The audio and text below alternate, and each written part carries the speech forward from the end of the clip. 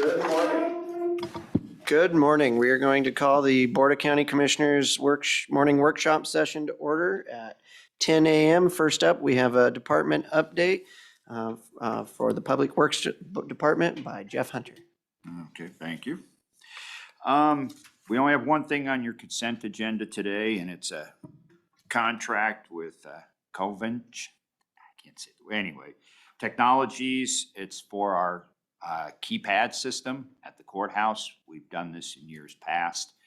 They provide us support. It's a 3-year contract. And that's one thing we have on your consent agenda this time.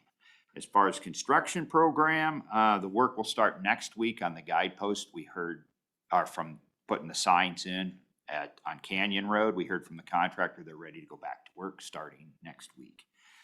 Roosevelt Paver, we're still waiting for the contractor to come back and finish up his punch list items. Courtney Road, the contractors grubbing, installing silt fence, and burning slash piles. We got a call last week that we had the hillside on fire. Wasn't the case. Contractor's local contractor understands, calls DNR every day. He has a permit. Filling you guys in case you get calls.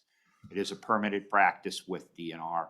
And if we couldn't burn them, that's a lot of money to haul that stuff somewhere, probably to the landfill. So it's saving grace for us too. The other thing that's happening up there is we're getting a lot of people that are going in through the site, which we kind of expected. It's a concern when the contractor is there because they don't expect people. So I'm going to talk with the sheriff about enforcing the closure. Bigger issue is last weekend, somebody went in, drove through around the barricades, went in and broke into the contractor's trailer and stole a bunch of his equipment, his chainsaws and a bunch of other stuff. So the contractors asked if we could put gates on it. Now we're looking at that. We're going to. Gates on the road or gates around their equipment? Gates on the road where the closures are. I'm not a big advocate of that. We're going to work with the emergency services and get their feedback, and also the people that live there within the closure. They would get keys to the gate. But the contractors are beside themselves because it was a locked up utility trailer and they just busted into it and took what they wanted. And they're afraid that the next thing is going to happen is they're going to start vandalizing their equipment. And it gets driven through all the time. People just move the barricades and they drive up there. The whole place was packed with mountain bikers. Right. And I'm not saying all of them are stealing stuff. Not all. Very Unlikely. unlikely. They're good. Yeah, because they're not going to carry off a chainsaw on their mountain bike. Mountain biker don't know how to operate it. Yeah, well, there's that too. Hey. So I don't think, again, it's two different people, but it's kind of hard to. So we're going to evaluate and we'll bring something back next week or the week after. See what we're going to do. Contractor would really like to gate it. They've asked us that. And we said, well, we got to talk with the emergency services. Well, we're actually going to put that on them to talk to the fire chief. How many homes would be behind the gate? There's quite a few parcels, but there's actually 2 homes. Are you putting a gate at the bottom or gate at the top? Both. Or both? Both. They want them both because they're coming up from both ways. Yep. Right now, we have type 3 barricades that say, road closed. But you can drive around them for the locals that live there. But come the weekend, they just literally pick them up, move them because they're movable, and they just drive in and park all along the road. Again, I don't know that it wouldn't be a huge issue if, and I don't think the contractor would be that irritated until the point, like right now, because the area's not unsafe when they're not working in there. Yet, that's the question. That's the thing. We'd be okay with that, except for now the contractor stuff is unsafe there. That's the problem we're running into. Yeah, right now the road is not unsafe and we're going to work with them not to ever leave the road unsafe because there still is times when you'll have to get through. So they have to leave it passable and safe within reason. For those 2 residents. For those residents, yeah. And other people that actually, absentee owners that come up and visit their property. Cause you know, you have ranchers that have property in there that run cattle and that kind of thing, and they need to get in and out Well, also. that's kind of my question. I mean, there are parcels up there that are just timber parcels that are privately held. How do we get them a key to the gate, or, you know, do you? Or, I mean, are they ever coming by for a weekend camping trip or something? Well, we would work with the contractor to get them keys, cause we can't lock them out of their own property. Right. So that would be one of the hurdles. we're gonna- Offer keys. Yes, that's one of the hurdles we'll have to look into. Do some come down from the top, or do they all come from the bottom to get to there? Both, Okay. I would guess the chainsaw people came from the top. yeah, Yes. probably. There's one other thing, and Dave's probably more familiar because we sat in the people's houses a few years ago. They don't like the project. We're starting to hear from them. But again, we've told them the project's approved, you know, because the closure's up at the top. They're like, well, they're turning around, you know, we're against it. You're gonna ruin this hillside and everything. I'm just giving you the heads up. more than Is the property owner up above? On the above and to the west. This, It's the same people we went to the house. were they opposed to it from day one? Like way back in the day, or is this a new development for them to be opposed? They haven't really said too much They because, were opposed.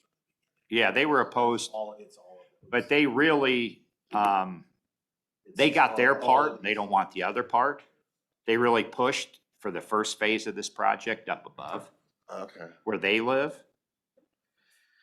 But frankly, they don't want it. I mean, they didn't really say a lot until now that the work is actually starting and they're starting to see the trucks, they're starting to see, you know, they're hearing the saws. Right. Interesting, there was a lot of noise, dust, you know, when we were constructing Tunnel Road that they Yes. were all in favor of that impacted their neighbors, and they seemed fine with that. They were fine when we did it in front of their place on Courtney Road too.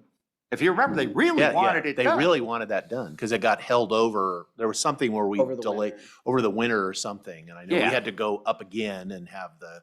I remember, I was there Yeah, with you. yes, you were. So, two things. Number one, a lot of, as I understand it, a lot of people are driving through because we don't have a good enough signage at the bottom. And so that the road is closed to through traffic. And this is just what I've been heard, and maybe we can do a better job of signage. And then once they drive all the way up there, they're like, well, I'm just gonna move the barrier and drive through. I drove I'm all the almost way there up. now. You're right. They were right, but we have not since updated our signage. There's signage at the very bottom and at the very top. We're Right, closed updating our ahead. signage, and we updated it again, because we've also heard other things that, well, you know, we know it's close to vehicular traffic, but what about me mountain biking through there? And it doesn't say that.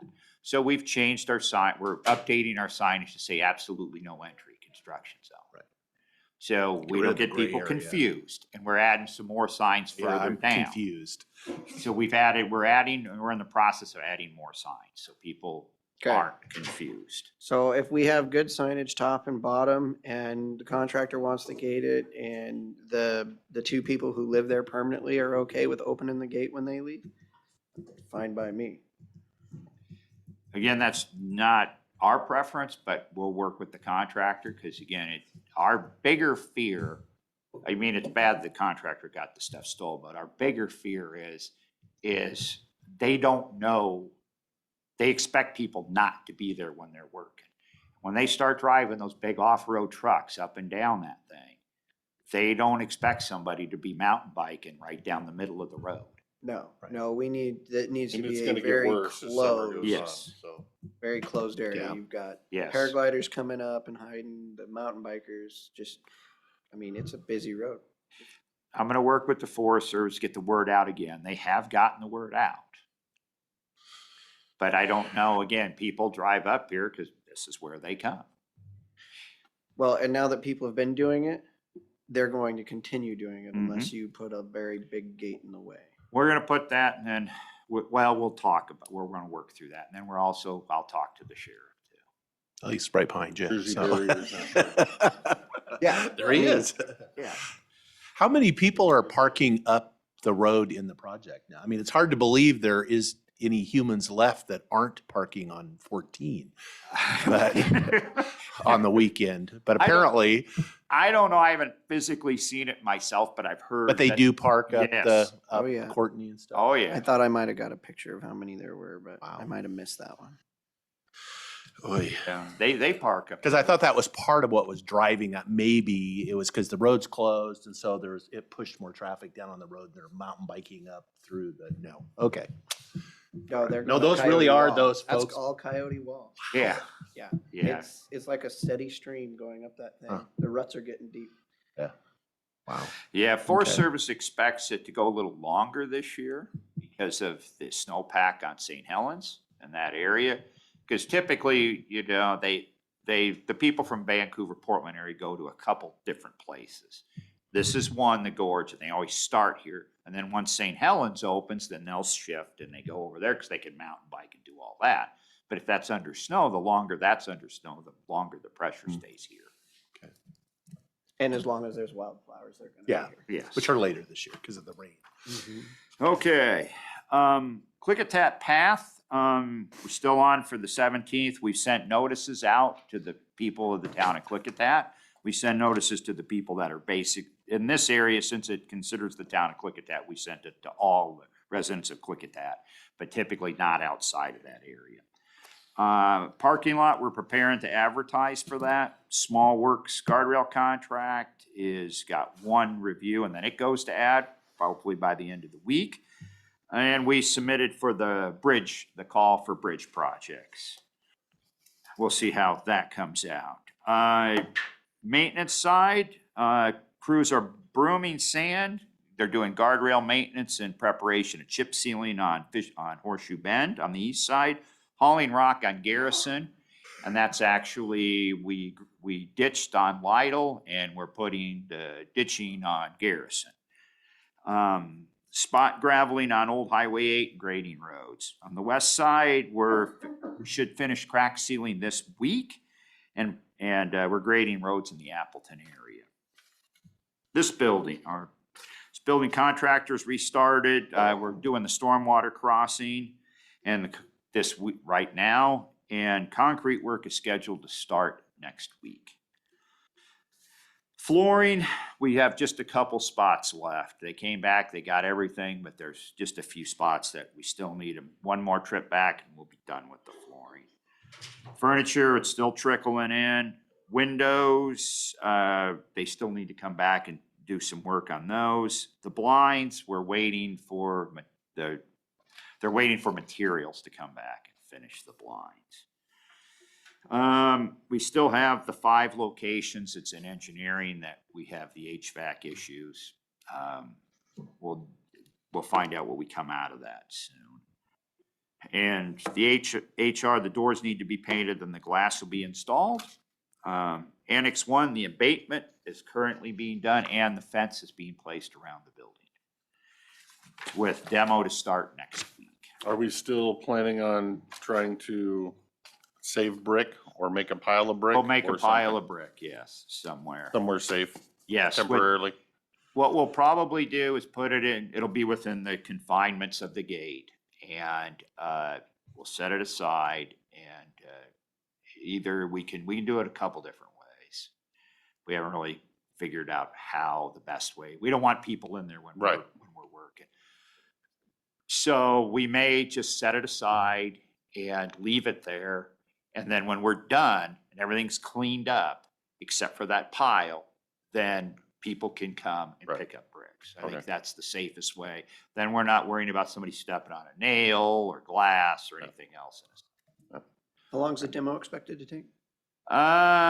We're thinking probably a week to 2 weeks. It just depends on what we can get for turnaround to and from the landfill.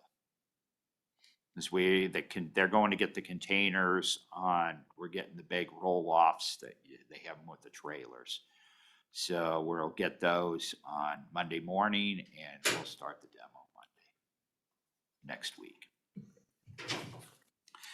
HVAC unit replacement, we're kind of in the same place we were last time. We got a few more tweaks to do, and these units are up and running in the courthouse, and it's the same place we were before. Radio sites, we're gonna do the walkthrough today. We were gonna do it last week, but it was a mess up there, and it'll probably be we'll see what it is. Might have to push it off another week. I just don't want to do a bunch of damage up there. Let's see, Home and Garden is this weekend. And I have one other thing that is not on the list, and that is I brought the non-capital project list because I wanted to discuss this with you for a couple reasons. One, I've been trying to schedule the work at dispatch, and I need to get it on this list. So I need to update this list before we can do the work. And the window we're having is we could start the work next week if we brought the new list before you next week, then we could start the work after that. I want to talk about the list because a lot of this has to do with the budget request we made, but there's been some changes because I heard from the granting agency yesterday that we did not get the grants. And I called them up. I'm like, wait a second, Teresa, but how it's happened? I can't believe it. She said, now, Jeff, come on. You've gotten your lion's share of them. They had 31 applications, which is unusual because that's 3 times what they had for the original amount of money that they had when they had the millions or had $1 million. They had $250,000 left, and they got 31 applications. And she said, look, you get the lion's share. You get it every time. I said, well, there's no sense in asking for more. Yeah. Really, what's your point? Yeah. I'm not getting it. She said, well, you can get it next time. It doesn't help me this time. Yeah. But Okay. I guess I understand. They wanted to spread the wealth, evidently. And I said, well, it doesn't make sense. They didn't apply. She said, well, I think the match was an issue before, but evidently they came up with match. I don't People know. got COVID money now. Mhm. I don't know. I didn't ask, but yeah, that might be the case. So with that said, and the agreement we made, those projects would be pushed out. And that's the $40,000 that's under fairgrounds for the south side and the barn doors. So that makes the list from 396 go to 359. I didn't correct this on here because So wait a minute, you're taking off what now? 356. We would take off The fairgrounds? the fairground stuff because we are looking for the grant money. Which fairgrounds? The grandstand south side or the Yes, the livestock? grandstand south side and the doors. I Livestock applied for barn both doors. of those. Right, so this one, With the agreement, if we didn't get them, we don't do it. we don't do it. We will do We'll do them. it, we'll just push it off. Right. Till we can, come up. Because it's not like they don't need to be done. They have to be done, but they could wait another year or, whenever. She told me they'll put out another probably call for next year. She says, you'll probably get it again. I said, well, we would like to count on that, but we'll see. So so the courtroom upgrade preliminary design is the 40 grand for the court. that Yes, What we're talking about. yes, exactly. The other one I see on here that wasn't on the last one is jail area, and jail roof repair, Yes, which is what got done. correct, Okay. correct. You are correct. Yes, those are the two that. And then were what is done. West End building floor covering replacement rotation? It was 10 and you have it down at 6 now. Because we needed to cut someplace there and I dropped it back to 6, but actually that money's already been spent. That's what it came in at. And that was So for it's the not 6, bathrooms. it's 10. No, it's 6, Oh, okay. because that's what it actually came in at. Okay. We did that project this year already, first thing. Was that the bathrooms upstairs? Yes, that is correct. It came in at 6. We thought it would be 10. We got lucky. Well, we actually scoped the project back from what we thought, because we couldn't find anybody to put in a full piece of vinyl like we wanted. And you know, the big thing is how it's wrapped up. Right. Nobody Nobody knows how to do that anymore. Right, exactly, and that was the problem. That's The last person that knew how to do that died a couple years ago. So So your new number is 356,000, That's correct.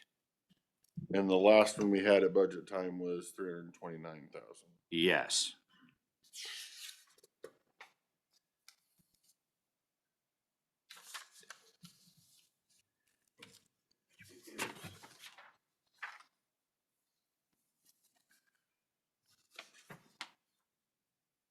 Is there any interest from my seatmates in considering pushing another project off until next year to try to stay closer to the 329,000 that was budgeted?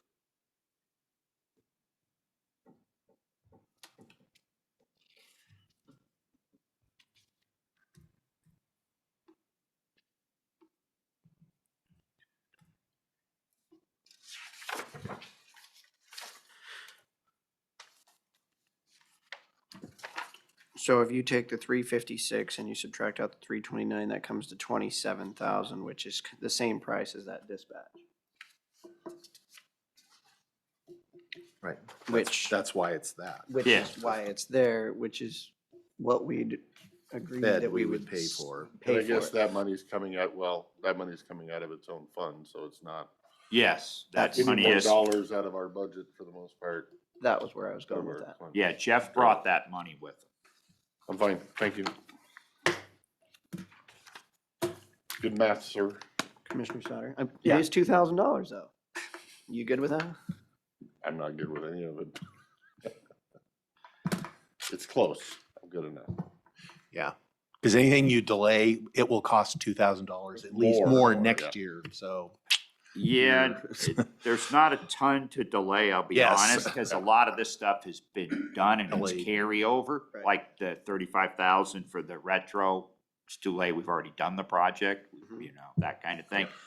But I mean, we don't have to have I just have to have it on the list. So what we would do is bring the list forward next week. We don't have to do, you know, we don't have to have the budget approved. I just need to have it on the list because I can borrow against one of the other projects Right. until we get the more budget. No, I'm fine Okay, with this you're the way it good. is. Thank you. Thank you. Yeah, I think that's about it. That's all I have. Any questions for Public Works? One quick backing up, East End crews hauling rock on Garrison, what kind of rock, just road gravels, or what are we doing? What it is section is- of the road? It's the very back end. It's the primitive section. Oh. So we don't rock primitive roads, even though people, well, I gotta be don't careful. never say never. Yeah, I can think of one example. Yes, yeah. So you probably know where I'm going with this question, so. But typically, we do not rock primitive roads. We Right. spot in gravel and we use, we'll use reject from crushing, or we'll use ballast if it's for, to take care of drainage so our road stays in check. In Garrison, we've actually, since we clean Lytle ditch, we gotta have something to do with that material. It's pretty rocky because, you know, you're familiar with it. You know, so it's pretty rocky material. So we'll haul that. We gotta haul it somewhere. We would haul it to the quarry and just put it in the quarry. But it doesn't make sense to haul it to the quarry, put it in the quarry. We just haul it to Garrison and put it on the road, So is this north or south of Bowman Creek? north of Bowman Creek. So you're way out there. We're way out there, yeah, towards the end. Matter of fact, I can't remember if he did it somebody asked to vacate the road. If you remember, we had the bridge at the end. Yeah, And we can't vacate the bridge because it's a asset. right. And so we're kind of working with him. We said, you know, his thing was, is nobody takes care of the road. And, you know, it is primitive. Right. But we did say. Nobody is Yeah. not, that's actually not accurate. No, exactly. You get maintenance, Right. what the maintenance level is on a primitive road, which is grading once a year. And we do fill in if it gets really potholed real bad, where we're gonna start really destroying the road, we will go in and put gravel on it. And that's what we're doing in this case, to keep the road from just literally going away. So it doesn't help us when that happens, but And the only thing back there past that is logging operations, right? yes, Currently. yes, currently, Logging and cattle. yes.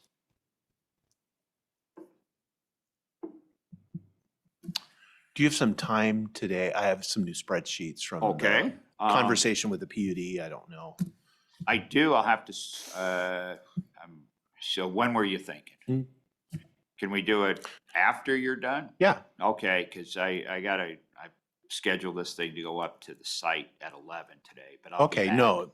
Yeah. No, we can do it when I'm done at the end of the day. It'd Okay. probably be best. Okay, that sounds good. You're just gonna come by or? Yeah, I'll just come by. Okay. I'll find you. Okay.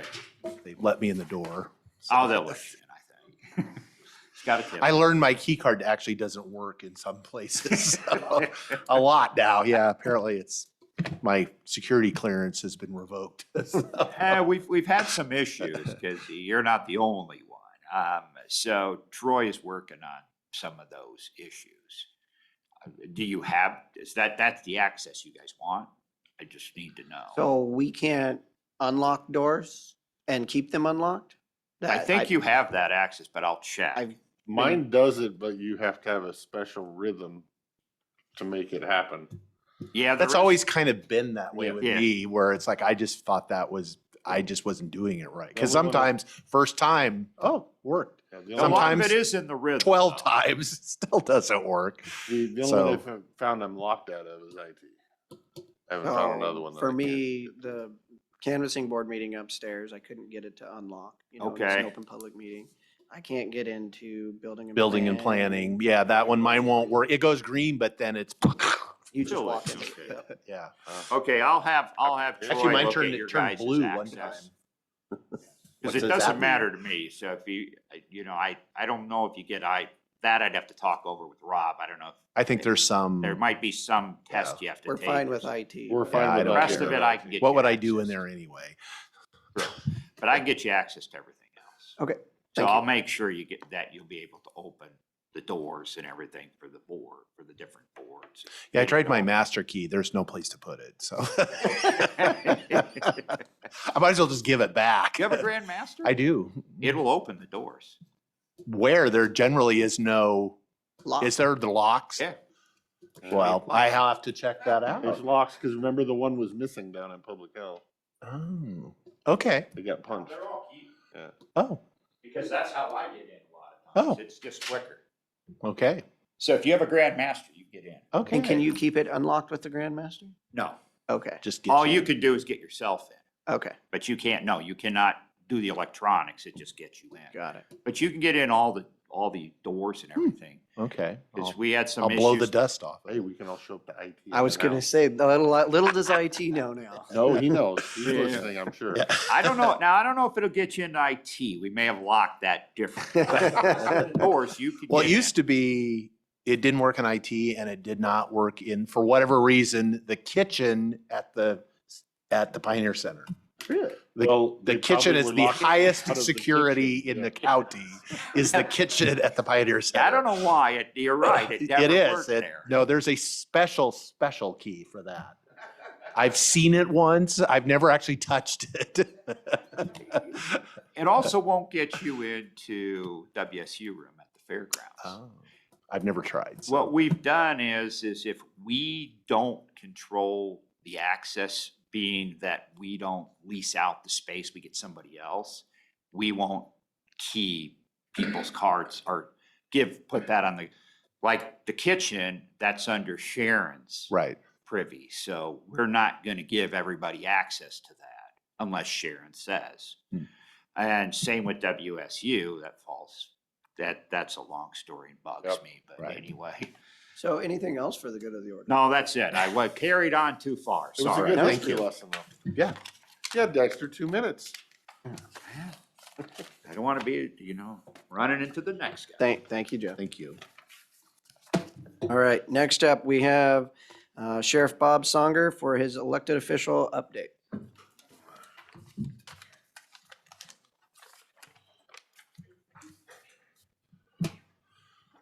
Morning, sir. Thank you, sir. Thank you, sir.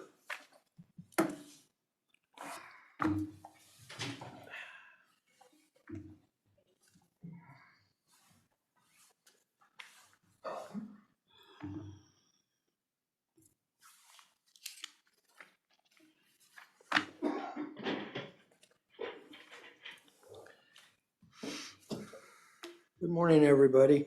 Good morning. To start out, on the number one item, there were a total of 3,861 calls for service from January 1st, 2022 to May 1st, 2022.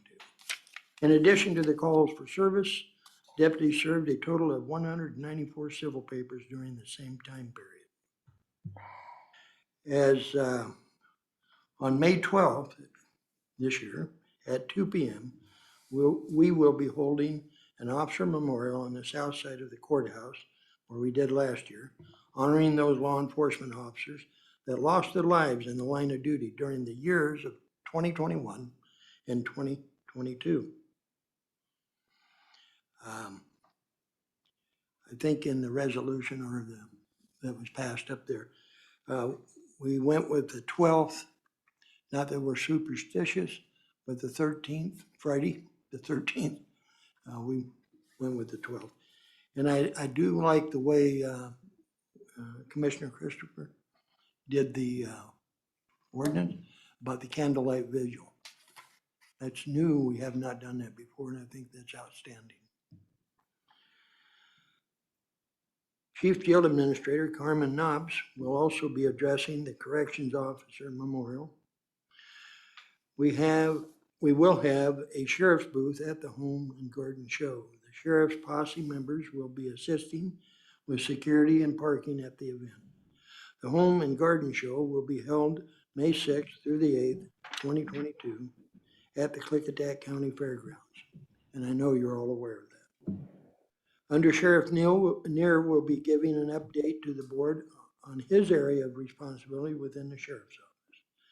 Chief Jail Administrator Carmen Knobs will also be giving an update to the board on her area of responsibility managing the jail operations.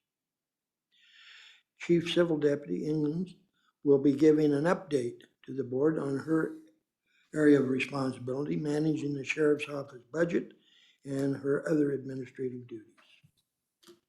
I would like to state I am proud of all of our employees at the sheriff's office. I'm also proud of all the volunteer members of the Sheriff's Reserve Program, Posse Program, the Air Wing Program, and the Search and Rescue Program. All of the Sheriff's Office employees and volunteers are true professionals and a credit and asset to the Sheriff's Office and the citizens of Klickitat County. At this point, if it's okay with the board, I'll turn it over to Under Sheriff Neer. I just have a couple of updates here. We did hire 2 new employees as road deputies. We've been trying to fill these spots for quite a while. So Tyrell Howard and Cody Melton were both hired as full-time road deputies. Do you still have any openings, or does that fill you up? We still have openings. 1, 2 more? One at the moment, and let me possible's move on the on and way. I'll tell you Yeah. we're having another one. No, you're not allowed to tell me you're having another one. So we do have one other position that we were trying to fill, and our person did not pass the final stuff for that. I think I sent an email out to everybody letting them know that I was going to be stepping back down to detective position before the end of the year, so that would fill that position there. Oh. Mitch Kegley is going to retire from the sheriff's office after 25 years. His retirement will be official at the end of June. He's working his last shift in about a week and a half, and then he'll be on vacation till the end of June. Kaylee Toll, who is our records specialist, she is transferring over to the clerk's office. So her last day in our office is actually going to be this Friday, and then she'll be off next week, and then the following week she'll start in the clerk's office. We do have a list. We just need to call people in and interview from the list that we already have. So short and simple. Do you have a list Civil of officers too? We have a Potential list for officers? entry level. I've requested that from civil service, and I have not heard back from them. It's been a couple weeks since I've requested that, so I'll follow up on that. So with you stepping down, someone else is going to still have to step up. So we're still going to have a hole, right? Or it's an appointed position, so however the sheriff wants to do that. I won't be stepping down anytime soon. It will be probably just a little short for a little bit. Okay. No shorter than we already are. Well, I was gonna say, we're gonna be short because they're going away to the, when do you have a date for them to head to the academy? We have to register them. I did look, and it looks like the soonest we could probably get them into academy would be the end of June or beginning of July. And then you're looking at about 20 weeks of academy. And then once they come back, then we're looking at about 3 months in their field training, assuming that they don't need any remedial training in the meantime. So we have Zach McBride at the academy now. Next week is his halfway point. His graduation is the middle of July. So you just figure August, September, October, probably mid-October, he'll be on his own, assuming that there's no issues. And are you thinking about sending them to that extra 40 hours of training at the end of the 20 weeks? So I did talk with the academy to find out if that's an option yet. It's not an option yet. But once we, and it's not really an optional one. It is something we have to get. We had to have 25% of our employees through that by the end of June, or excuse me, it only applies to the commissioned road deputies. So we had to have 25% by the end of June 2022. Then by the end of June 2023, we have to have 50% of our employees through that.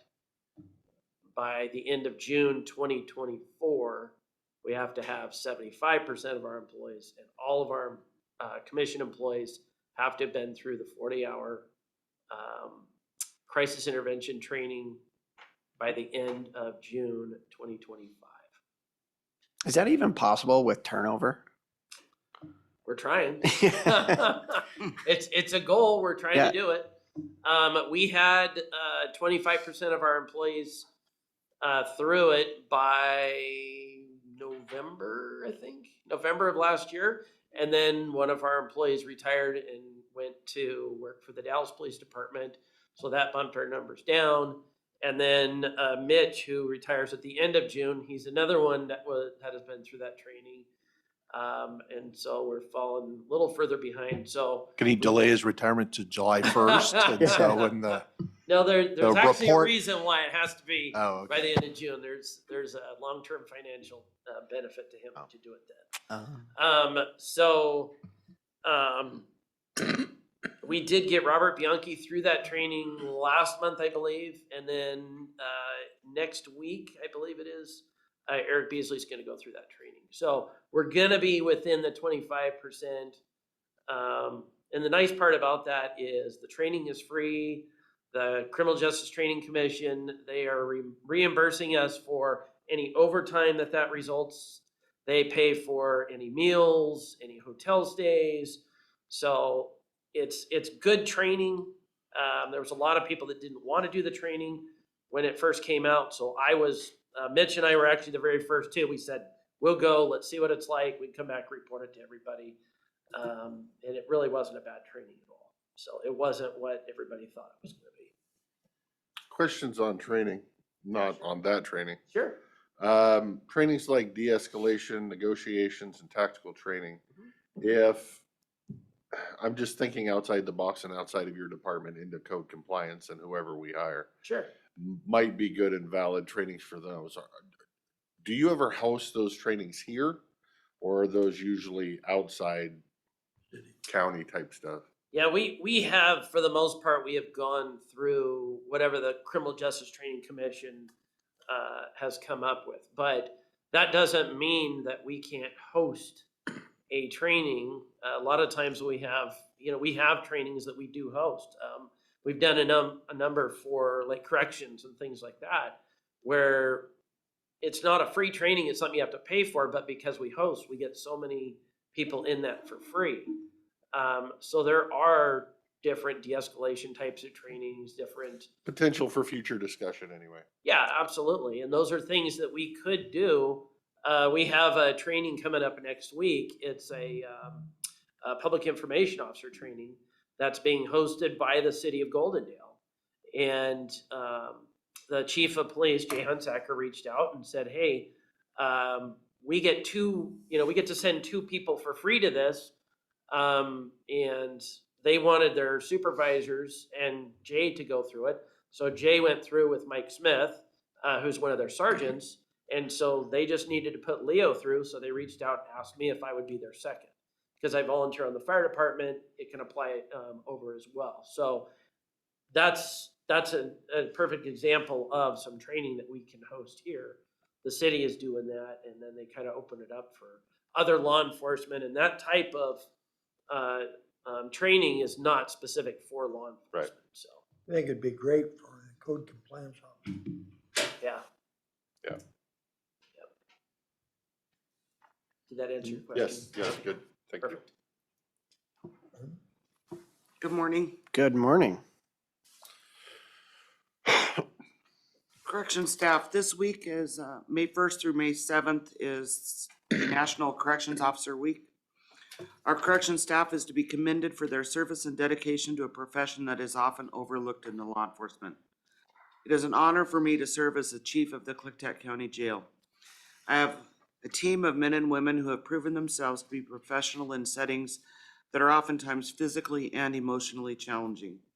The environment of a correctional facility changes rapidly, and corrections deputies must be prepared for a variety of challenges. From screaming, violent, and out-of-control individuals to medical emergencies, they tackle each instance with the utmost professional behavior. Most days are not wild and crazy in the jail, but we do have moments when we have so many people that need to be in a crisis cell, and these guys really do an outstanding job taking care of that. Because after the event's over, then they have to do a cleanup and they have to write reports, and it's a busy day for them, on top of all their other regular duties. Training. We just hosted a 3-day training called Correctional Emergency Response Tactics through a company called ARCTAC. The focus included the use of force, crowd control, basic cell extraction, and cell room clearing. This training was attended by corrections deputies from Cowlitz, Thurston, and Skagit counties, as well as our own sergeant and 3 of our corporals. 5 corrections deputies completed an 8-hour CIT training through the Criminal Justice Training Center.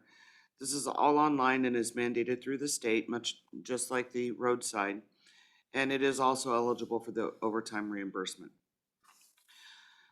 We still have 2 corrections deputies who are waiting to be hired or to attend the academy. They've been registered, we just haven't got a start date for them.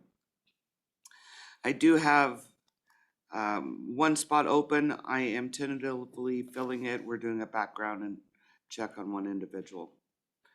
I wrote courts and then I forgot to write anything. It was a little chaotic yesterday. I will say that the posse for April volunteered 52.8 hours in the courtroom. Those hours are down. We did not have a couple of trials that were scheduled to go. This month that'll change because we're scheduled for trials already this week. And those trials can last from 2 to 3 days, and you never know how long they're gonna be. They could go 10 hours a day, 12, 14, it depends on juries and everything. Do you have any posse hours for the jail itself or just the courtroom? Just the courtroom at this point. It was a busy transport month that included, we had a fugitive from New York, and New York actually we worked really close with them and got them, we transported their fugitive to the Tri-Cities airport for a transfer so that they could not be in a big airport where there was much easier security at the smaller airport. So he was extradited back to New York State.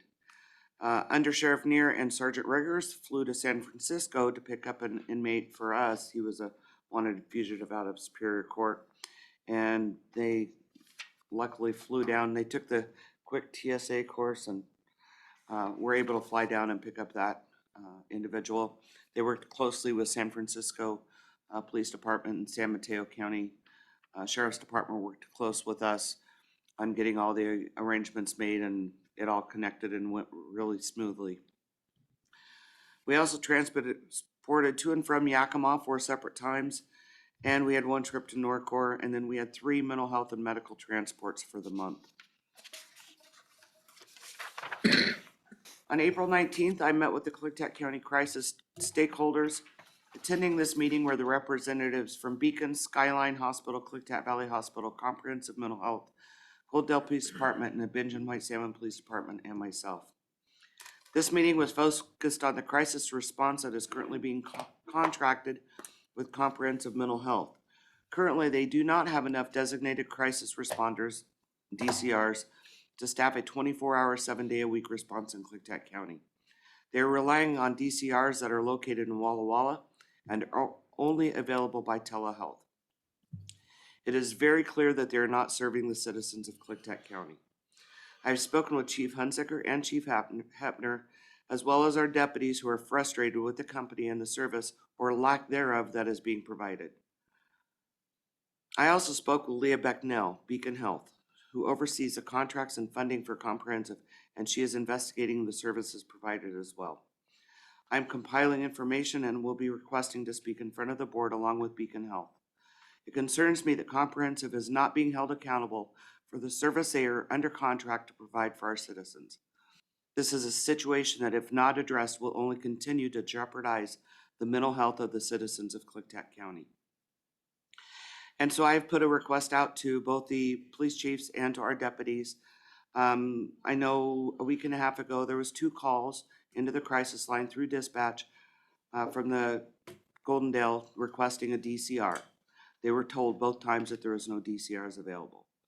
I had made arrangements with to get an inmate up to KBH we had agreed with Comprehensive to take the inmate up at 9 a.m. in the morning to KBH for an evaluation. My guys were up there at 9 a.m. By noon, there was no contact from Comprehensive at all. I started making phone calls. I was not able to get through on any phone line to Comprehensive. I finally called a Yakima office and I got through to them, and she said, well, I'm sorry, we're having phone issues. Well, there was no backup plan. There was no email sent. There was nothing. There was no communication. So I pulled the inmate back into the jail, and he didn't get his evaluation. Luckily, it wasn't a crisis evaluation. It was for to put him into a dual diagnosis treatment facility. But there was no communication. So I immediately got a hold of Leah, because she holds the purse strings to Comprehensive. And so she got a list of all the DCRs. The DCR list that was provided to her through the crisis line is different than the one that Comprehensive provided to her. So there's a lot of things going on with Comprehensive that seem to be a little bit on the shady side. I was made aware that they were receiving $1,600 a month for jail services that we were not getting last year. It's pretty concerning to me. That's a lot of money that could be spent. I really could use that $1,600 in services if they were really providing it. I know the deputies are frustrated when they're calling in and they're looking for a crisis evaluation. There's nobody there. If they're out in the field, they can't have a doctor on a stick in the field for a crisis evaluation. They need that DCR to be able to respond. Walla Walla is 3 hours away.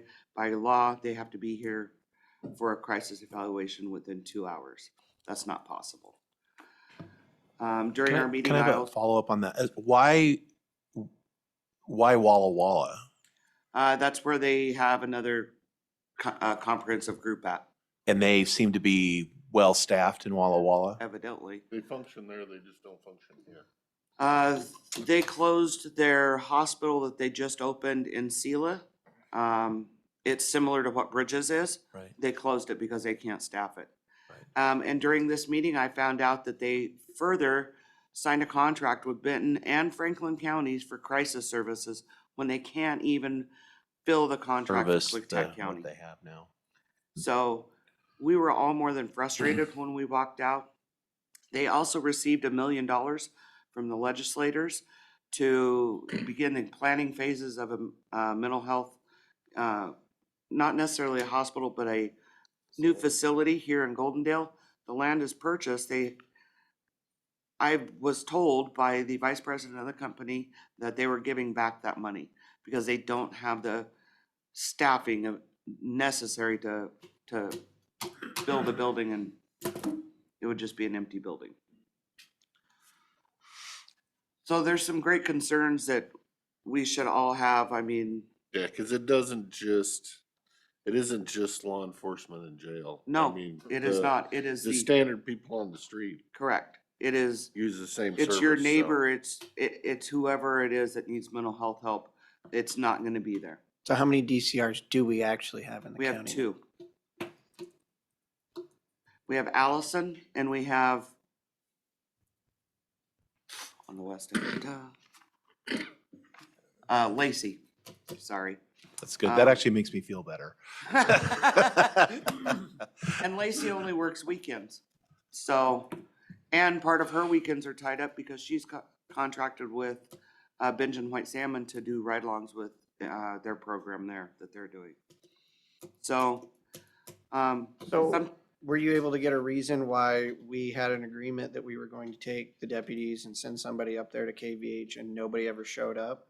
Because Other that's than a their lot of it. phones not working? Yeah, but you still knew where you're supposed to be and when. right, exactly. No, I did not get any As long reasons. as we keep signing a check, they're gonna. I got keep an cashing the apology. check. I'm gonna continue working on that. My inmate's still in jail, still awaiting an evaluation for, And so the only frustrating. person that would be available is Allison or, yeah, or a DCR through telehealth. And the telehealth works fine in the jail, as long as the machine's up and running, it works fine. But it does not work out in the field, it does not work for everyone. Really, sometimes you have to be seen physically to understand the true mental health state of somebody. Watching it through a TV screen does not do anything justice. thoughts from my seatmates? Andrew. Well, I mean, I'd I say have that thoughts, in not the feelings. frustration, but I also, no, but it's the, I don't know what the solution is because it's not unique. I mean, it's across everything. I mean, there are staffing issues in hosts of industries, especially mental health. So I don't know what the answer is as far as it's like we can be mad at comprehensive. I mean, they should be, if they can't provide the service, then they should be telling us that. Or Absolutely. prorating the Or check. prorating what we're paying. If we're only at, 50% of what we're getting, then our contract should be. Right. And then maybe we can use the difference to try, maybe, I mean, but I've heard that, I mean, you can't, it's not like we could go out, if money was no object and we wanted to just go out and hire, private sector folks to do it, there isn't anybody to they're not hire there. with, it doesn't matter. And so, this is a real issue and I don't have a solution because we need bodies, we need people that Correct. want to do this job. I mean, it's no different, you struggle getting corrections officers, we struggle getting road deputies, we struggle in a host of industries that are things that people just don't want to do. And maybe there's other companies out there. Yeah, maybe I mean, I would be curious, but I suspect they're in the same, but maybe not. That would be a good, comprehensive's not the only show in town. Maybe we can find somebody else that maybe is better managed and they have because generally it's not that there aren't folks, they just don't want to work for, Right. because maybe it's chaos and it's not well managed, then they're going to gravitate. And I don't want to throw rocks at comprehensive because I don't know other than the only data I have is what we're seeing. And that's not very good data as far as that they're doing a good job. And so I think we need to look as far as what are our other options out there. Right. And Leah Becknell with Beacon might be a really good resource to find out what other options. Because she works the Southwest region, she knows what other mental health agencies are out there. KVH is really building their behavioral health program. Maybe we reach out and talk to them. I don't know what the solution is. I mean, either, that might but- actually be, because I think I met with Leslie just on a completely unrelated thing right after your meeting, which she was still, Mhm. I mean, because she did say, it's like it's a crisis situation. And I think we may end up in the situation like what they're trying to do is we're going to have to build capacity locally with our own, and Yes. where you got stable folks that live in the community that buy a house here and they're here, and that it's not just a job, that they're in the community, and that's, I mean, maybe what we when I say we, it's not gonna be we, it's gonna be them, as far as the healthcare folks, where they're looking for that. It's kind of a niche market for them because it's a need that's not getting met. And so there is an opportunity there, a business opportunity for the hospitals to expand their service and pick that up. And I would rather contract with them than contract with Beacon, who then we're paying that manages comprehensive. And Beacon's taking their share Right. before it goes to comprehensive. Right. And we in the end run are getting nothing, so, well, I wouldn't say nothing, but little. So I appreciate you looking into it, and if you need to schedule a time for the Oh, I will be. stakeholders to be sitting there. Not only the ones that need to be held accountable, but the ones that might be able to provide us a different option. Okay.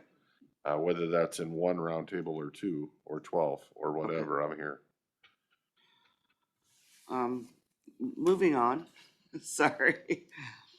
The training that I mentioned earlier was held in 2 different locations. We used the Potts Lane building, which I refer to as our KCSO Training Center. Sounds a little more professional than the Potts building. The training center is an ideal location that is away from the public, and deputies can cover training materials that might be offensive if they were in a public meeting room. The jail staff cleared a cell block in order to perform all the hands-on training that was associated with extraction and room clearing. This is a hands-on training that requires mats and other items to demonstrate techniques that can be used to reduce injury to inmates and deputies. So I watched through my cameras. I was watching the training when they were in the jail. They were like using tennis balls and they throwing it. And they had some of the guys would be the actors and be the inmates, and it was a pretty intense training. A day and a half of being taken down and manipulated and cuffed and stuffed and up on bunks and down on bunks, and it was pretty impressive. I also took the time and opportunity to speak with the deputies from the other agencies and the instructors. They were interested in the daily operations of our facility and were surprised that we had so few working on a shift. They come from larger jails where deputies are assigned to various stations and don't do everything like our staff. When they were told that everyone works the floors, the courts, transports, serves meals, attends, and assists with all medical and mental health issues, they were surprised. They come in and they're like, well, where's your booking officer? Me. Well, who serves meals? Me. They were really, really surprised. They also noted that our jail was very clean and it did not have the smell of a jail. My staff takes great pride in the fact that they work in a clean environment, and we certainly have moments where the smells are not roses and the cells are covered in human waste. But we do have the ability to safely clean these rooms, and they asked for our tips on having a clean facility, and the bottom line is it comes down to staff and working with the inmates to keep their cells clean. It is buildings and grounds keeping up the regular maintenance on HVAC systems, ventilation, and filter systems being monitored. And I appreciated that they recognize the pride that our staff has taken in our facility. We have a pretty old jail, and I've been into quite a few jails, and there's some nasty stinking jails out there. And some are in similar age of ours. So it did make me feel pretty good that they recognized how clean our facilities are. We are always looking for training opportunities and hosting them oftentimes reduce our costs for travel and expenses. There will always be costs associated with training, including overtime, but comparing costs of training to lawsuits with settlements that oftentimes reaches into the millions, we are ahead of most agencies. We have recognized that well-trained deputies will provide the community with a level of professionalism that is necessary when operating in the public eye. Please take time this week to thank the corrections deputies. We are having I've got a cake ordered and I've got a luncheon. Any files in that cake? Just one file? I'll not, It's kind of a file, I'm isn't not gonna tell. On May 5th, between 1500 and 1900 hours, we'll be in the Sallyport area having a luncheon and cake. I'll make sure it's kind of cleaned out and get rid of the cobwebs. I forgot to add that I do have a food handlers card program now started. I met with David Kavanaugh from the Environmental Health and he sent me all the hard copies so I can do all the class and testing myself, and then we submit it. He invoices me, we pay it, and then we get reimbursed through our CJTA funds. So it won't cost us anything. No, but it's a good thing because then you give, somebody at least has a skill or a license when Correct. they get out and can get a job at McDonald's. Correct. So it's going to be required of everybody who serves, not just the deputies. Yeah, no, this isn't for the deputies. This is It's strictly for the inmates. action. Okay, Call it a training for Yep, them. it's just inmate training. okay. The more we can get them involved in programs, the less time they have to have idle hands and think of ways to destroy the jail or do dumb things like get in fights. We've had 2 assaults this last week within the jail. KVH classes this week. In fact, today we're starting a new female class because our female population is on the rise. We currently have 9 females. I took a week off last month and I was in Wenatchee while I took a week off from working in my office. I focused my full week on writing 2 RFPs. I'm in the final process of the RFPs to get them over to legal so that they can finalize them. One is for pharmaceuticals and one is for a meal program. How many total are in the jail now? You said 9. I have 9 females and 20 males. We just went to Eastern and picked up one, so we don't have any housed outside of our facility right now. So population's on the rise. Yep. That was, So, and I've got 3 church services going. I started Dr. Ogden's group in December. I started another group with River Watch Church, River Walk or Watch? River of Life. River of Life Church last week, and then in 2 weeks I'm starting another church service. So there'll be 3 different church groups started, so Is it everybody. only Sunday or are they having No, a one- Wednesday, Sunday? kind of a Sunday, thing? Monday, and Thursdays. Okay. So, and are you getting good participation? yeah, always good participation. You get between 6 and 9 inmates per session. And then the Karen Austin and Marcy Williams come in on Sundays and they do the women. So, Any questions? No, Yes. thank you, good stuff. Thank you. thanks. All right. Well, we are on. Let's move that a little closer so everybody online can hear you. I don't know that it does move closer. There we go. We need to We're run on through these budget tables. for this year, and I'll be short and sweet. We have, we're ramping up for fair season, so Home and Garden Show. Our booth this year will be focusing on, we're going to be doing CPL renewals at the fairs and festivals. And that way we can spread the love and be available for people who can't make it into the courthouse. We're also wrapping up what I would use as crime prevention through environmental design. And so establishing locks on your homes, clean landscaping, bushes away from windows, exterior lighting. So we're going to be showing people when and how they can do this so that they can keep their property safe and reduce crime. So that's going to be my focus through most of the fairs and festivals, along with a couple of added marine and that type of thing, and posse sprinkled in throughout the rest of the summer. So. Questions? You made me look at my CPL to see when it expires. I thought that's what you were doing. I'm good. And CPLs can be renewed by the mail, and you'll find that on our website. What was the phrase? The phrase you used, environment, what? Crime prevention through environmental design. Design. Okay, I'm writing, because that's such a turn of phrase. I like, It's called SEPTED. okay. Oh, so you didn't coin it? I did No, not it's- coin it. Oh. I've written hundreds of SEPTED reports. Okay. So, So that's kind of where I wanted to go is with the increase in the burglaries, and we just heard about it this morning, even at our own, job sites. yeah. do you guys have something on the website that you can put on the website of best management practices of where to put your cameras, where your, Yeah, I'm gonna be uploading all of that and highlighting it. I'm just finishing the data right now. And then I'll roll it out through each area that we can meet with. And I've encouraged the sheriff to even hold community meetings, coffees with areas that we don't normally get to, like Trout Lake. And that way he can have these kind of conversations and take flyers with him, handouts, and then we'll have it on our website. And you came up with a real nice flyer that has a Yeah, lot I've of got- that information on it. I've got a number of flyers and I'll have a easel with the talking points, so we'll be available, and it's gonna be my big push this summer.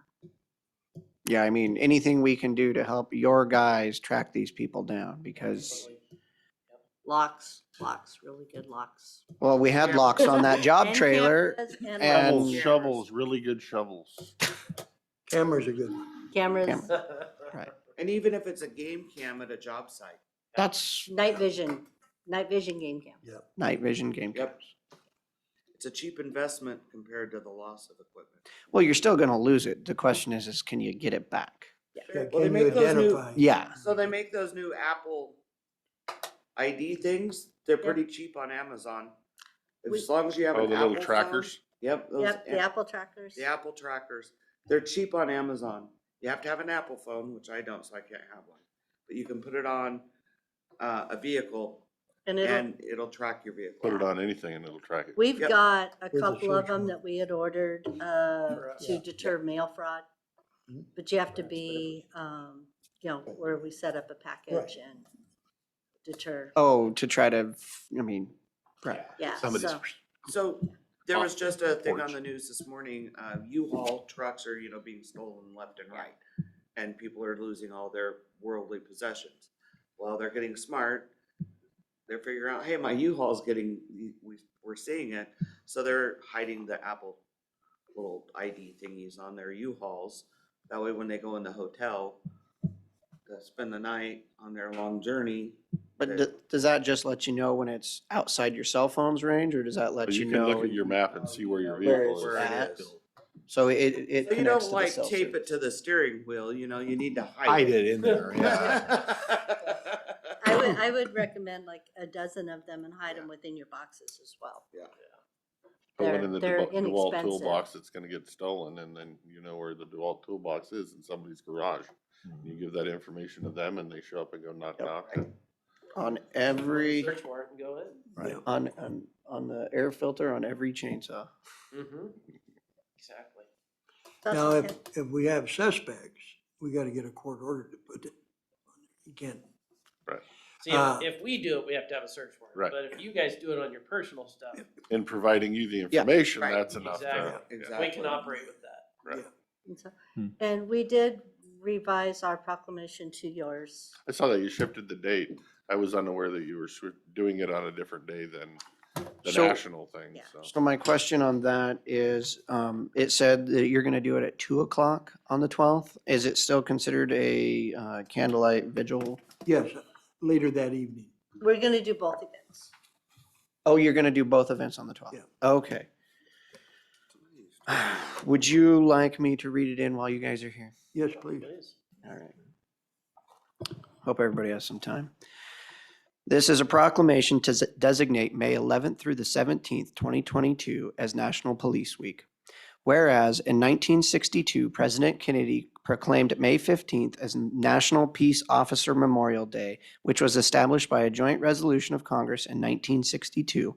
And whereas National Police Week pays special recognition to those law enforcement officers who have lost their lives in the line of duty, many organizations also use this week to recognize the service and sacrifice of our current law enforcement officers for their dedication to the safety and protection of others. And whereas there are more than 800,000 law enforcement officers serving in communities across the United States, including the dedicated members of the Klickitat County Sheriff's Office.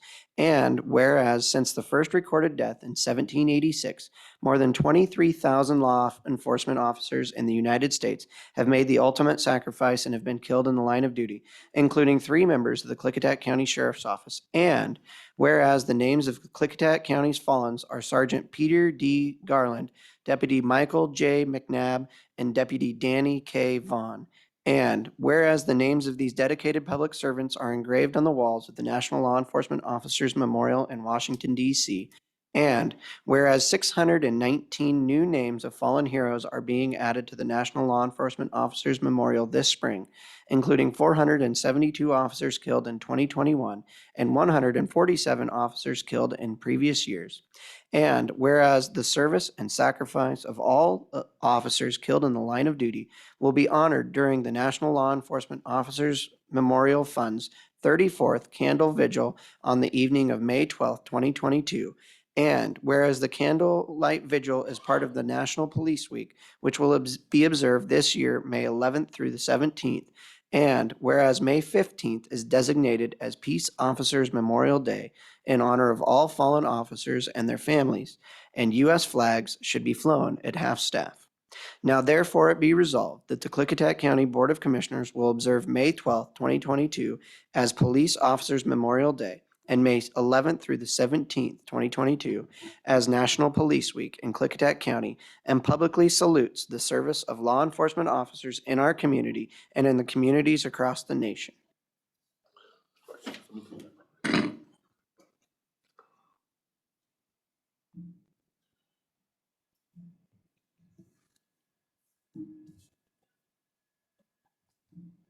Okay. Then what other question? I think that's a mistake right there. Was, Michael McNabb, I have him as a sheriff, and on here it's a deputy. He is a deputy. He was a Okay. deputy. Yes. Okay. Good correction. And then the other one, are you asking for, flags to be flown at half-staff on the 12th and the 15th? Yes. Okay.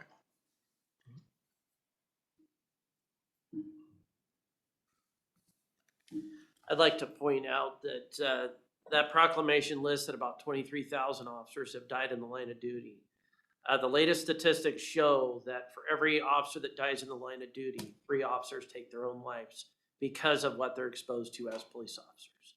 So that is a side that needs a lot more attention, is addressing things like PTSD and helping the officers deal with the garbage and the trash that we deal with every day. I agree.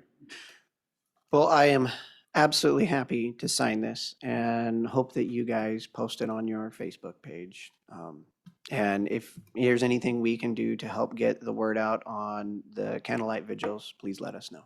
Thank you, and thank the board for doing this. Yep. Appreciate it. And can you reach out to Public Works and make sure they're aware of the half-mast on the 12th and the 15th? Send them a copy. Yeah. Would you please make a motion? Yep. Yes. Mr. Chairman, I move that we accept the proclamation that was read into the record. I'll second the motion. There's been a motion and a second to accept the proclamation that was read into the record. Is there any discussion? I would just like to say thank you to Commissioner Christopher for taking this on and making, And the sheriff. as well as the sheriff. You guys did a great job with this. Thank you. At that, all those in favor signify by saying aye. Aye. Aye. Motion carries. I would have one last comment, and thank you folks for doing that. I appreciate it. I heard that throughout the judicial system, that they feel that the drug cases are way down. There's been a lack of drug arrests. That's because we can't arrest them for possession. Mm-hmm. So Yeah. it can kind of be twisted to make it sound like the drug problem is being taken care of. It's not. No, now they're just out stealing and committing more crime. Yeah, as you say, now they're being arrested for theft. All right. Thank you all. Thank you. Sir, Have thanks, a great guys. day. So, side note, paper. side note for you guys.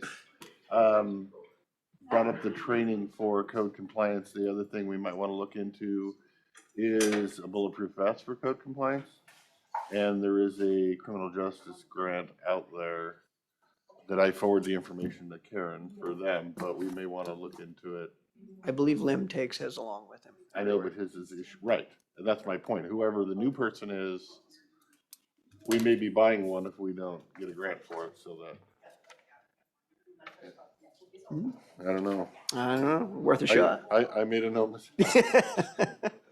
All right, next up, we have a solid waste recycling coordinator, Michelle, and landfill compliance officer, Joe, to give us an update.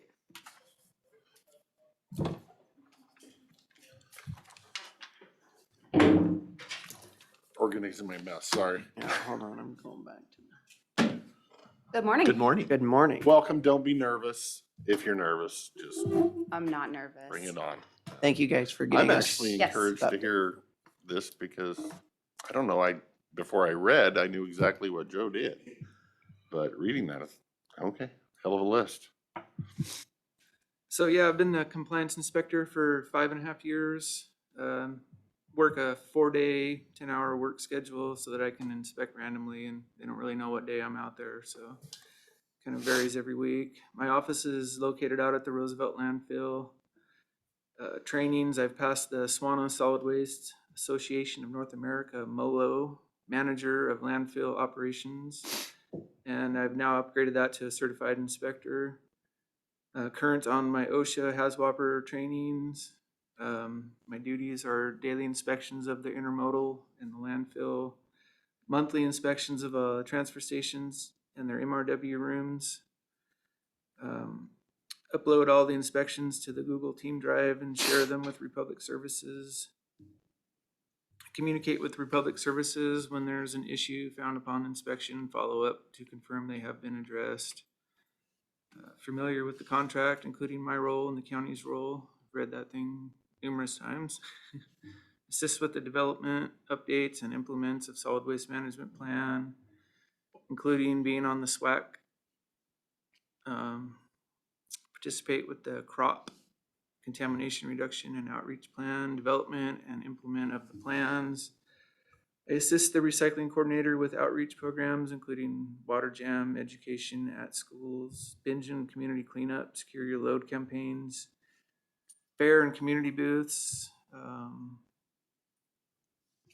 assist with illegal dump cleanups as needed, monitor the recycling bins at Bickleton and Bingen, and then report to the Solid Waste Republic Services when they are full, oversee vehicle maintenance, including taking care of oil changes, tire rotations, winter tire mount removal, repair, scheduling. And I always look around for the best deals and keep our vehicles operational. I like that part, by the way. Yeah, that's kind of a big thing, especially when you're driving around 100 miles a day for me. Mhm. I want that thing to get me to and fro, so. Projects, just continuing education for my SWANA certification, assist the recycling coordinator on upcoming community events and educational opportunities. Christopher. One question I had, you said you helped with illegal dumps. Is that something that's usually handled by the litter pickup crew? Right. And then you help if need be? Yeah, I've helped that person load up big stuff, but in between when we didn't have somebody and, like now I went and got some last week, so. So it's also something we do on our own without the litter pickup crew if need be? Yeah. Yeah, so we have a form on our webpage that people can report illegal dumps and people will call it into, and depending on what it is, sometimes it needs to be addressed sooner than later. Like last week, was it last week I had you go out? There was furniture on 142 and it was right on the highway, like on the side, but it was definitely something that needed to get addressed, so he went out and picked that up. Okay. Does the Bingen still have the recycling bin? No, it's just a glass bin. That's what I thought. That got pulled. Is there any plans to put one back there? Not that I'm aware of. Because it was just being abused too much. Yeah. Yeah, the people would love to have it there, Oh, yeah. so. I Hear about mean, that is a possibility if that conversation wants to be had, but As far as it being contaminated, it was a very high contamination area. Yeah, I think that's, I think we tried and tried to, through education and everything, and it's just there, it's always, there's a few bad folks that ruin it for everybody. And I know the community'd love to have it back, but So they were just putting trash in there and yeah, they were just contaminating the throwing trash recycling? in it. It was, I mean, it's a Or- free place to throw your trash, right? yeah, it's, So- yeah, free. Just drive down, throw it in the recycle container and I'm good. And it's like, yeah, now you have nothing. Everything in there is So- trash, yeah. Yeah. Correct. So then Yeah, it's just a- especially now, it's like anything, it's contaminated, it's throw the whole bin away now. Questions for Joe? No, I mean, I've seen you out there lots of times and seen you in your office out there. So your main deal out there is keeping them in check, making sure the trash stays inside the compound, making sure if you find holes in containers, you're reporting them and just keeping them on the up and up out there for the most part is. Exactly, yep. So can you explain, in your 5 years, how many issues have we had? Because it seems like we're kind of a middleman between ecology and health and Republic, and we can see the issues and get the issues fixed before it becomes an ecology issue. Have we had to have ecology down to fix issues in the last 5 years? Not very many. The only one that I really know of was I don't even know if it was ecology or it was OSHA that was out there and fined them for asbestos. Some of the ways they were handling their asbestos. Okay. And do you have much contact with ecology? Are they asking for reports from you about the management of it? No So it's pretty much, contact with them at all. we manage that entire, all the health and safety out there in essence. Okay. And at the transfer stations as well. He does do monthly inspections Mm-hmm. there, and that more so falls back on our contract with them and making sure that they're holding up their end of the deal, such as the fences at Dellsport not being tall enough and not being secure, if they're not securing any of that trash in there.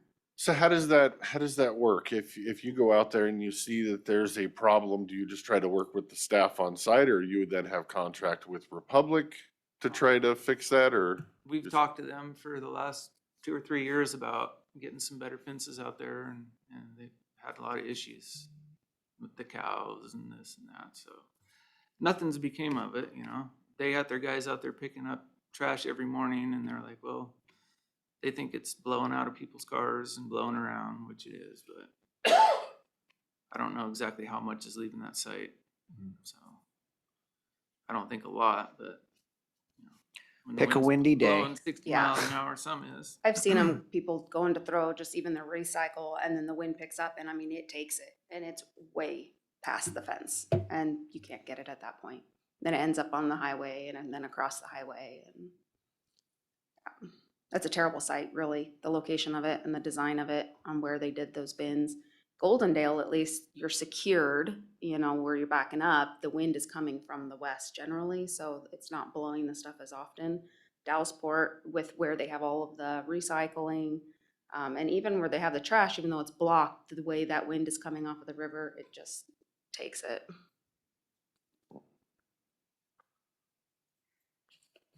Okay. Any other questions for Joe? No. All right. Did you Any wanna ask- idea what MRW stands for? Moderate risk waste. Okay. I had a question for you guys. I had the GM send me an email about the city of Port Angeles has 2,000 tons of biosolids that are already profiled and approved. And they told him that he needed to take that completed profile to Klickitat County to request permission for the county's approval. So I was wondering who's gonna make those calls, or I asked David Kavanaugh about it, and he's like, oh yeah, we can take that. I don't know if he's gonna be the guy, but, or you guys, or, so. Interesting. Yeah, that's a good question. I mean, usually the solid waste director, I think, would be the one. Would be to the one that approve would it. Right. sign off on that. Ideas? Get us the information, because currently it would be us right now. And then if it's not during a board meeting, I think the board chair would sign that. Yeah, I would agree. in consultation with the health department. With And- talking to environmental health and Joe. Yeah. Okay, other questions? No. Okay, All Anything right. you need from us to help you better do your job better or anything like that? Not really at this point, but Okay. If there is, you know where to find us. okay, yeah. and I will send you an email and schedule a time for us to get together. All right, Michelle? All right, so we've had a lot of different programs going on. I came on right as COVID happened, so 2 weeks literally before COVID shut down. So it's been kind of a slow start to getting out there and being into the programs. But now COVID is over, right? Gone, I think. Coming back around, probably. So a lot of the programs are coming up, and I'm pretty excited about that. We've been working hard on composting. So the Golden Dale Middle School, I've been working with them. They're composting about 15 pounds of food waste every day, which after learning how to compost, I would like to be able to get in with them and try to figure out where's that food waste coming from and how do we reduce it on the front end. It's always great to compost on the back end, but we also have to reduce the food waste in the first place.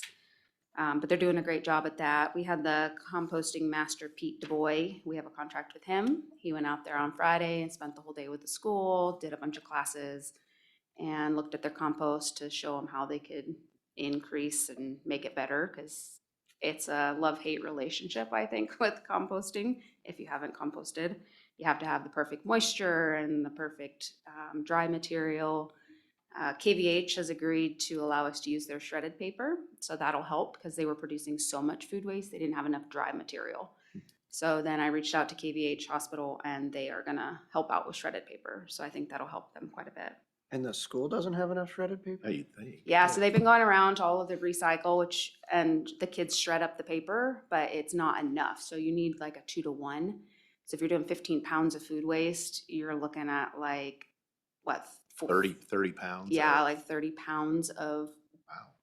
dry material. So it's just a lot. They needed more. Paper. I was gonna Yeah, say, plus it's they about don't- what we put Yeah. in here Yeah. They And so, don't use as much, they don't really use a lot of paper anymore now. at the schools. Yeah, because They don't do everybody's, it's homework all on Chromebooks. It's not. correct. Yep. Yep, and they have 4 composts going right now, and they're kind of circulating through them, and then it sounds like they're gonna work with the Golden Dale Community Garden to get some compost over there once it's actually made. And then once they go to summer break, I think they're gonna move it so it can at least continue on for the summer. Columbia High School in White Salmon, they checked out one of our recycling audit kits. So it's a new kit I put together this spring, and they hosted their own contamination recycling audit. They found they had about a 12% contamination rate, which really isn't bad, but they had a high level of paper, which then kind of reduces your contamination really, because if you have a lot of like cans and bottles, you're gonna have a higher contamination rate because people don't always rinse them out. So they are going to do a campaign to reduce the contamination. The only contamination they found was in the bottles. A lot of it was just food or liquids. And then in the fall, they're gonna check the kit out again and do another audit and see if they've been able to reduce it. Lyle had a community cleanup. It's the first time they've had a community cleanup in a few years. The main person who was hosting that didn't necessarily want our help, so he was kind of doing it on his own. He ended up getting sick at the very end and nobody knew what was going on. So it was a little bit of a cluster, but they were able to still kind of pull it together. They collected, I know, 6,000 pounds of recycling that was diverted. So that's e-waste, commingled, some plastic, baling twine, that kind of stuff. I don't know how much garbage. They were supposed to have yard waste too, but they didn't get containers. Containers weren't reserved like they were supposed to be. So the gal that reached out to me after the fact, she said that she would try to get us more involved next year because I work with the other communities and kind of have experience with how they run it and can help them make sure that they're successful next year. But they were still successful. They still got stuff collected, which was good. Bingen and White Salmon had their annual cleanup, 27th, I think, this year. It was either the 26th or the 27th year that they've done it. That is a huge overhaul. If you guys have not been out there, I suggest maybe next year go out there and check it out. It's a huge event, 2 days. They collect everything. We were out there at the senior center volunteer appreciation and there were yellow vests everywhere. Yeah. Yeah, I was absolutely impressed. If we can get anywhere near that turnout over here, I'm gonna be tickled pink. Yeah, and some of the statistics are in, but we're still waiting on the other statistics. But some of it, we collected 34 tons of garbage, 6 tons of brush, 1 ton of recycle, 181 fluorescent bulbs, and 3,683 pounds of paint, which is equivalent to 441 gallons of paint. And then on the next update, I can update you guys on the rest of the stuff that was collected. We did have to close down a couple hours early because they filled up all the containers and we weren't able to get them emptied this year like we have been in the past. That's just a staffing deal with Republic, but they said that next year they'll work with us a little closer to try to make sure that that happens. Centerville School, Joe went out on Friday and did a litter cleanup with them, and they do that every year. They clean up about 6.5 road miles, and they got about 200 pounds of litter this year. Not quite as much as years past. It was a little bit cleaner, I think. But the kids love it, and the whole school gets out. They do, every grade goes out. They do 4 directions from the Centerville School District. I would like to see other school districts more involved. I've had a hard time getting other school districts more involved, but like I said, I came in with COVID, so they have struggled to just keep their head above water. So I'm keeping in with them, and hopefully eventually they will get on board and we can get other schools more involved with litter cleanup and waste reduction I type like that, at programs. least a once a year kind of thing anyway, if they can get out and help with, yeah. I mean, you know, and a lot of that trash does come from their community that's around them. And so getting them out and showing them what you may not see just driving fast down the road, there's a lot of litter that's on the side. And if you start seeing that and noticing it, it makes you not want to litter too. And you tell others not to litter. And so it's just an ongoing positive impact.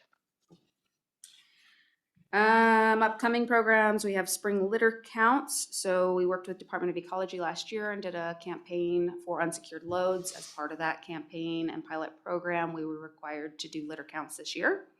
There's only me and Joe this year. We usually have 4, and we struggled just 4 to do those counts last year. So Republic Services agreed to have their guys at Dallasport and Goldendale do the litter unsecured load counts for us. The data will be different because it's different eyes and you're gonna have different opinions on whether it's secured. I gave them the definitions and we'll see what comes of that. We have a high unsecured load count in our county. I think there was 3 pilot counties that did it last year. And it was a little embarrassing because we had at Goldendale, it was over 60% unsecured. And so now in all of these different litter meetings that I've been on, they reference that pilot. They don't say it's Klickitat County, but they said one of our pilot counties had even 60%.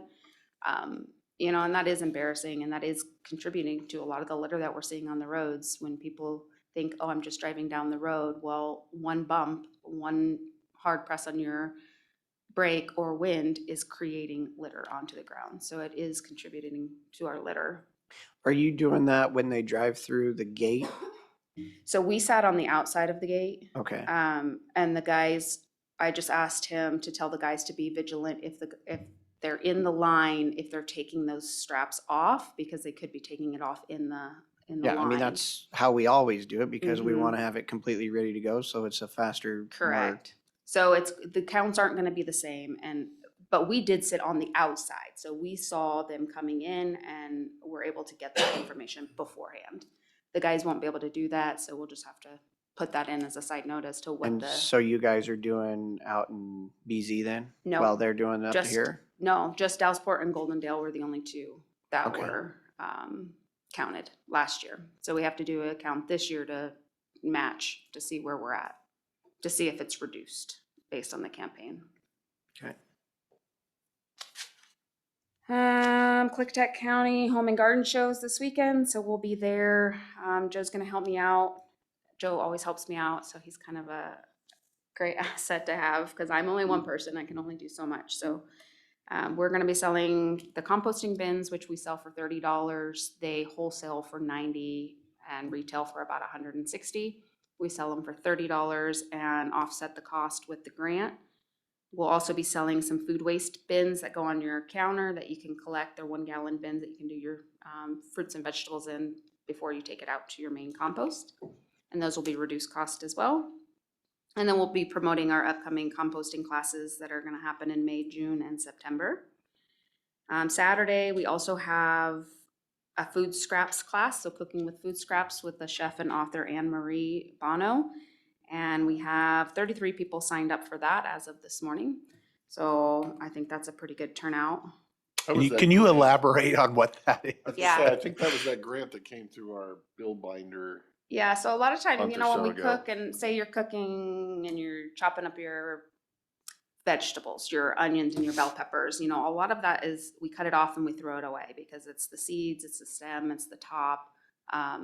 That stuff isn't necessarily used in our regular cooking, but a lot of that can actually still be used. So one tip that I learned from one of her classes was when you take those scraps off, put them into a jar and you keep the jar in your freezer. And when you go to do like bone broth, so if you have your bones from your chicken that you cooked, you put it all in a pot and then you grab out your jar from the freezer and you put in all of your scraps of onions and bell peppers and carrots, that kind of stuff. And all of that still has vitamins in it. It can all still be used, but we don't necessarily put it into like our kebabs. So stuff like that. And she does a lot of other like yeast and fermenting. So things that, you know, you can make a lot of things out of the scraps that people just throw away.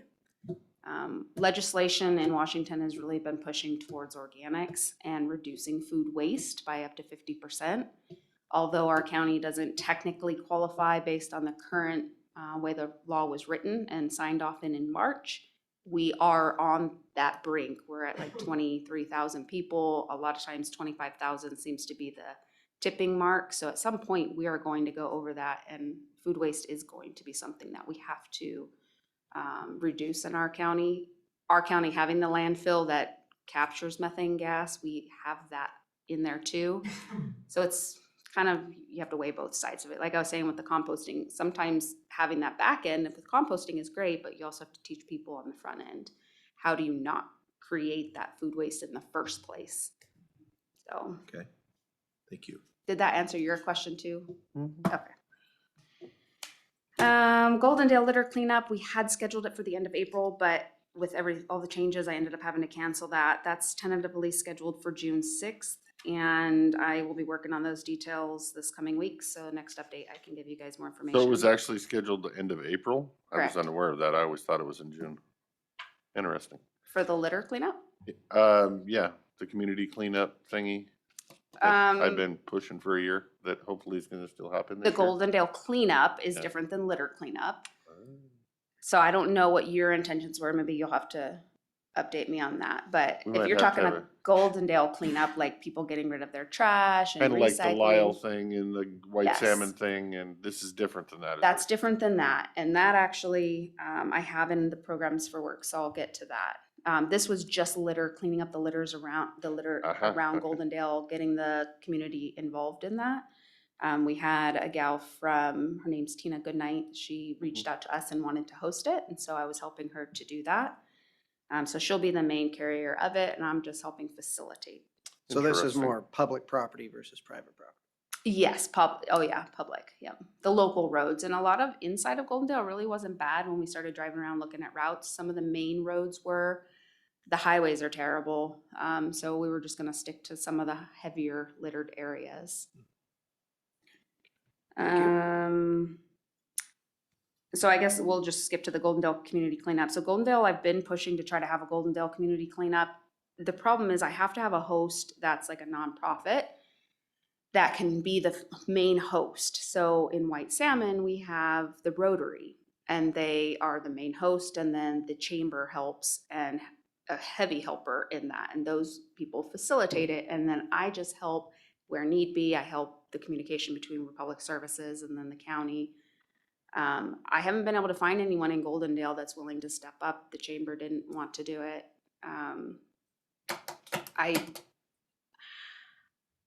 Goldendale's kind of a weird one because we have the transfer station, right? So we don't necessarily need to offer trash, but if we could offer coupons where people could over a month get free trash drop off, maybe a yard or two for free, The city did used to do that. When I reached out to Republic Services before, they weren't too keen on the coupon idea, but we have a lot of new people in They will positions be. now. So I think that we can push for that. And then if we could do like special recycling where it's electronics and batteries, that kind of paint, collect that outside of Goldendale, because a lot of people don't like to go to the transfer station for recycle, because you could wait in a line for 45 minutes to go drop off your recycle, which doesn't sound fun to anyone. I know I've driven by and been like, nope, not today, and I don't go in. I have some today. Yeah. I'll try here first and then I'll Remember. go Dallas-Port on my way Yeah, out. you know, the line gets super long there. Yeah, it's always long. Mm-hmm. Are you going to be around this afternoon for 4:30-ish, something like that, when I'm done, that we can have a chat about that? Yeah, I can be. Okay. I do have an appointment at 3:20, but I should be plenty done by then. So, okay, well, I'll put that down to talk to you. Another program, Senior Services, reached out to me. They have a new grant that is covering them for their coordinator and some fuel fees to pay back volunteers to go on to seniors' properties and help clean up trash and yard waste.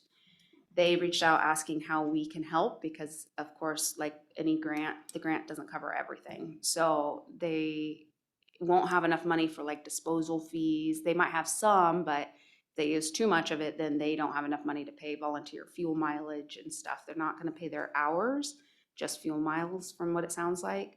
So I'm starting to reach out to some different partners. This just came up last week. So I'm reaching out to different partners to find out how we can help them, because that is something that I think is important. We have a large aging population in our county. And so getting out there to help them when they can't necessarily afford it or be able to physically do it is important. I'm hoping Republic Services will waive the disposal fees for us like they do for the litter. We don't get charged for litter disposal fees, but we will just have to see. And then looking at some other grants as well. Do you think that's a good spot for the coupons as well? Definitely could be, yeah. Yeah. So I'm sure I will, when I get done meeting with her, I'm supposed to talk to Steve this week, so I will probably be mentioning coupons. Okay. Cool. Only other one is the pilot special collection program with Emerald Systems. That one's in the works. Julie from Emerald Systems is working on some drop-off sites. So it sounds like either the feed store or Harvest Market, Holcomb's, they all kind of sounded interested. So she was going to be meeting with them. And then on the west side, there was Ace and there was one other, but I don't remember. She's going to meet with all of them and kind of go over the program. That's for collecting the plastic film and the baling twine, as well as styrofoam, if there's a market for it. So Okay. that's all of that. And then I gave you guys some information on the grants, just so you have it in case you were curious. Yep. That was useful. That was, Oh, yeah, so with Republic Services, we have a couple things pending. One of them being paint collection. We went to Paint Care last year. Well, Republic Services went with Paint Care because it's a state program now. They were able to put sites at the 3 transfer stations, but they did not put a site at Roosevelt. We just found out about it, and they haven't given us a clear answer as to why. Well, paint is still being collected out there. So if they send an MRW pickup out there and they pick up paint, we, as the county, will be charged for that paint disposal based on our contract. Republic pays for the transportation of it and we pay for the disposal. And we can't get reimbursed through the grant anymore. So we already had to fork out, I think it was like $2,500 for paint that was picked up while they were in transition of moving to the program. Which we fought hard with Ecology and Republic Services, and everybody pretty much threw their hands up and we just had to pay out the money. I had let them know that this is an issue and we need to talk about it. I haven't had much luck in getting that conversation going, so the Paint Care representative, he sent out an email to everybody saying, hey, I'm available Wednesday, but nobody from Republic has responded yet. So if they're not gonna have a paint collection through Paint Care there, they need to not be collecting paint, or they need to be paying for it because, I mean, it's expensive. So before the Paint Care, we were spending a little over $12,000 a year for paint disposal costs. at all the sites. I don't know how much they were getting. I'd have to go back through all of the registers, but So your recommendation is if they either need to have a collection site, a paint care collection site at Roosevelt, or don't collect paint at Roosevelt? correct. And I think it's gonna be difficult for them to have a paint collection site because of the regulations with paint care. I'm guessing they have to have it manned because they have to physically take the paint can't be left out in the elements, like, there's a lot of things that go into it. I did tell, when I spoke to Nick from Paint Care, I told him that maybe that was kind of what was going on, because I didn't know for sure why they didn't go with the program. And I suggested maybe he look around in some other areas. There's not a lot out there, but maybe looking at like Bickleton to see if there was a store there that would host it, because they can get reimbursed for paint that they collect. Now, when you say don't take paint care there, or paint there, Yeah, if paint's arriving in a shipping container from Thurston County or something, that's totally it's just different. going straight in the landfill. Well, it shouldn't be That's going to the separate. Shouldn't landfill. have been in the containers. It to begin shouldn't with. be, right, Yes. but what you're mainly talking about is residents Mhm. dropping off their paint Right. there. Correct, Just yes. trying to make sure I'm clarified here. Yep. And is there much paint that's dropped off there? Do we know? I don't know how much is dropped off. Yeah, it's- Yeah, I mean, there's not a 1200 lot, but No, that 1,200 was from all the different. yeah, the 12,000's from the whole county as a whole, so the 3 transfer stations and Roosevelt. I haven't gone through to see how much was coming from there, but even if it's just 1,000, like, it's 1,000 that we shouldn't necessarily be having to pay when there's other ways of doing it. So it's just looking at those alternatives. So that is on the radar. Republic Services has also asked for their employees at the transfer stations to take half-hour lunch breaks. Based on the contract, the way it's written, it says that we all have to agree, the county and Republic Services, to any changes that happen at the transfer station. No conversation has really happened as far as this goes. It was just a comment made from Zach. I don't know if any of you have spoke with Zach. He's over the transfer stations now, as well as kind of heading the landfill operation underneath Josh. And the guys don't have any lunch breaks right now, so they work, 10-hour plus days really, and there's no closure. They want to be able to close for a half an hour, which would then result in a Big one. transfer stations being closed and lines could possibly be longer. So that's a conversation that needs to be had with them to see if there's another way of doing it, or if you guys just approve of that and we need to. So they can't stagger their lunches so that they stay open? Well, right now they want 2 people on duty at all times because they have to have somebody taking money, somebody watching, backing them up. And so they're not supposed to just have 1 person on duty. So technically, the second person would still have to be on duty for their lunch. How does that work with the requirements on breaks, every 15-minute breaks every 4 hours? and all that Yeah, stuff, too? Joe and I mentioned that too. We're kind of surprised that they've been able to get away with it, but I don't know policy-wise if, they just have another policy and they're saying that they're taking the breaks, but I mean, they Oh, can't. I've seen it where there's 2 people there and the one guy's sitting in the back eating his lunch and Right. the other person's backing the truck up and then walking over to the till Yeah, and going and backing it in. That guy's getting a break and he's getting his lunch. It just yeah, sounds like they want to do it all at the same time versus doing it that way. yeah. Well, I would say that I'm the least enamored with the idea of closing. I mean, it's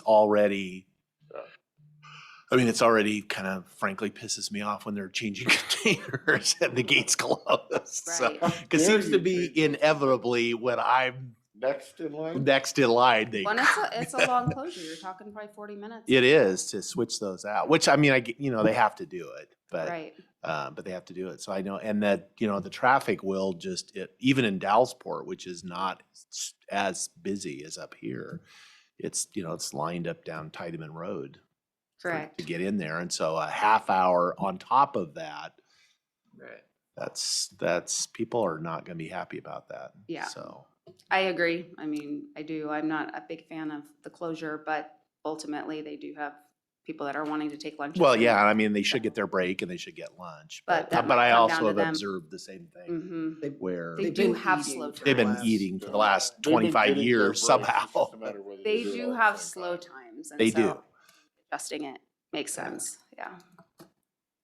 So this isn't an official request by Republic. This is a rumor you heard. essentially. No, that was them asking, but it wasn't an official request, official like it Standing didn't before go the board anywhere. asking. Correct. Yeah. They brought it up in a conversation and, Testing the waters. is- Yeah, it was in a quarterly update. So it was just something they wanted to address. So I'll let Zach know that we brought it up and that if he wants to make an official request, then he needs to do so, and then you guys can go from there. Knock themselves out. Yeah, I would have him, if he wants to make an official request, have him sit there and ask. Okay. Yeah, I think that's it. Questions? No, thank you. I will come up this afternoon when I'm done and all is well. Okay. Question? Nope, I'm good. Thank you both. Alright. Don't hurt yourself anymore. Thank you both. When's the next update from us? Uh, Whatever's on the schedule, I don't know how we get them. Okay. Look at the calendar. Her update was actually next week. Okay. So I will send you the dates. If you could, that'd be great. Okay, thank you. All right, All right, guys. thank you. Thank you. Are you busy? You want to stick around, Joe? Yeah, I can stick around. All right, thanks. All right. Anything good? else for the good of the? No? All Mr. right. Chairman, I'd make a motion to recess for lunch.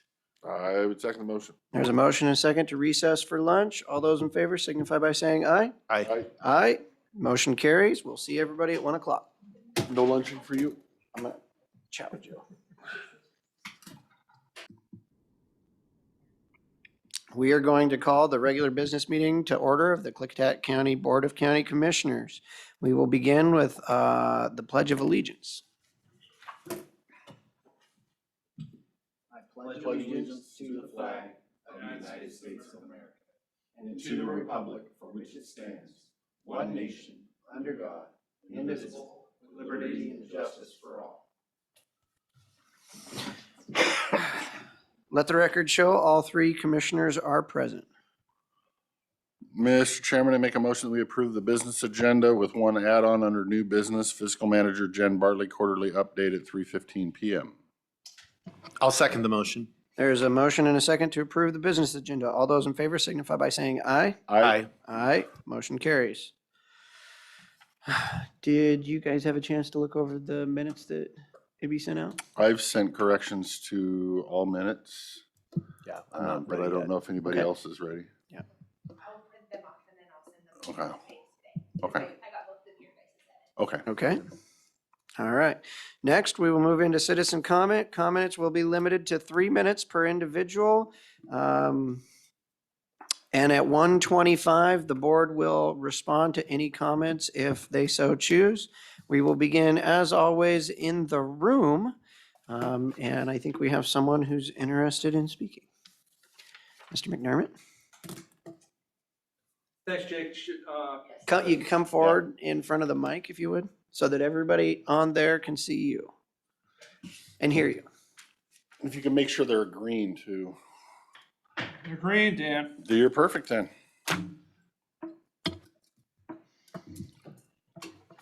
Gentlemen, thanks for allowing me this brief amount of time. I'm going to have to be super quick because I got a couple things.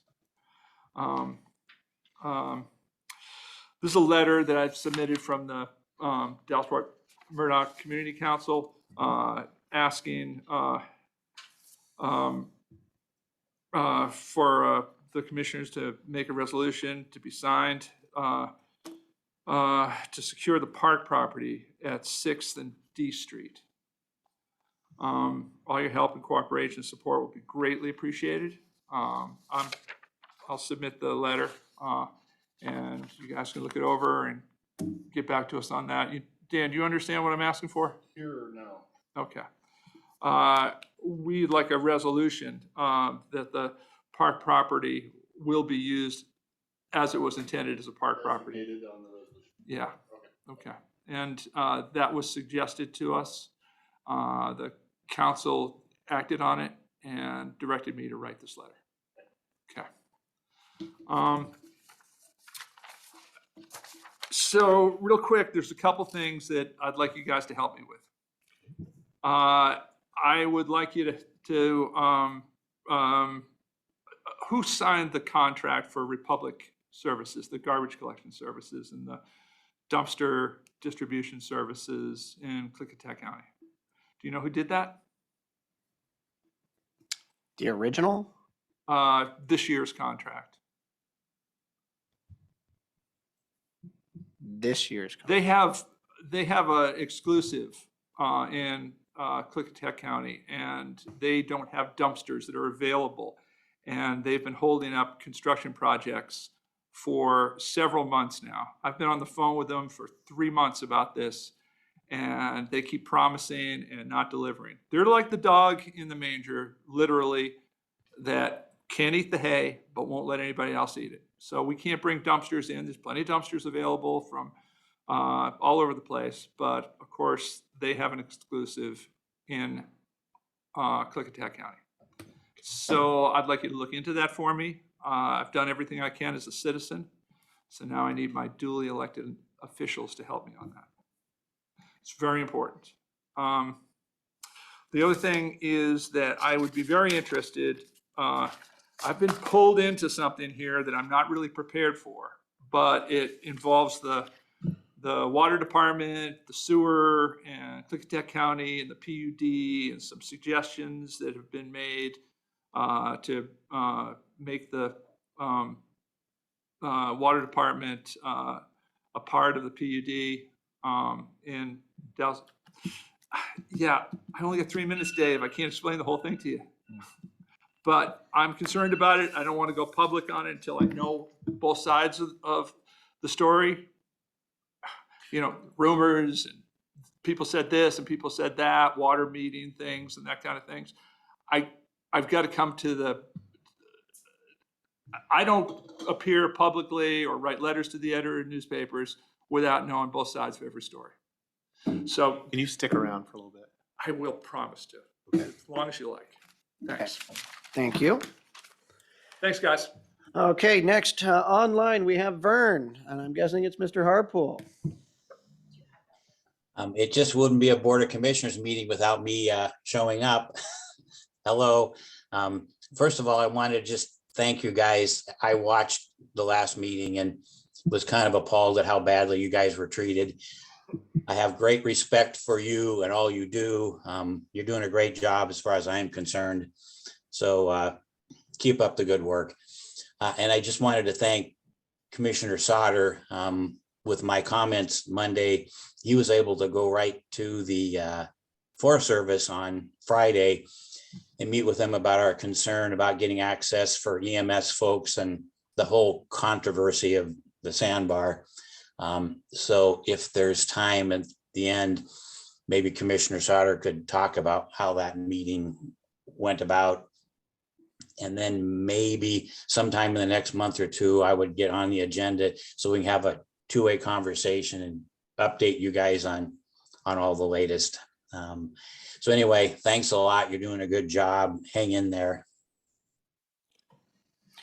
Thanks, Vern. Thank you, Vern. Thank you, sir. Okay, next up, anybody else in the audience? No. All right, we will go back online. If you would like to provide public comment, *6 to unmute your phone, turn your video on, wave your hand, raise your hand, get our attention.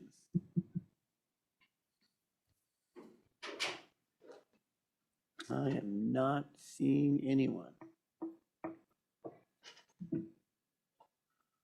All right, we will open it up in the room or online. Since we had another member of the public join, would you like to provide public comment?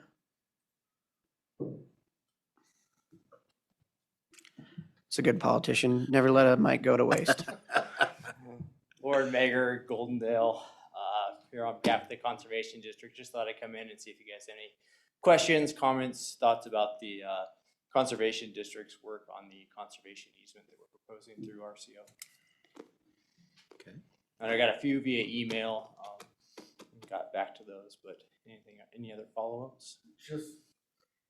I emailed a couple through there. I did have one question that doesn't even pertain to yours, and I'll only talk now because he's probably going to leave and not going to be here in 25 minutes. There's another one of these that we received from the Columbia Land Trust that sounds like it's doing pretty much the same thing you're doing, but with a different landowner's property. Is that common for two different sources to be able to shoot these applications off to the state?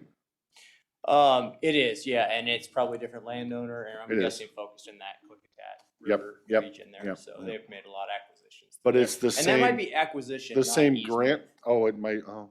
Yeah, and it's probably a different funding source. It's more likely, it's not salmon recovery because it is salmon recovery, actually. Yeah, it's easement, conservation easement, yeah, okay.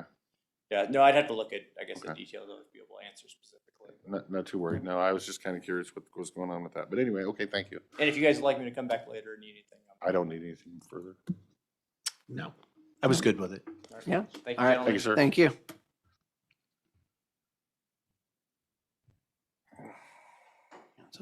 Okay, we will open it up to anyone online or in public who would like to provide public testimony or comment, I should say. Raise your hand, get our attention, and if not, we will keep on working for a little bit.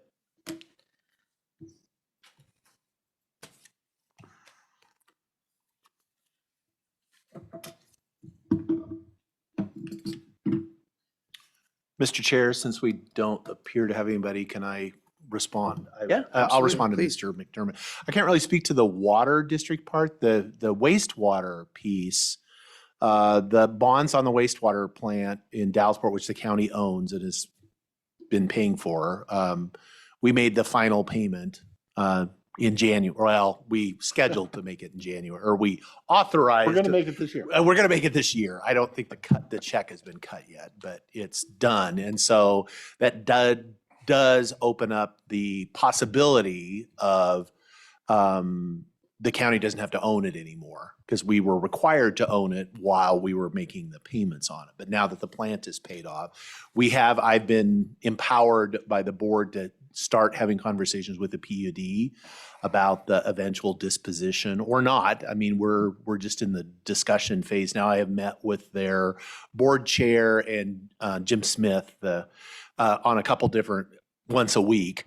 We've been meeting about that because. Is that still the Antigoco? No, it's Mr. Miller is the board chair this year. And so he and Jim and I have met a couple times. We did do a engineering study we actually had done over the last couple years of looking out, what sort of maintenance, what has to be done to the plant over the next 10 plus years, just to kind of plan for what's that look like. And then also doing an update on the rates. We did a rate study and looked at kind of what the rates are and what they would need to be. And so that's the only thing I know of that's going on as far as that's. I don't know what you're hearing, but there is a conversation going on between the county and the PUD as far as on the wastewater plant. Yes. I don't know any water district component of any. I'm not involved in any of that. Okay.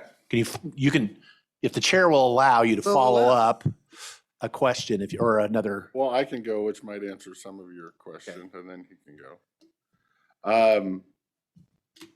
So I guess I'd say I'd start with the drop boxes in Republic Services. This is an ongoing issue. I know they were ordering more boxes. The contract is not a yearly contract. It is just a contract that was signed eons ago. So the non-availability of drop boxes is more of a contract compliance or not in compliance issue, which we have been made aware of in the past few months. So working on it, but I don't know that we have an answer for that. The water district / wastewater treatment plant, I have heard the same rumor. That they're related. But I don't know what the rumor is. That's what I need. The rumor is the PUD wants the Dallasport Water District. Oh. And the rumor is that the commissioners are helping them facilitate Oh. ownership of the Dallasport Water District. That's correct. So that's all I know is the rumor, because this board has never spoken on such a matter.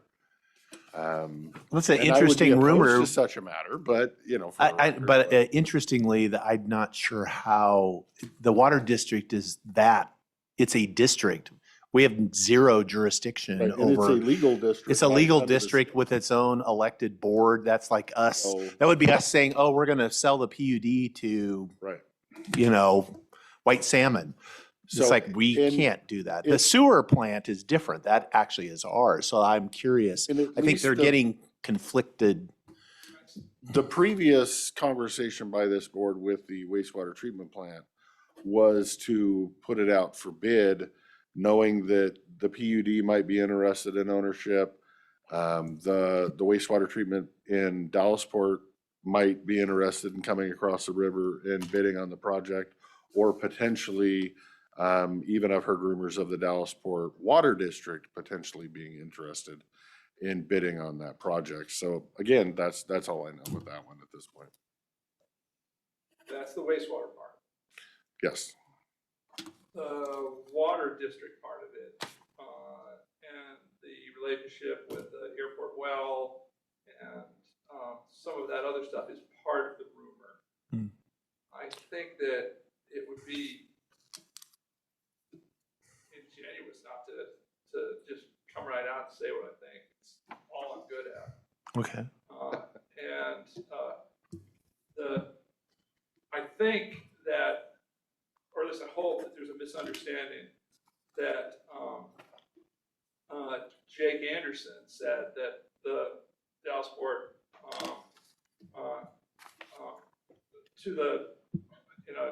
in a meeting or someone, I'm not sure the particulars of this. Jake, you could probably help me with this. Said that the Dallasport water system has to sell to the PUD. That's got to be done. And that might just be your opinion. You may have said it, you may not have said it, but that's what's being said in Dallasport. And the rumor's kind of spreading around to where it's bothering me, and they're calling me up at home, and so I got to find out about it. Well, I can respond to that. We have absolutely no control over the Dallasport Water District. We are not on their board. I would not say that another elected board had to sell themselves to the PUD. That makes no sense. We don't have that control. Unlike what some people think, we are not God. I don't think you are. Well, thank you. So. And I'm sorry that you're having to deal with the rumors. We hear many rumors every week. Yeah. And I'm not exactly sure what's going on with the airport either. There was talk about holding a joint meeting between us, City of the Dalles, Airport Board, and Water District to sit down and try to figure out a final conclusion to what the heck's going on down there. Okay. And I'm kind of looking forward to it, because then maybe I can be brought into the loop on what's going on. So one of the ways I'm effective at my job is that I hear a lot of things, I check them out, I either do nothing about them or I do something about them. And I was hoping you guys could shed some more light on how that misinterpretation could be going around. You know everything I know at this point, which is believe scary, that. huh? I believe that, Dan. And I appreciate your help on this stuff. I rely on it. Okay, so for right now, we have a hand raised, so we're going to go to back to public comment for a minute, and then we can get back into discussion if there's nothing else available. Ruby, public comment. Can you hear me? Yes. Okay, so just speaking to the contract for Republic Services and the lack of roll-off containers that are available, I would just say that there was an employee issue going on over there in Kenny's unit, and roll-off drivers are a specific skill. So I would venture to say that he's probably lost a couple of more of his newer drivers. There are roll-off containers, there are new ones that can be used. It's just whether or not there's drivers to pick them up. So, I've been on a waiting list for 3 months, Ruby. yeah, I know we're waiting on some too. It's a sticky situation. But I would contact Republic Services here in town and talk with Kenny on that business unit, see what's going on. I've done it like 15 times. You know, it's like shutting down a hole. Yeah.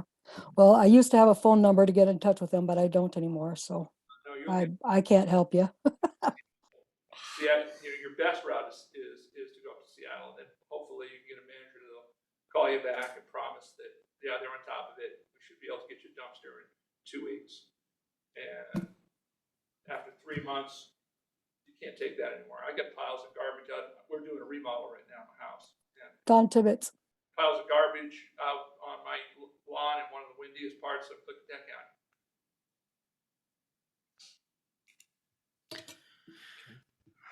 All right. Do you have any further comments, Ruby? Just that there was a lot of movement going on. There was a new manager coming on board over Kenny for that business unit. And Don Tibbetts was in charge of that business unit until the guy was onboarded. So you might want to try and reach out to him to find out what's going on.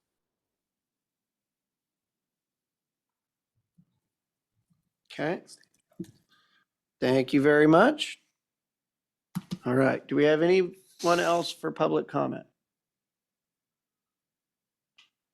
Yes, come on forward. Since I'm here. Kathy Moko, Goldendale. It's more of a question. A week or two ago, we were discussing redistricting. So we have been redistricted, if that's correct. And we went from Congressional District 3 to Congressional District 4. Our legislative stayed 14. Question is, are we already in Congressional District 4, or are we still in Congressional District 3? For the fall vote, you mean? Who are you gonna vote for? No, I'm Butler or just saying, at Cole? what point now. in the year did this happen? Right. Who are our people? And who do we get to, I think we get to vote Mhm. for 4. We do. So does that mean we're in 4 now? I Is would Jamie assume still that- our current Right. person, or is Newhouse now our current person? Yeah, see, this is because Jamie just gave us money for, some. Right. But somebody I know emailed Dan Newhouse, and the response came back, "You're not in our district." Right. If I may, I'm speculating, but I think we are redistricting for the election, the current, because the current terms Right. run till December 31st. So until December 31st, Jamie is ours, and then on January 1st, it will be, but from a practical standpoint, we have been we're in the 4th congressional district, and so there Yeah, should be it's not- some handoff I've been going on. confused. Okay, I would take it as you have twice as Yeah. high of an opportunity to get what you want by going to Double. both. Double. okay. Yeah, because you can tell Newhouse that we may not be in your district yet, But we're coming. but We're coming. we're coming. Yeah, right. Okay, that's good. All right. Yeah, I understand it the same way as Commissioner Sauter, Yeah, so we're still that in seems- Herrera Butler's district till the end of the year. Okay. Does anyone online have anything else for public comment? Please raise your hand, unmute, *6.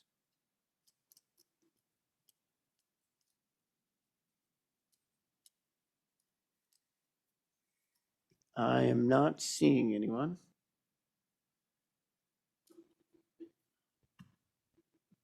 Okay, well, we can go back to discussion. Don, your question with regards to the airport and where we are with the water district. We have agreements from 2011 and an agreement in 2012 that set what needed to happen in order to transfer the well from the airport board to the district, and how that was all going to work.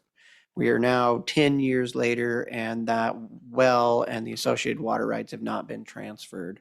And the biggest hangup we have on transferring those water rights is the FAA and their revenue diversion policy.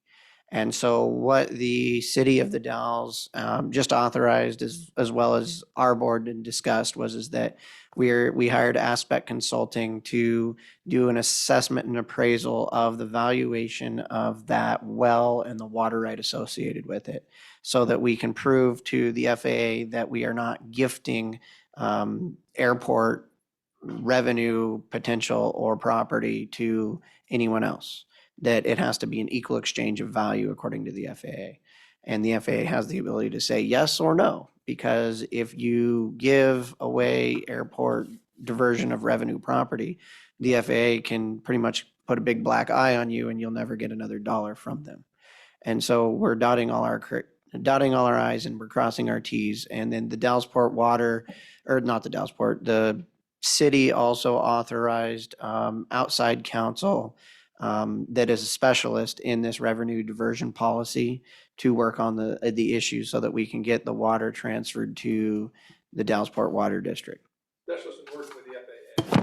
A specialist who is a high-priced attorney who works with the FAA on this revenue diversion policies. Who are you working with at Aspect? Dan Haller. Yeah. Clarification, sir? Yes, absolutely. Did you say this board authorized the legal counsel and the well specialist, or this board discussed potential? I believe authorizing? that Dave McClure came in, we sat here, we talked about it, and Dave said he has money in one of his funds. And we said, yeah.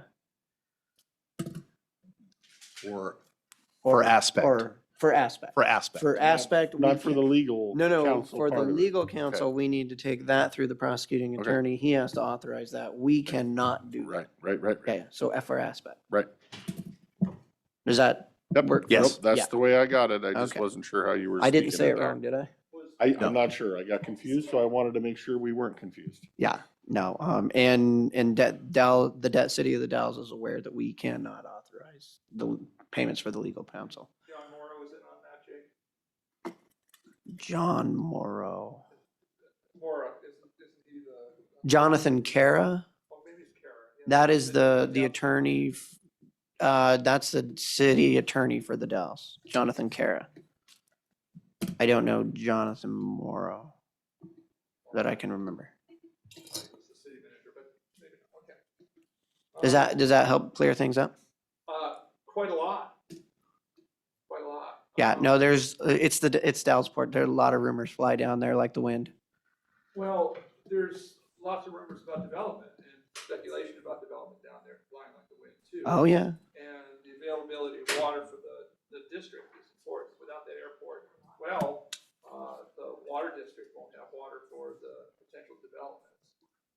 There's lots that I know for sure, like I'm friends and I know Scott Webster very well. And I know that he intends to develop that Williams property, that Orchard property. I'm not helping him with that or anything, but I'm just aware of it.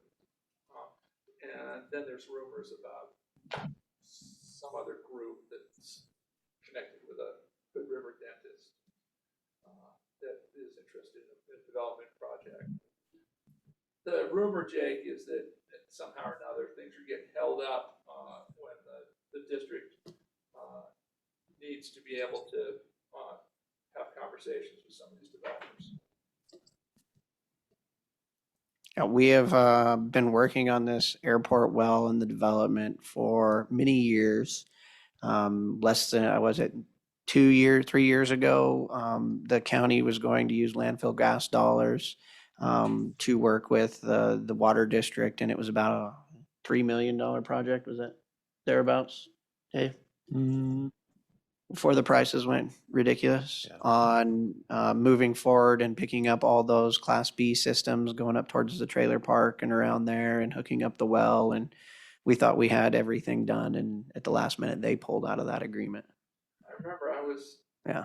doing my best to convince him not to pull out of that. Yeah, no, and that was back when you could put things in the ground a lot cheaper than you can now. Yeah. What was the name of the engineering firm that did all that? Remember? That did the designs. That's the same person who does their water system improvement plan, right? Is in Lyle. Yeah. Oh, John Grimm. Yeah, John Grimm. but before that, I think was it Kennedy Jenks? Oh, could be. Kennedy Jenks did our wastewater system. Did they do anything with the water district? I didn't think so, but maybe. This proposed meeting with the city of the Dalles and us and the Oh. airport and whatnot was tentatively, hopefully going to be scheduled for the 5th and didn't happen. Is there another date or time or something that Not has yet. been discussed? or Not anything? yet. Right now, what we've got is Dan Haller with Aspect is trying to flip this valuation really quickly. because a lot of what we can do hinges on what he comes up with the valuation. Okay. Mr. Chair, if I may, I see a hand raised by Vernon. I'm sure it is to ask if I was going to answer his question. Oh, So I want to reserve the time to do that if I can. Yes, I did meet, just to update the board. I met with Donna Mickley, the area manager, the U.S. Forest Service area manager, and Mickey Fujikawa is their lands person, their expert. I did, and we sent over a couple days early the work that we had Kim do with the research on the access issues potential at the sandbar in Lyle. So what had been uncovered, which, you know, to the layperson seems like there was an active private crossing that was still in force at the time that the Forest Service acquired the property in 1994.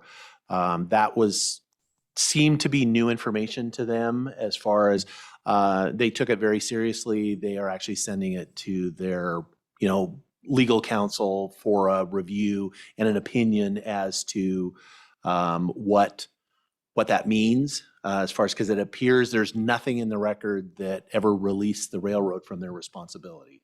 There was some changes with access roads, moving things around, but the actual crossing, that agreement follows the title all the way down through, and there's nothing that ever changed that or modified it. So we're waiting. We're waiting to hear back from that. And then also, you know, I raise issue. We don't really know what that means, as far as if there is a private crossing is acquired by a public entity. What does that mean, as far as for the public's right to use that crossing? Do they have a right or not? So it at least raises the question that the public may in fact have a legal way of crossing the tracks. So good research on the part of our folks here.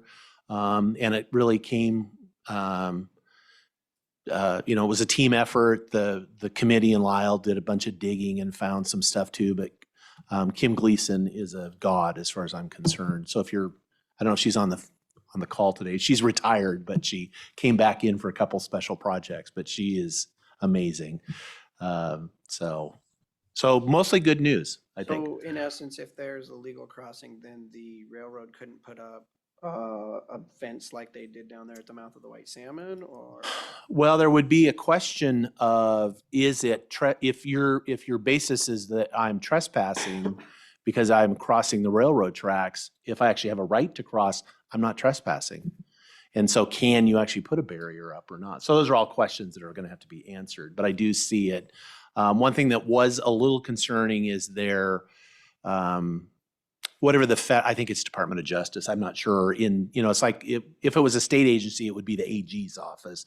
So whoever it is at the federal level, their person did indicate that before they were going to contact the railroad to get their perspective, which I know what the railroad's perspective is going to be. And so I mean, I guess they should talk to them, but it really should have no bearing on, is there a legal crossing or not? It doesn't matter what they say. So, but it was very productive. No commitments at all. They were very, non-committal, because we don't know what it is, but there's at least now there is a question, because it's definitely appears to be in the record. So it was all good news. So that's my report, Vern. So Thanks, Dave. And Don McDermott and I are friends, so I'm going to come to the Dallasport Community Council next time and spread a whole bunch more rumors, Don. Hardly wait. Remember, we don't want any politics in our. Do you guys remember what date that was that this board apparently gave verbal permission for McClure for this water right consultant? Because I don't remember us ever having a vote on that. So I'm hoping to go back and look at the video to see if we did, or if there was just discussion about the possibility. I would say it was like 3 weeks ago, 4 weeks ago, 3 or 4 weeks ago. We're out of time. I'll go look later. So Okay. All right, with that, we have stuff to do. Thank you all for being here for public comment. Thank you for coming in person. Thank you, everyone, for using your manners and being respectful. This is the way we like it to be done. This is the way we appreciate it being done. With that, I'm going to close public comment and move into public meeting to consider the final approval for boundary line adjustment BLA 2021-12. Good afternoon, ma'am. Okay, I got a green light this Don't time. be starting any rumors either. All right, so boundary line adjustment BLA 2021-12 is a proposal to adjust the common property line between parcels 02, 13, 21, 52, 0001, 3, and 400. The administrative review of this boundary line adjustment, it's in the Dallasport vicinity, by the way.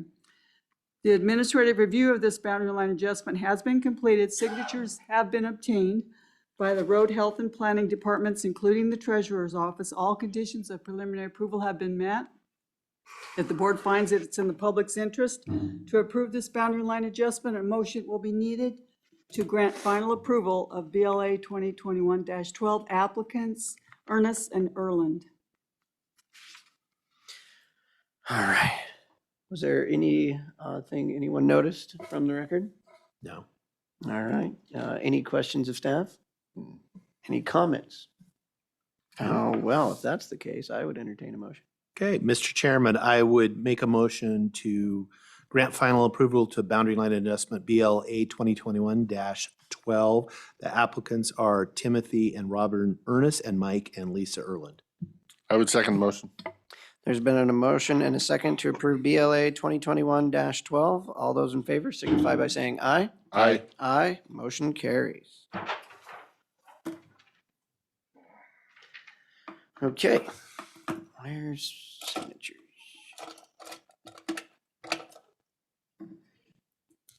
All right. We can do this and talk at the same time. Next up, we have a public meeting to consider the Planning Commission's recommendation for approval of a proposal to rezone approximately 14.9 acres from open space 20-acre minimum to rural center, 5,000 square feet minimum if on public water and sewer within the area approximately 660 feet of the West Wishram Heights vicinity that is north of State Route 14 within the urban exempt area of the Columbia River Gorge National Scenic Area. And we have Lori Anderson to give us staff. And again, this is rezone request 2022-01, and the applicant is actually Klickitat County, as you, the commissioners, directed the planning department to do this. Staff has provided you with the information for review considering the planning commission's recommendation for approval. You have their findings of facts and recommendation. You have the planning commission staff review. You have their draft meeting minutes, and then you have a draft ordinance and zoning map. The board may summarily accept the planning commission's recommendation, or you may hold your own public hearing if you wish to modify the recommendations. And that concludes my presentation, but I'm certainly here to answer any questions you may have. Seatmates, any questions on this?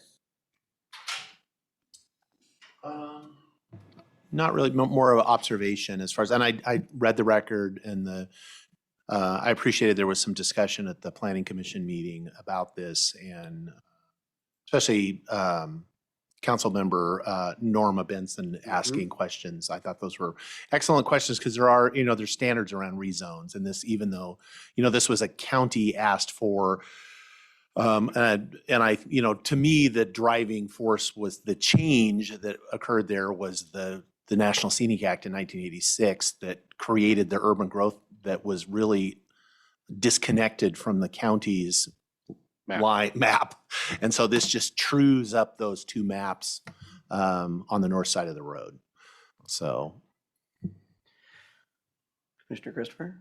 Nothing further to add. He pretty much hit it in a nutshell.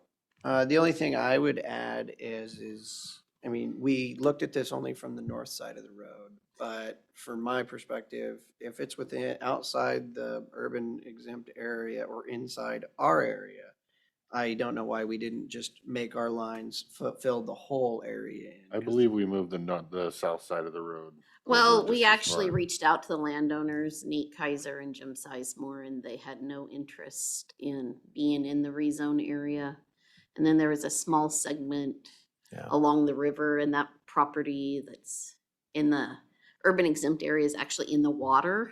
So there seemed to be no real. There was some, I guess, messy issues on the south side of the road. Yeah. That doesn't mean, because I think the board's wish was, yeah, that we would just move out to Oh, the, I see. whatever the Okay, line yeah. was. Yeah. But I think the staff recommendation that went to the planning commission was there's more work to be done on the south side because of those, there's some, Because it doesn't follow the lot. where our line. lot lines are, right? Right.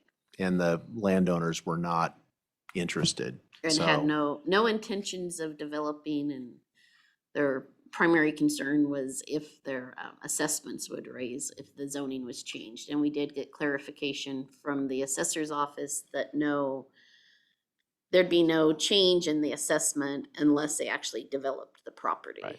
Yep. Just simply rezoning wouldn't create that. My issue is that whether it's now or 50 years from now, we're probably still gonna have this same discussion when the next generation or 2 generations comes through. Yes. So it would have been nice to do it all, but I think we discussed it and this makes a lot of sense. Absolutely. With that, I would entertain a motion if there's no further discussion. Okay, Mr. Chairman, I would make a motion to accept the planning commission's recommendation to rezone approximately 14.9 acres from open space 20 acre amendment to rural center. This is on the north, within an area of approximately 660 feet in West Wishram Heights, north of State Route 14, within the urban exempt area of the National Scenic Area. I would second the motion. There's been a motion and a second to approve the planning commission's recommendation on the proposal to rezone. All those in favor signify by saying aye. Aye. Aye, motion carries. All right. Thank you. Yep. Would have been nice to do the south side of the road. Wouldn't it make just But make, if it doesn't change the tax brackets and whatnot, I just. the only thing I can think that it doesn't change the tax bracket, but it would definitely change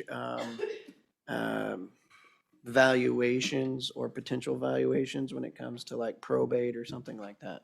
Maybe. Or legal cattle grazing rights or something. I don't know. I don't know when people are arguing over things like that, so. All right, we are ahead of schedule. Let's get these signed real quick and then we'll get back to it. Okay. It's fine. Where you can all see us. Ew, this has Dave Sauter as chairman.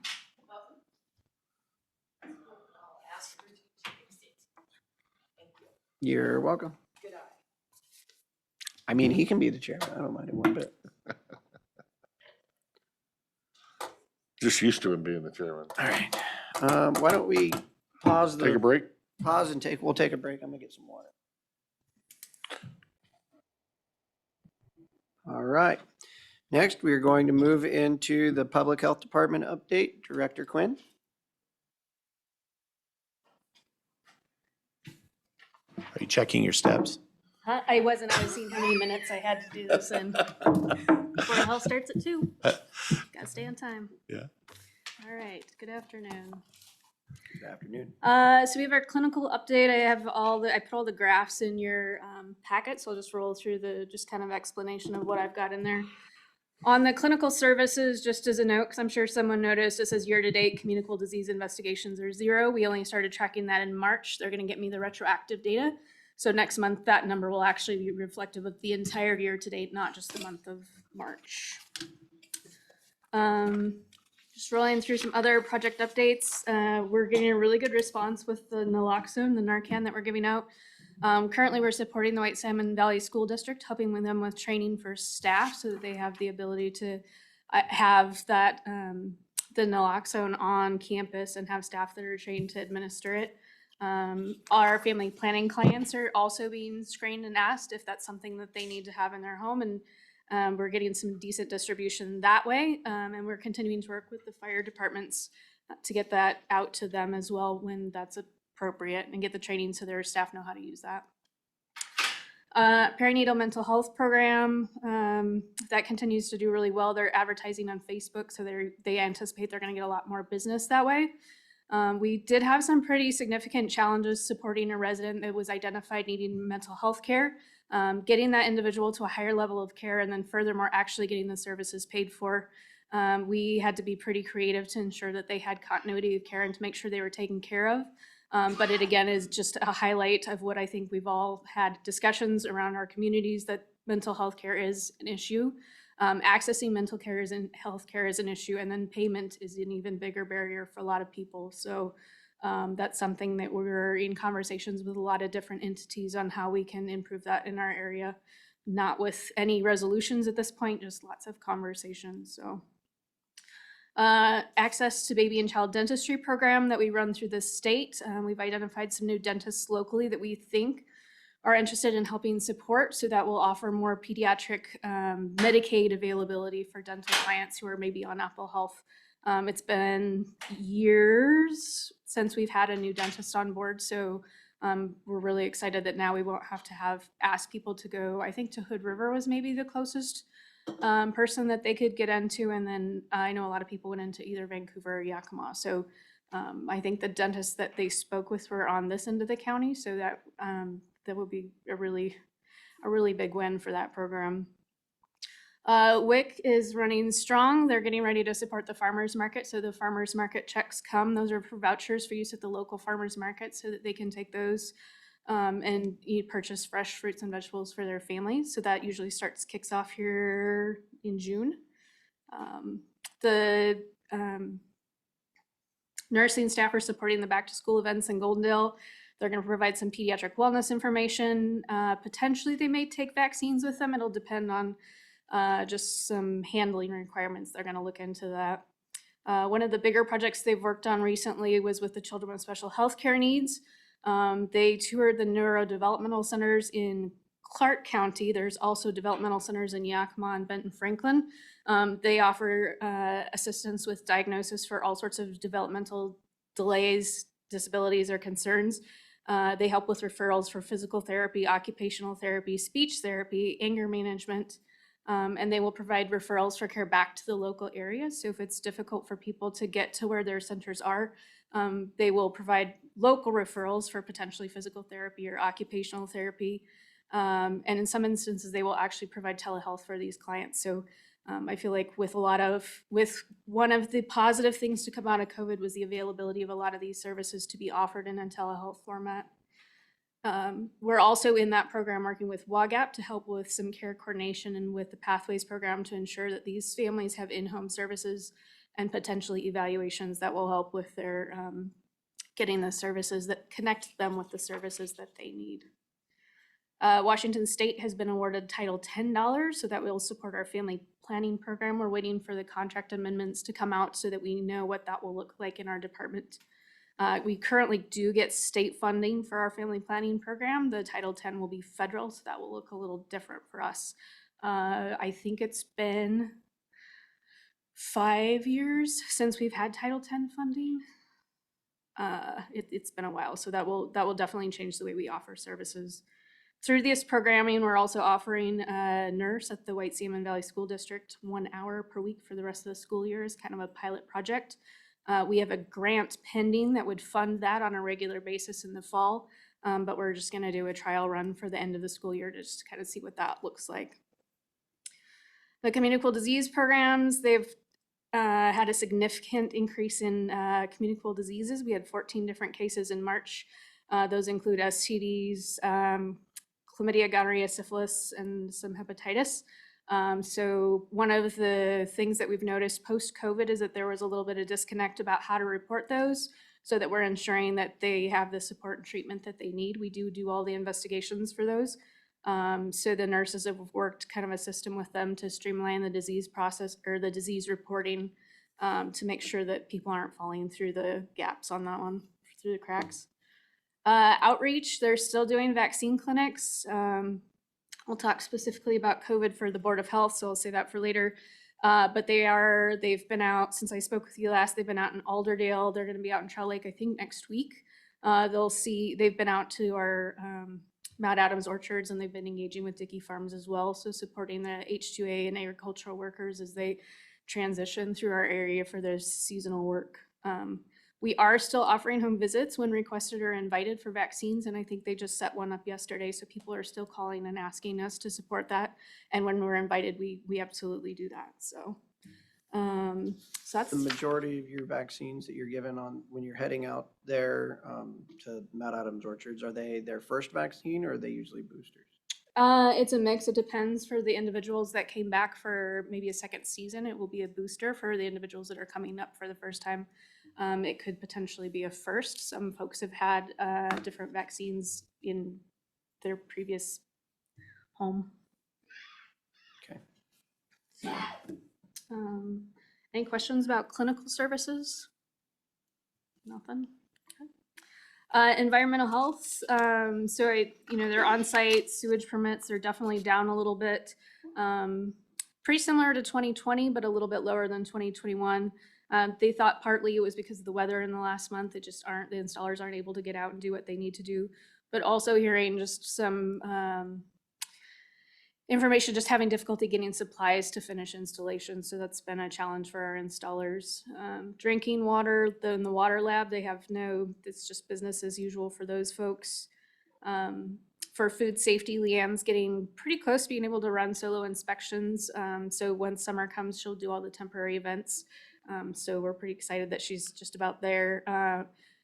Also working with Carmen at the jail to make sure to work to get the inmates food worker card. So it's a program we're working with her on. So I think they're both pretty excited about that project. David is still doing the public health emergency preparedness work. So he's still going to the weekly meetings with the local emergency response coordinators from Yakima, Benton, Franklin, and Walla Walla. Usually goes to bi-weekly meetings for Region 8.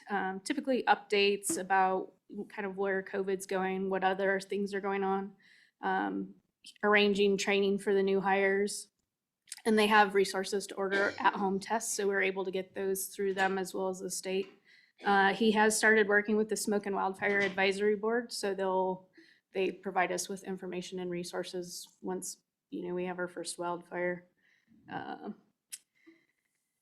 They have been getting calls about ticks. They did have one dog bite in April, and then as far as administrative for environmental health, the Goldendale office is 100% complete on scanning for their files, so they're 100% digital downstairs. White Salmon has started, but they're not. They're a ways out. They're going to be a little bit further out. So Goldendale gets the gold star for that one, White Salmon. they negotiated ice cream, but yeah. Mhm. Yeah, gold stars aren't that tasty. Yeah. I'm actually behind. I think I owed them that a while back, so We appreciate their hard work getting all Oh, well, that. there's 26 people that just heard you. So. No, that's fine. I'll take that one. They did complete a process flow for SmartGov. So it was identified that there were some different processes in the different offices. So we have those all streamlined. And they're looking at the possibility of potentially working with some online submittals through the SmartGov portal as well, which will help just maintain the digital footprint that we have and less paper. So any questions on environmental health? Questions? No? No, I was a little concerned on those on-site sewage permits dropping off so much, but it's been They felt like it was mostly weather, but that there was definitely a little bit of supply chain issues as well, and anticipate that they're projecting that those will bump back up in the next month. Well, I think we are starting to see some impacts. Some recession? Yeah. Well, or just People not wanting to build in this slowing market. crazy prices. Well, yeah. I wasn't a baby of the late high inflation rates, the interest rates above 10%. I never saw that. So we'll see what happens here shortly. Yeah, nothing good. No. Nothing good, yeah. And then just administratively, we'd spoken last time I had a vehicle I was concerned it might need replacement. It actually was under an extended warranty that we were unaware of, so that should be, if we're very lucky, That should be noted in the file on the fleet management software. very lucky. Which brings me to my next point, which is we are participating in the fleet management software test.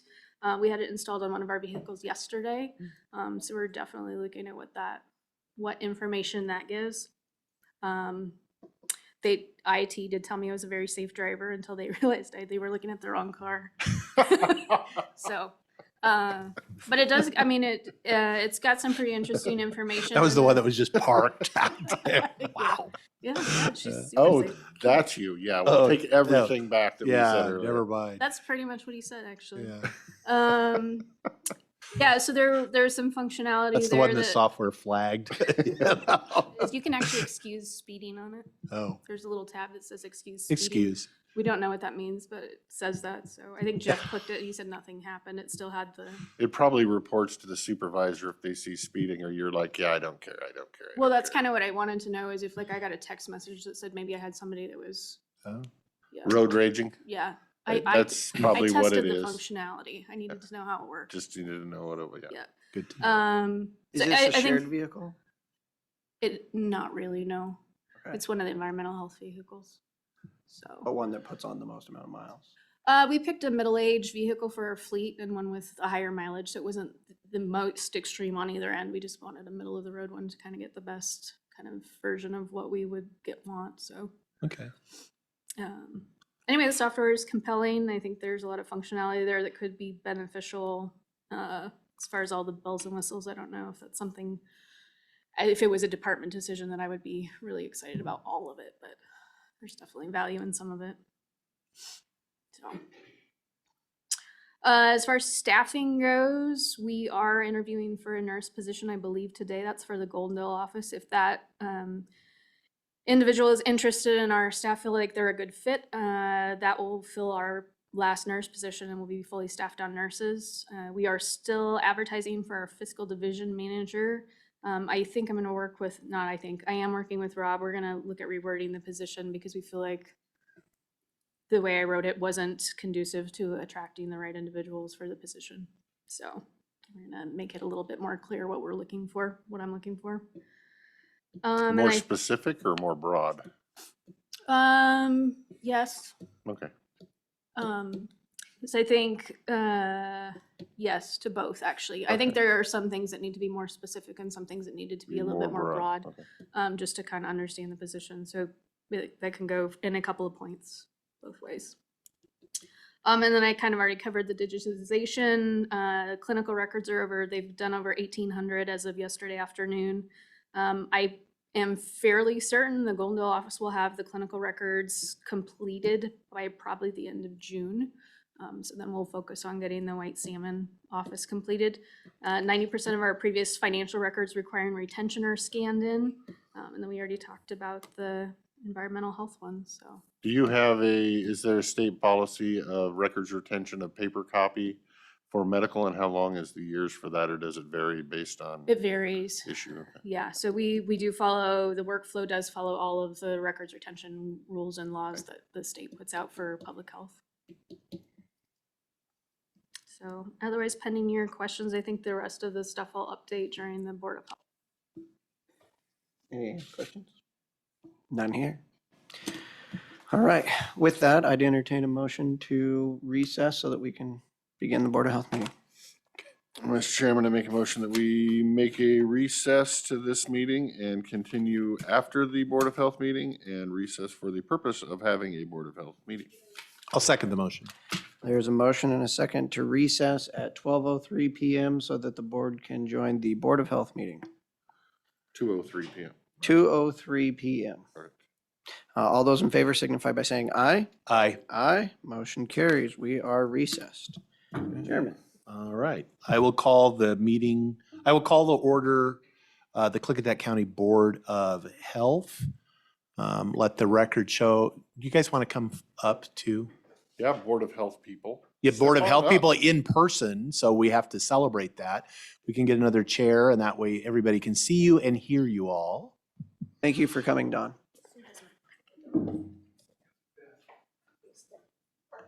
Let the record show that all Board of Health members are present. So I would be looking for a motion to approve the agenda. Mr. Chairman, I would make a motion to approve the agenda for the Board of Health meeting. Second? Okay, I have a motion and a second to approve the agenda. All those in favor say aye. Aye. Aye. Was there discussion? Was there discussion? Sorry, was that a discussion? Did you want to add something? I did before we started. Okay, Board of Health. actually, I'm going to rescind that vote. So you didn't actually vote. Unilaterally. Yes, unilaterally. Before we started, could we ensure the health officer is on, Oh, please? I don't believe she is yet. I haven't seen her.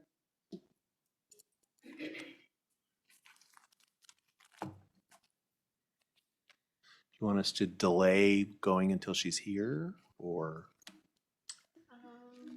is that a requirement of the meeting that the health officer be present? No, but I'm gonna excuse myself while you all do that. Okay. Go send a reminder. Mhm. I think we can do some housekeeping in the interim. So back to the agenda. All those in favor say aye again. Aye again. Aye, again. None opposed. Motion passes. Minutes. Everybody got a chance? Those went out. Very well done. The only comment I had is I don't know, because that was 3 months ago. But and it's very possible I did, but typically as the chair, I would not be the one to make the motion to adjourn the meeting, and that's what the minutes reflect. I might have called on someone to make the meeting minutes. So maybe if we can just check on that and Well, it's the verify. same thing. There's a motion, Anderson, Sauter, second, Yeah, that seems unlikely. for the agenda. Unless we didn't, when did Oh, when did we do the change of That was position? after, yeah. After the end of it?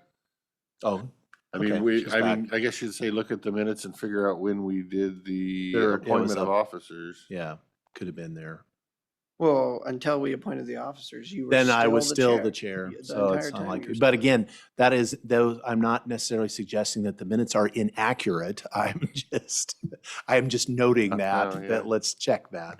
It's quite possible that procedurally I was amiss. So are you recommending that we don't? No, I approve think the we just minutes? adopt them. My suggestion would be pending just clarification to be sure as far as the content was. Or small corrections? Yes, yeah, those couple of small corrections. If you're comfortable, or if not, we can wait. If people are not comfortable with that, just to verify that. I would make a motion to approve the minutes pending the verification on the motions and seconds and adjournment of Commissioner Sauter. I second, yeah. Okay. A motion and a Trying to get you in second. there. Any discussion? Hearing none, all those in favor say aye. Aye. Aye, motion passes. That brings us to, You want to add something to the agenda? it's possible we can do that. So are we ready to adjourn now that she's back? Yeah. See how quickly we were able to get everything done? Great. Yeah. I like it. And Dr. Person's stand-up comedy routine was excellent. I'm sorry you missed it. No, actually, we're ready to move on now. So that brings us, we did adopt the agenda and the minutes. That brings us to the COVID-19 discussion, clinical update. Dr. Person, if you are ready. Yes, can you hear me? Yes. Okay, all right. So thank you again for the opportunity to provide the board with a clinical update on COVID. Our situation in Klickitat County mirrors what's going on in the state and in most places after the significant surge of Omicron. Numbers have dropped significantly. More recently, though, in the state and in other parts of the US and other parts of the world, we are seeing some increases in cases. What is becoming more challenging now is that trying to determine the level of disease activity is more challenging because we are seeing fewer and fewer people who are getting tested through reportable testing venues, so laboratories or clinics. We know a number of people may choose to self-test through at-home tests or over-the-counter tests, and those are not required to be reported to public health, although there are options for individuals to report those to the state or local public health if they're in need of services, say, to help them isolate or quarantine. So one of the challenges at the state level and somewhat locally has been trying to find other ways to determine what is disease activity. We continue to follow hospitalizations, and we know that across the state, those have stayed relatively stable, which is a good sign. There are some counties in the state that monitor SARS-CoV-2 viral activity in wastewater. So wastewater samples, they can do viral detection using some of the same ways that they do viral detection on any lab samples. Klickitat County is not a county that does this at present, but there are a few scattered around the state. And with that information, again, we do know that an increase in COVID-19 disease activity is occurring, but fortunately it is not being reflected in a strain on our healthcare services at present. But it's helpful to have other ways to monitor this so that if we do see signs that our healthcare system is being burdened again, we can look at other measures that can take. The other reason that it's important to find ways to be able to give individuals information about COVID-19 disease activity is there may be individuals who are at higher risk because of their underlying disease conditions, or they may live with people at higher risk. So for them to be able to make individual choices about do I need to wear a mask if I go somewhere? Do I need to avoid larger gatherings? It's important for them to have those tools, and that's why we try to maintain adequate surveillance in a meaningful way. The other focus is on the things we can do for prevention or treatment. So there are therapeutics for COVID-19.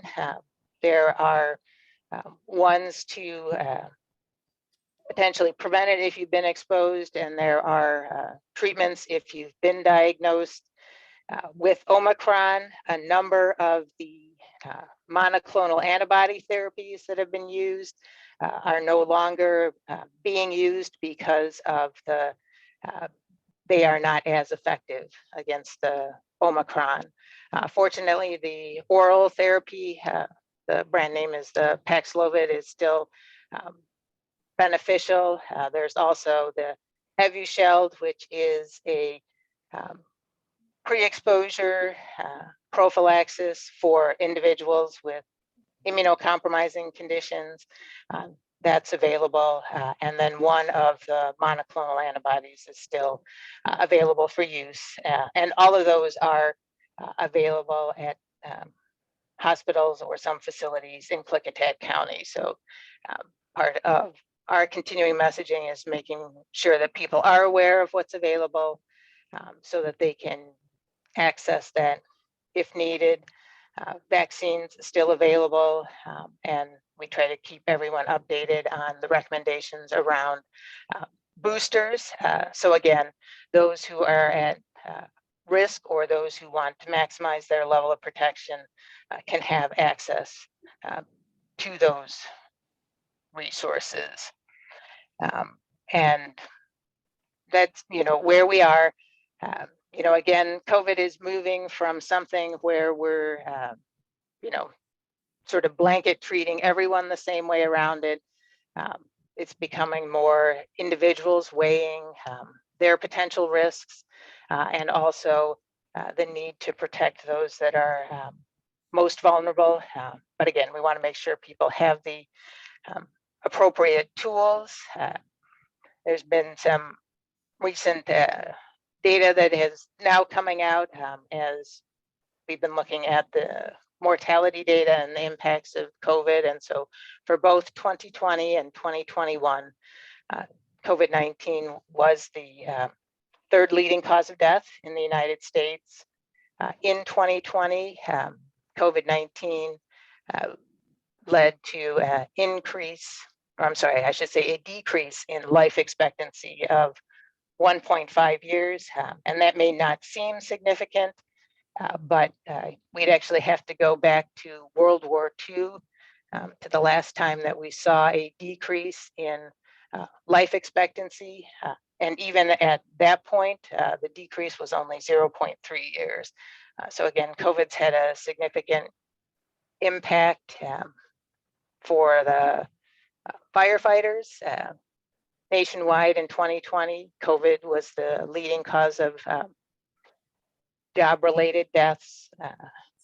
And for the law enforcement, officer down memorial page for both 2020 and 2021, 60 to 65% of the deaths reported by law enforcement as job-related deaths were due to COVID. So it definitely had a significant impact on this country. And so it's important for people to recognize that, again, even as we move to gladly move to a time where we are allowing individuals to make decisions about the risks they do or don't want to take.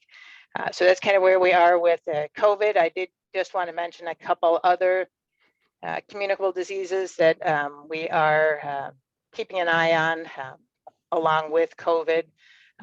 Neither of them have been an issue in Klickitat or in Washington State, but they have been reported nationally. So there's been a case of bird flu, the avian influenza in an individual in Colorado, and that was associated with, there was an outbreak in the Midwest in their some of their poultry farms, and so they had to do quite a bit of culling. So a number of people from around the country actually went there to help with that. So an individual in Colorado who was part of that work was diagnosed with avian influenza. We're keeping an eye on that because the bird flu, the avian influenza, is one of those highly pathogenic viruses, meaning it has the great potential to jump from bird to human, and so does have the potential to create more, cause more disease because, again, humans don't do as well protecting themselves against animal-borne viruses. There has also been an outbreak of hepatitis that's been more associated with children, and there have been some fatalities with that. It does look like it is related to an adenovirus, so not to one of the hepatitis viruses, but to an adenovirus.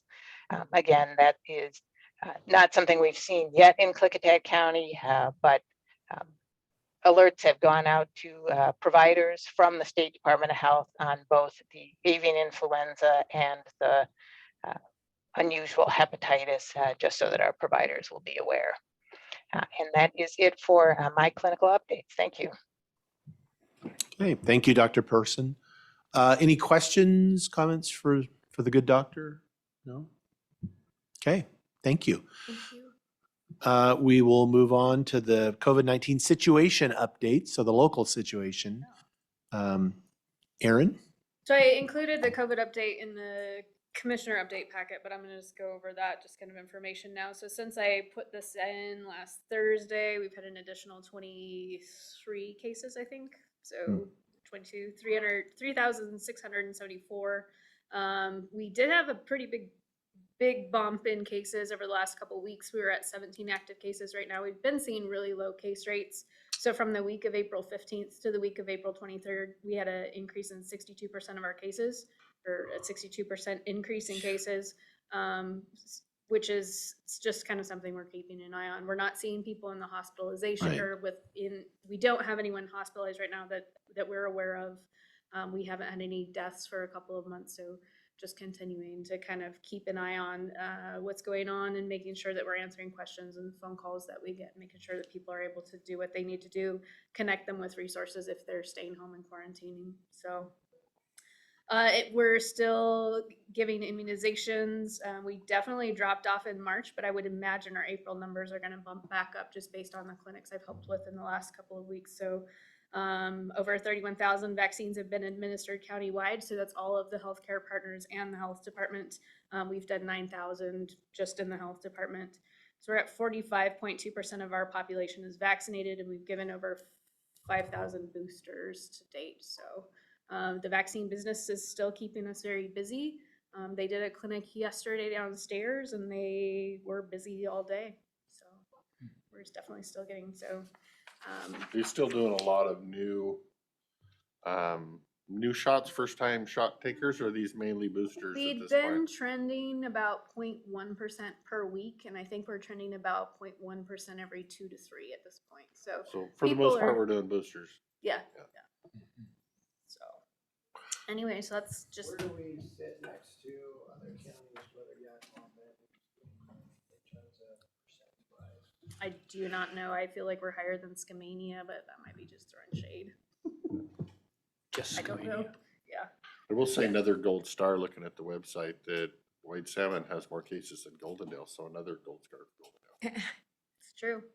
Today. Careful. Yeah, take what you can get. That's Today. right. Yeah, I was gonna say, don't look at the yearly numbers. I'm not- Yeah. I do. It's sort of like the weather. You can look at an individual day or the whole spectrum. But Take it where you that's can right. get it in the A city sunny of- day is still a sunny day. Take it where you can get it in the Are city there of- still testing supplies readily available for We folks? still have tests in the office. We're still giving them out. So if Okay. people call and they need a test kit, if they haven't gotten them at home, they're still able to come get them through us. Okay. So if people are not going to the hospital and we have, this many cases, I mean, it seemed like our numbers dropped off significantly, but it's so much easier to do a home test. And you don't like the stigma, so you don't turn it in. So then where are we seeing all these positives from? Are they primarily- People are still accessing healthcare for testing. So from here on out, we're just going to look at trends, understanding that the numbers are not accurate given the fact that most people are doing them in the home and most people are not going to self-report. So it's primarily people who need a surgery or something that they still require you to do it? Not necessarily. I think people still just don't feel good, and sometimes the symptoms don't match. They'll still go into a provider and then just get tested there. Some people still don't have access to home tests. They've used all their home tests. Some people feel better about the testing in a provider office versus something you got in the mail. And are people self-reporting? And Yep, they so are. and how does that work? We Let's say tell I them have, that we really appreciate that they shared that information with us, but they were not tracking it at this time. okay, and so then But on nothing, the packaging, there's a QR code and they can report it to the state. Like they'll take that information for tracking, but locally we're not tracking that. okay, so you don't do anything with that information? But you do recommend that they call the state if they're interested in it. Yes, yeah, they want to be part of the metrics. Do you think we will, I know this is probably a hard question unless you definitely know the answer.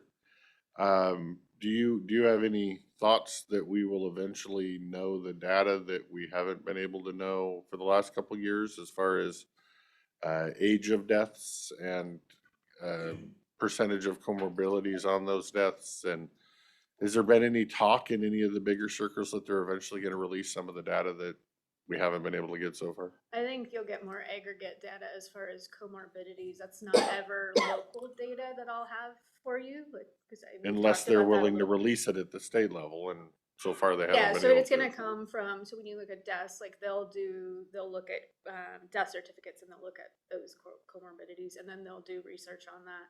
But it will be very desegregated data, so it won't ever say Okay. like Klickitat County, we had 3 people that also had, I don't know, whatever. Diabetes or something. So Yes, yeah. if that, the information might be out there, but we're gonna have to dig for it if we wanted it, is essentially the answer. So, okay, good enough. Okay. Any other questions for Aaron on this topic? And I will again express my gratitude that we have other topics to talk about besides Board of Health for 2 years was just the COVID-19 show. So it's nice. But we were waiting for Board of Health to be boring again. Yeah. We're almost there. We're here. And our ratings show that. So Our ratings show that. Yeah, it does. So, okay, well, I'm going to move us on then to the food code. Aaron? Yes, so there's a resolution in your packet for the adoption of the food code. The last major food code revision was in 2013. It has been the practice of this health department that we adopt the WAC as written without other changes. So this resolution just says that we're adopting food code as written in the WAC. State had it effective March 1st. We're making it effective May 1st. Can you give those of us that maybe are not super familiar with what the food code actually is pertaining to specifically? No, but David Kavanaugh, I see. Is on there. All right, good. That for us. I have a pretty good idea, but I It's just all want to in the be wax sure. right here. So. Yeah. I put the summary of changes, but really, I mean, that's David's, that's his Right. wheelhouse to speak to. Lucky. Good afternoon, everyone. Can everyone hear me? Yes. Yeah, so this WAC is just governing the retail side of food safety. It doesn't govern anything wholesale or state to state markets. So technically every 5 years, the state is supposed to review existing rules and then either make changes and adopt new rules or status quo and go along with it. The last one was adopted in 2013. This new one, like Aaron said, has already been adopted. There's quite a few changes. I would say the top 10 changes right now. The biggest one that will have impact on our retail food licenses is the Certified Food Protection Manager requirement. It's basically, in a nutshell, going to require managers of these establishments to get additional schooling or additional certification to operate their establishment. There is a grace period of 1 year to get this additional training. And then there's a 6-month kind of, I don't know how to say this, kind of like a 6-month warning thing. Like after the 1 year, you can, if you don't have it again, you get another 6 months to get it. So it's kind of, they're giving them plenty of time to get those changes and get that certification. The other big one, which I'm sure you may be aware of, is the dogs in outdoor and some indoor areas. So if you haven't already seen that, there'll be there are some allowances for pet dogs in food establishments now. There's a refilling reusable consumer-owned containers. There's a date marking. There's some bare hand contact rules. There's some requirements for written plans regarding vomiting and diarrheal events. So prior to this rule, there was no actual requirement for establishments to have a written plan to clean those events up or to ensure proper procedures were done to prevent anything and clean those things up. So there's quite a few changes in there, but we could probably talk for hours on all the changes.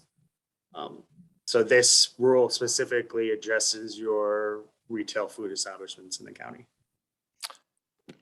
There's some interesting ones on when you can wear jewelry, you don't have to wash fruit twice if it's, it's like God, I feel sorry for the people that have to know all this Mhm. and live under all these whacks every single day. Yeah, and there was one I had noticed, the Asian rice. It's like The noodles. what the Asian rice noodles are different than non-Asian rice. But okay. I had looked through it. I just thought I don't like us.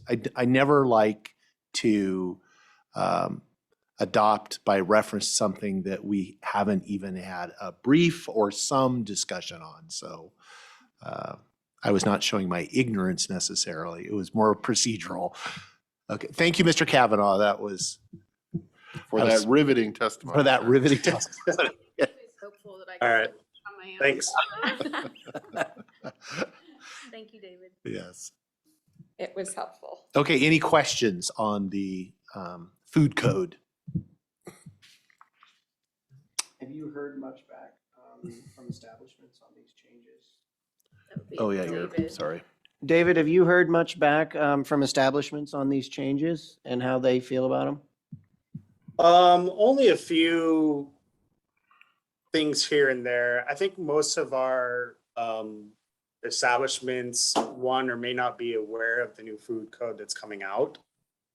We did do some outreach with our,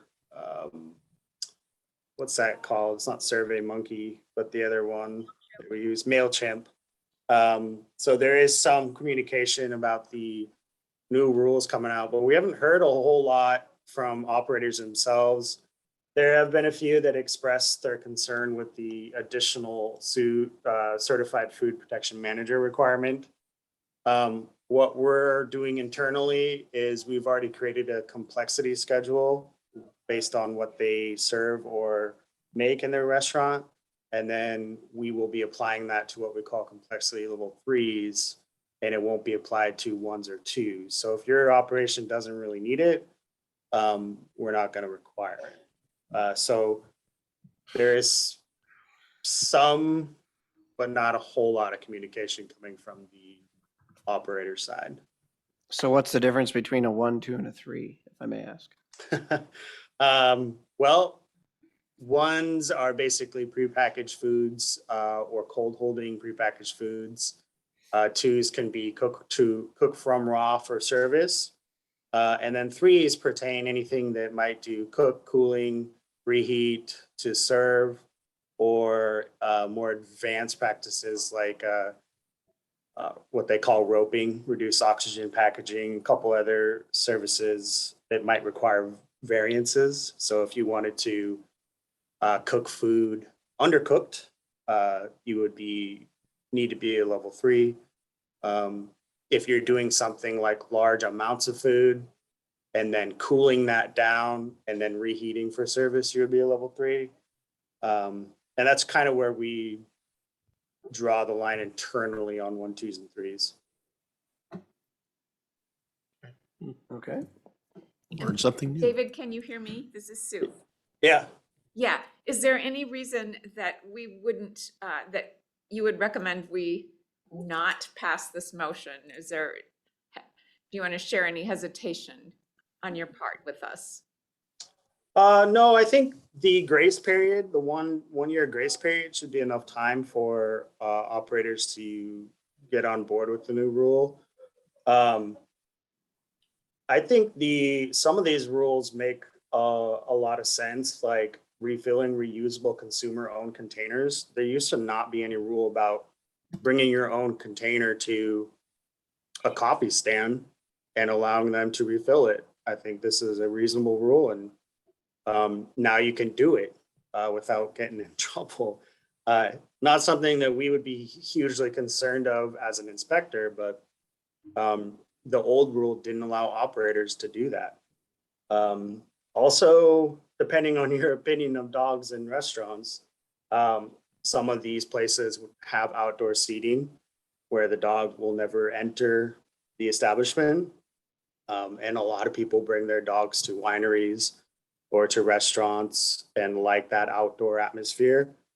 So I think now that there's an exact rule on what is allowed and what not is allowed, then it allows some flexibility for some of those awkward situations where people bring their dog and the manager of the restaurant or the manager of the facility has to deal with that in the past. Now it's allowed outdoors, so there's some nice things about that. There's a section on donated foods to clarify sources on where you could get your food from, and reduce some limitations on some of that rescue food going places. So I think there's a lot of good that comes with that rule, and a lot of things that make sense. So I don't see any reason not to adopt this rule. Because this is also one of the rules that actually had a really good, what they call food safety advisory committee from the industry all across Washington. So there's a lot of input and opinions from not just regulators, but business as well. So I think this is a pretty good rule. Great, thank you. And, and I also like that, the messaging that will come from you will be repackaged.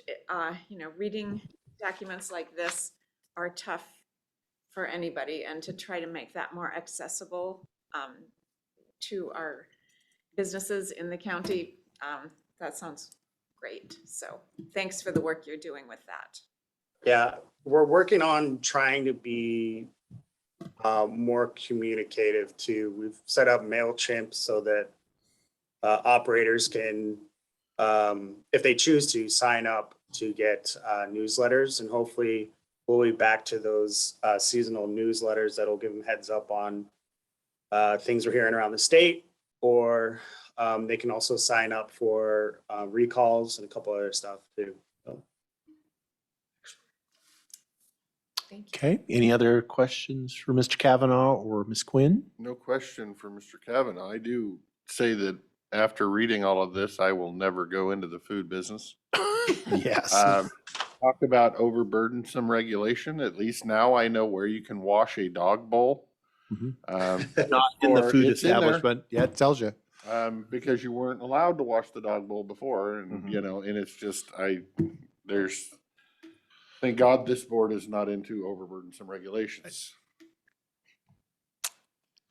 Okay, if there's nothing further, I would look for a motion for adoption, I'm assuming. I so move. Okay. I'll second. Okay, I have a motion and a second in the matter of adopting WAC 246-215, the Washington State Food Code, and incorporating it into Klickitat County Code Chapter 8.08. Any discussion, any further discussion? Hearing none, all those in favor say aye. Aye. Aye. Aye. We got one more. Ms. Pennington, your vote? Aye. Sorry. Motion passes unanimously. Thank you. Oh, sorry, I was confused. I was signing the wrong copy. Go. Okay, motion passes. Okay, we move on now to immunization fee schedule adjustment. Ms. Quinn. Yes, so we administer tetanus, diphtheria, and acellular pertussis vaccine. The cost has not been adjusted for some time. I think we were still charging $30 for that. It is $457 per box of 10. So we're asking to readjust the cost so that it will cover the cost of the vaccine. Additionally, there is an admin fee for any of our vaccines. That's $23. So the final cost is $68. But needing the resolution to reflect that the cost for the vaccine itself is $45. Oh. Okay, I'm seeing in the resolution that we have, though, that we're adjusting the fee to be $45. Yes.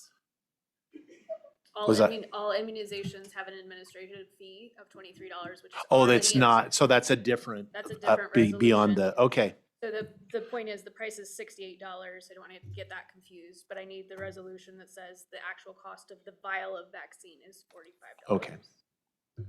Thank you for the clarification. Okay, discussion.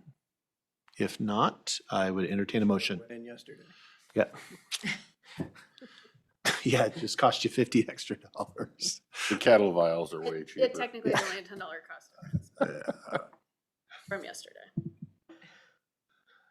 Well, I would entertain a motion then. I would move that we accept the recommendation for the increase in the Tdap immunization shot. Okay. Second to motion. Okay, I have a motion and a second revising the fee schedule. Any further discussion? All those in favor say aye. Aye. Aye. Any opposed? Motion passes. Okay, gotta scroll back up.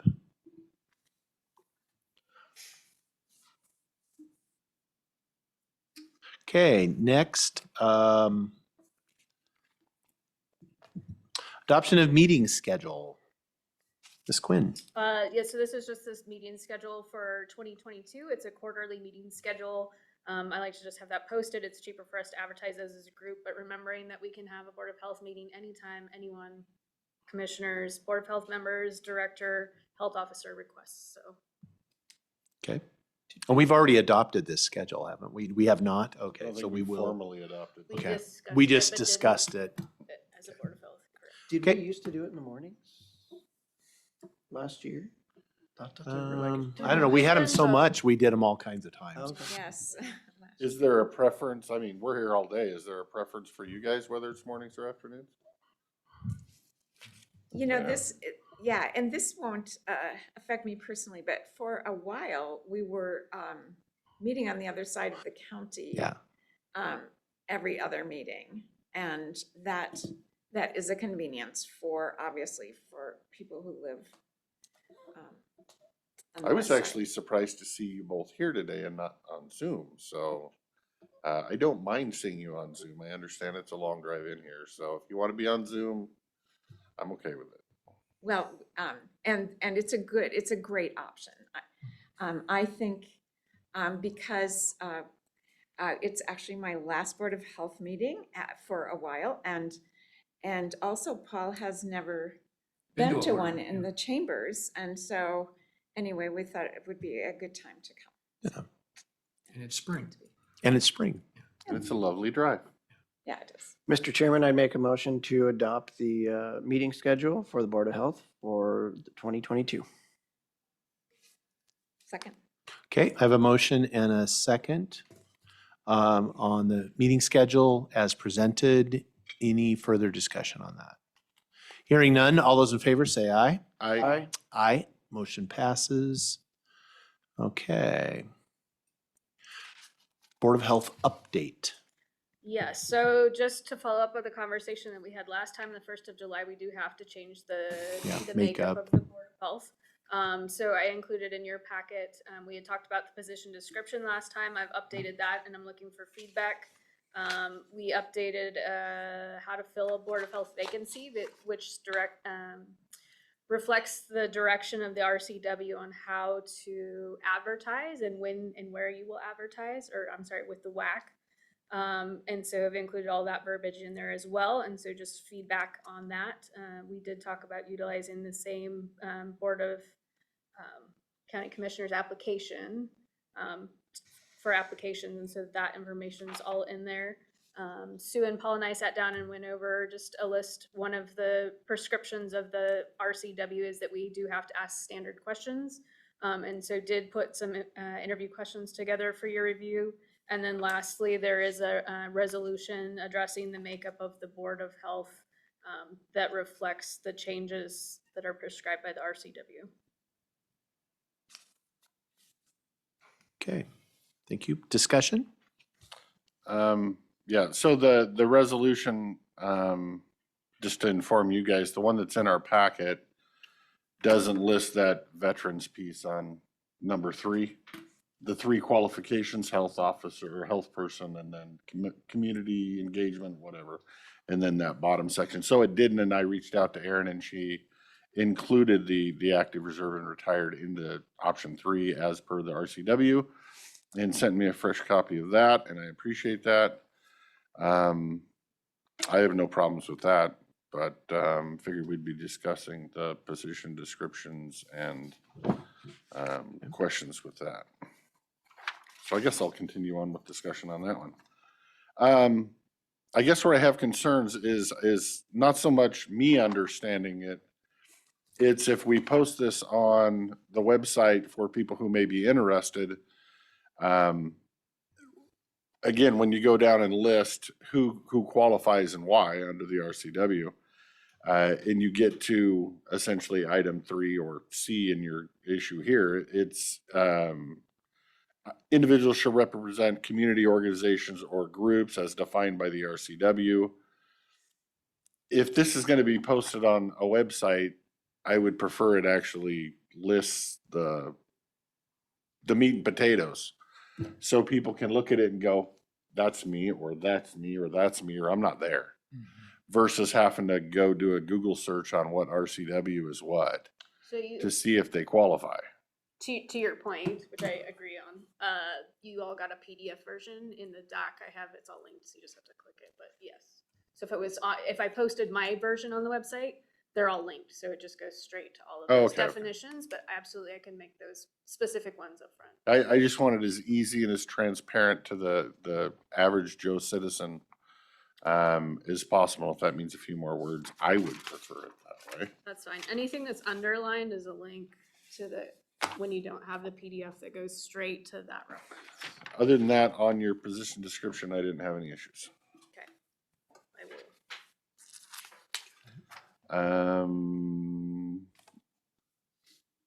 The filling a Board of Health vacancy, I did have a few things that I wanted to bring up for board consideration. It says the Klickitat County Board of Health is accepting applications for citizen members. Since the position is appointed by the Board of Commissioners and not the Board of Health, my recommendation would be to change that to the Board of Commissioners.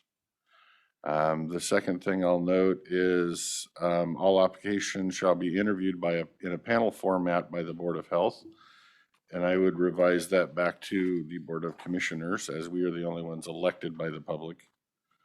Can I on that one, can we review the RCW before we make that? Well, these are my only recommendations to you to look into. Okay, because Okay.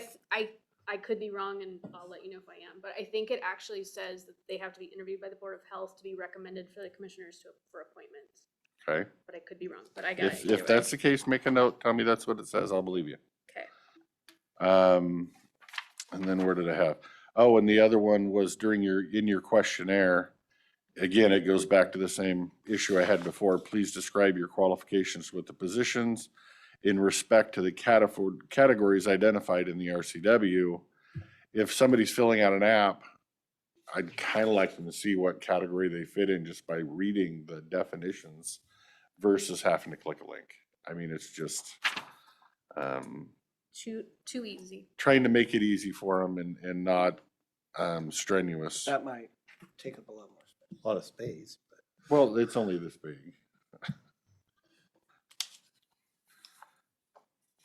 I mean, I guess it's 3 paragraphs and maybe somewhere in the neighborhood And these are of interview questions? 400 So these are words. the questions we'll be asking them when we're interviewing them, and if we're interviewing them, we better know from their application which one they fit. Or we have to pull that aside, and so you're asking them to answer the question. Is my concern, I guess. I would Right, say.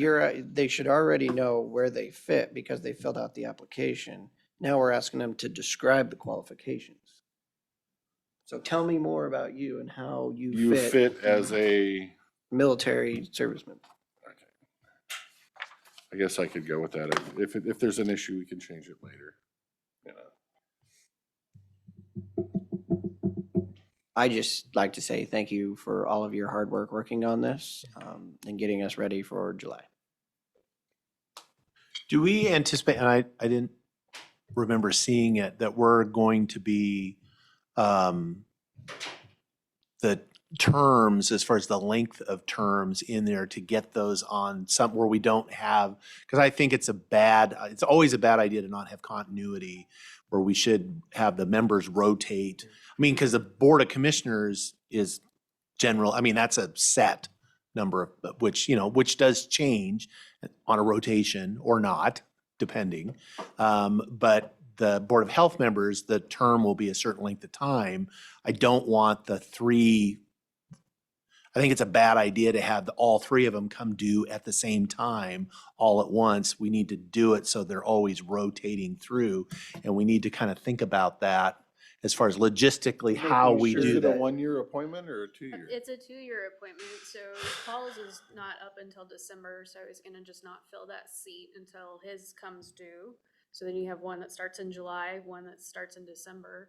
Right. We could potentially look at doing that second position as a 1-year term to kind of. Well, that's what I meant, as far as maybe the initial appointment, we make it not the full 2 year, just to get them some, Well, so you But have are we allowed to do two. that if the RCW says it's a 2-year term? The appointment is local control. Right, right. The no, term and I'm not is- necessarily, I'm just raising that as an I get issue. it. Can we design that? Because we do have the potential for, You'd have two, and then December, two, and then you'd make those two other positions the same. So it'd only be a 2 at a time. And I don't know how Yeah, the. okay. We're gonna have no control over the tribal one, so I suggest we just, That's what I was, yeah, yeah, so but yes. yeah, there's only 5 that we have. Okay. Okay, just looking at that as far as once we do, But the timing of the tribal, we have control. I would I think think that so. even if you had, say, both of our appointed positions due on the same month of the same year, this board is gonna be educated and enlightened enough to not replace them both. Hopefully, in the future, I guess, maybe. But, that way you do have continuity. Hmm. So, I don't know if we're trying to accomplish something that we necessarily don't need to accomplish. Well, I would put the commissioner that goes different with one of the positions, so they're on the same. And then, Cycle, and then the other one and the tribal on the same cycle, so that you could ever only have. right, so 2 there's at a time. 2, 2, and 2 that way. I mean, that's the most potential you would have, because the commissioners, 2 of them, and it's not unusual for commissioners to have more than one term. And so, but you always have that potential that 2 of them could switch out. So that'd be the worst case scenario in that Yeah, so you were cycle. worst case scenario. Yeah. Except No, you as far are- as you would have 2, I'm meaning that you could have 2 new members when you got 2 new commissioners.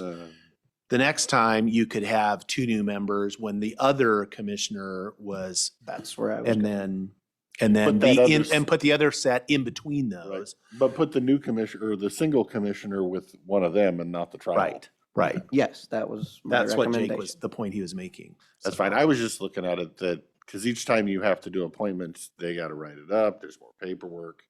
If you 'Cause do the- one in July and one the next year, Right. then you gotta do it twice. Because the commissioner appointments, I'm assuming the board appointments are 2 years. The commissioner appointments are 4 years, the length of their term. So that should work. And again, it's probably much ado about nothing, but I'm always think it interested is. in continuity. Yeah, we don't know Yeah, what we don't know what the next pandemic may look like. But the Exactly. next board of commissioners, if they wanted to change it, could change it. They could totally change it. So that's what I Yeah. said, if this board doesn't see there's gonna be a problem with trying to change out the continuity of the board, let the next board worry about it, because I don't think it's an issue. That's my opinion anyway, but I'm fine with whatever the board decides. Okay, further discussion? I think staggering is a great idea. Reasonable. Okay. Okay, well then are we ready to, are we comfortable enough where we know where we're at on stuff to move forward with this? Because I think we need to take action, because right at this point, we're not scheduled to meet again to adopt before we actually have to make appointments, because we have a vacancy coming. I then would make a motion then.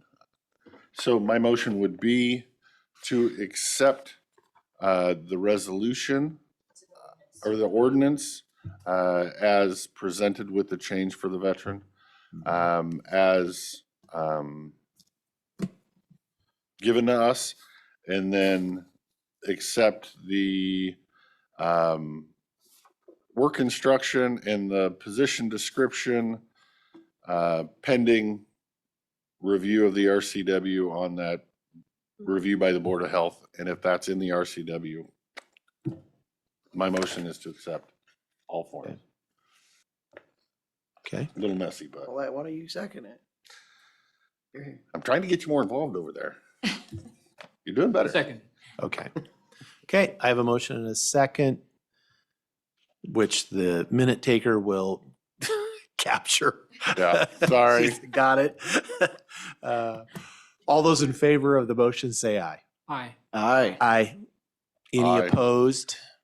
No, I apologize to the minute person for not trying to make that Motion easier. passes. You should have asked me to make that a little easier. Didn't even think about that. So my plan was to start advertising June 1st with the intent that we could figure out a time in June to do interviews. If you're advertising June 1st, is that going to give us enough time to post? Since we want it in the paper for a couple of weeks, get the applications, do interviews, and have them ready to go by July 1st. August 25th Oh, is our thought it next was Board of July Health. 1st. It is, but our next Board of Health meeting's August 25th, so I didn't, unless you want it done by July 1st. no. I felt No, like that but- was in process, but maybe I interpreted that incorrectly. That's fine. No, I think we're good. We're good. As long as we're not in violation of state, I'm fine. No, we I'm just not- adopted it. We're not in violation. Well, we don't have them sitting there on January. think 1st. we're required We're to not have them meeting sitting. until They're not- our next scheduled meeting, so. Okay. Yes, ma'am. We'll have to move forward to give this to the Board of Commissioners to approve the actual ordinance. Yes. Right, right. Okay. Okay. Anything, I gotta scroll back up. Okay, now would be the opportunity if, for public access to the board. So this is public comment. Is there anybody, since there's nobody in the room, is there anybody online that would wish to provide public comment regarding a Board of Health issue to the Board of Health? Raise your hand, unmute yourself, *6. I am not seeing anybody. Okay. Oh, Kidding. You would think Nope. COVID is completely over. okay, we will, anything else for the good of the order? If not, I would entertain a motion to adjourn. I would move that we adjourn the Board of Health meeting. A second? Okay, I have a motion and a second to adjourn the Board of Health meeting. All those in favor? Oh, discussion. Thank you. Since Ms. Sue said this is her last meeting officially, we don't know that for sure. I would just like to thank her for her service before we vote. Yeah. Oh, well, thank you very much. And yeah, I debated to add that thanks to all of you and to everyone in this room, because what you're all doing here is very important, and it's been a privilege to serve for these 5 years. And I've learned a lot, and also made me more aware of county government and really how important it is. So anyway, it's with fondness that I depart. You don't have to depart. You can still volunteer all the time. I will volunteer. Once you get public health in your blood, it's not hard to, stay near, so, And even if you do, there's citizen access to the board, so you can come back and visit. yes. All right, thank you, sir. Yes. Yeah. Okay. Thank you very much. Yes, thank you, Sue. I was remiss. I should have, but I don't really think of you as not actually leaving, so. Because I know you're still going to be Not easy to get engaged, rid of. so, yes. You know that. Yeah. You just Thank you. have a different role necessarily. Funny, we so. think of you the same way. Yeah. All those in favor say aye. Aye. Aye. Motion passes. We are adjourned. Thank you all. Thank you. Thanks. Look at that timing. All right. Does anybody need a minute or anything? No, I'm good unless somebody else wants it. Yeah, I'm gonna go grab my water. You want to recess? Oh, it's fine.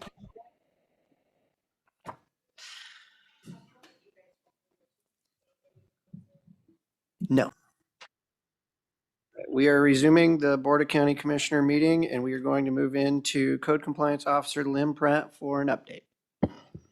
Okay, so this, my understanding is that you wanted me to come and speak about the North Lake issue overall, and I can go into my comments with that. So 2021, there were 5 complaints received regarding a wrecking yard being operated in the North Lake area of Klickitat County, solid waste and potential toxic waste. In November of 2021, I went to the location, and as I drove the area, I noticed that 3 adjacent properties that all had Hulk junk vehicles in plain view of the road. After receiving more complaints from the previous complainants, I went back to the area and counted 6 properties total that would qualify as public nuisances. A search showed that the owner, which is the focus of the complaints, did have a business license and a website for selling vehicle parts. The certified letter was mailed to the property owner, explained the zoning violation of Title 19.18, General Rule of Zoning, and mentioning the WAC and the WAC 308-63-070 records license procedures and requirements to let him know, that what he needed for a records license. The property owner contacted me and stated that he was being singled out because he was a new property owner in the area and wanted to know why the other property owners who had Hulk vehicles and junk, noting some with garbage piles, were not being contacted by the county. I explained to him I was only investigating the wrecking yard operation and not doing selective enforcement.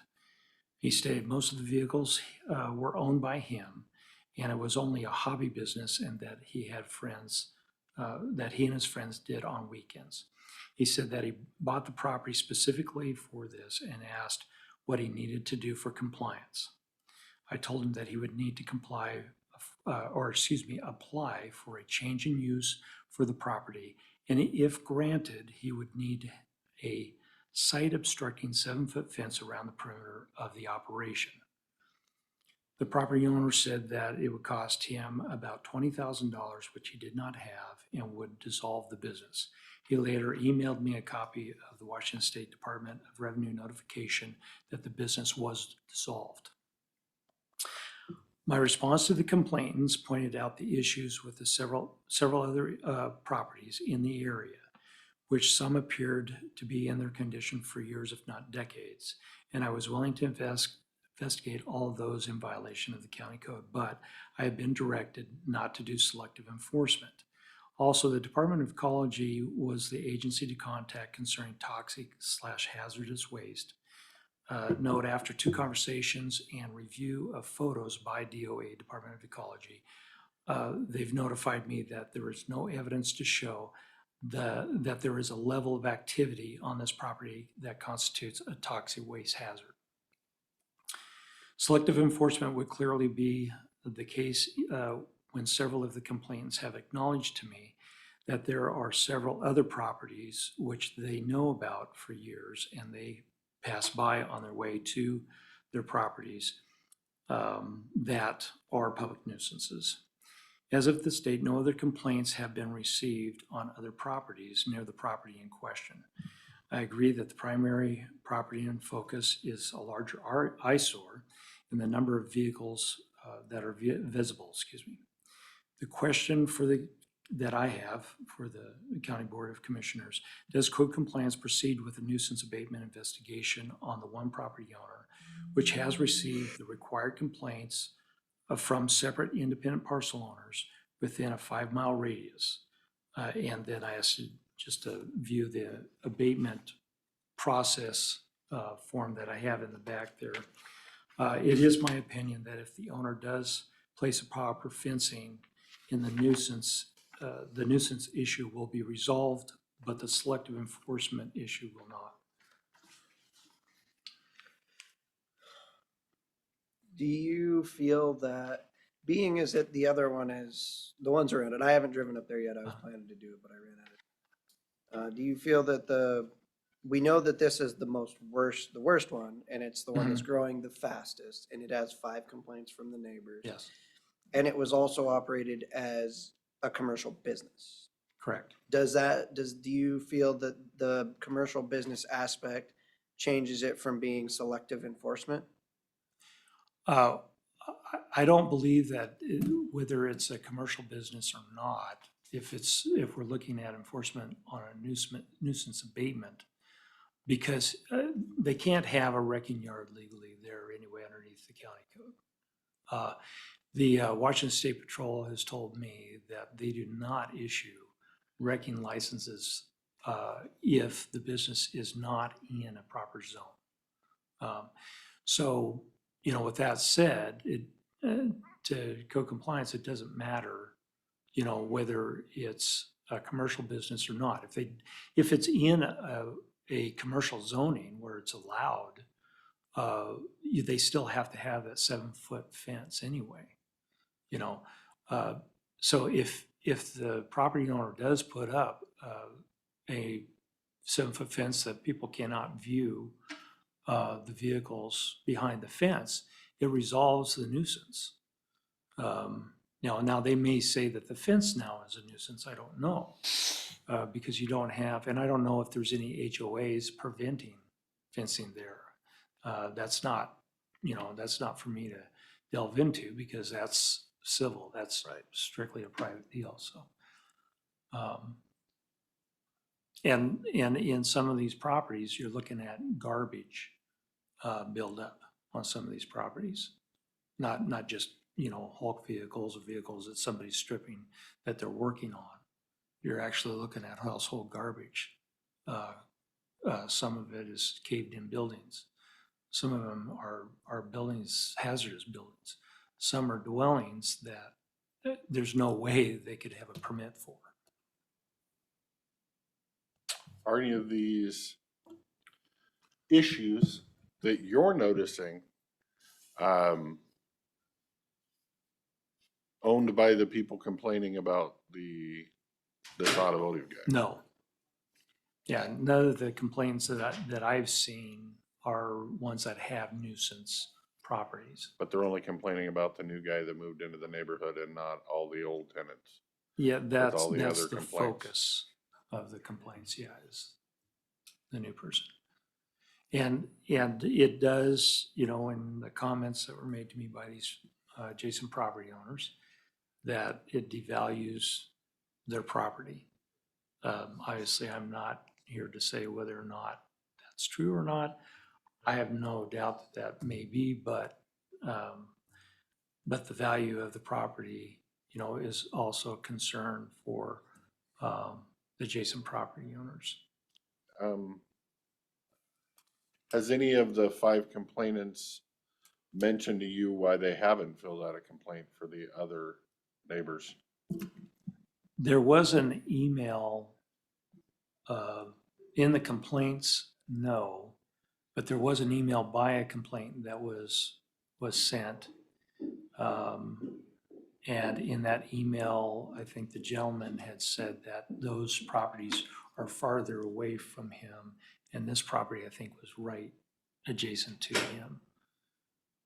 So the other properties, and I believe in the email, if I remember correctly, that he acknowledged these other properties that he does go by, but this one was right there. This one's closer to that person. Yeah, What's but that? it is also the larger eyesore.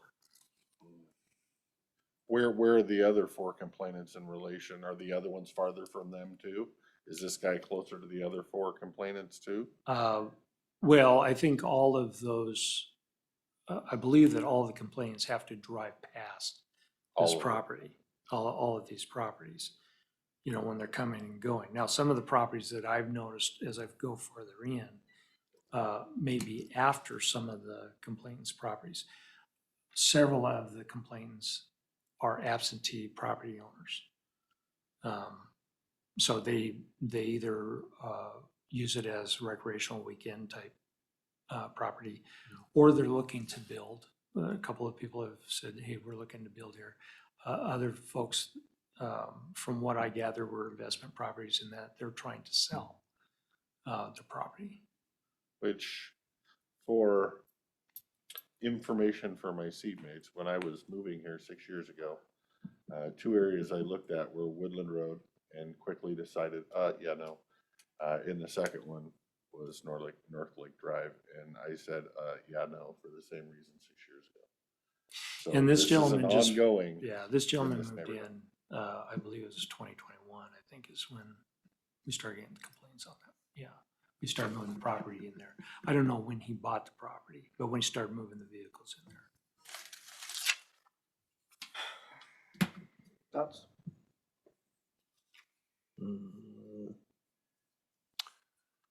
It's always a mess. Mm-hmm. I mean, the hardliner in me is, we have five, we apply the standard. We have complaints. We have we did the investigation and it appears that it, qualifies. There was And no that- question there. Yeah, there's no question there. I haven't been out to look. That's why I was, But I haven't. I wanted and I'm to, going to. yeah, I want to see it myself just to kind of see. How many cars are there?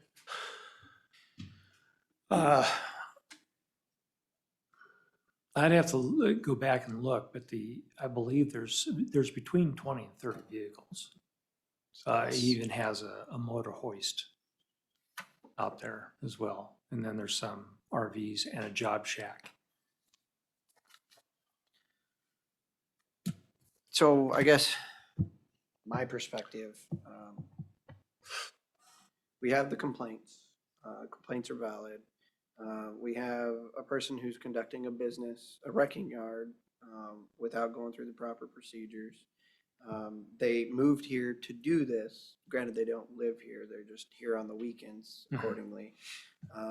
And didn't check with the county, didn't ask anything.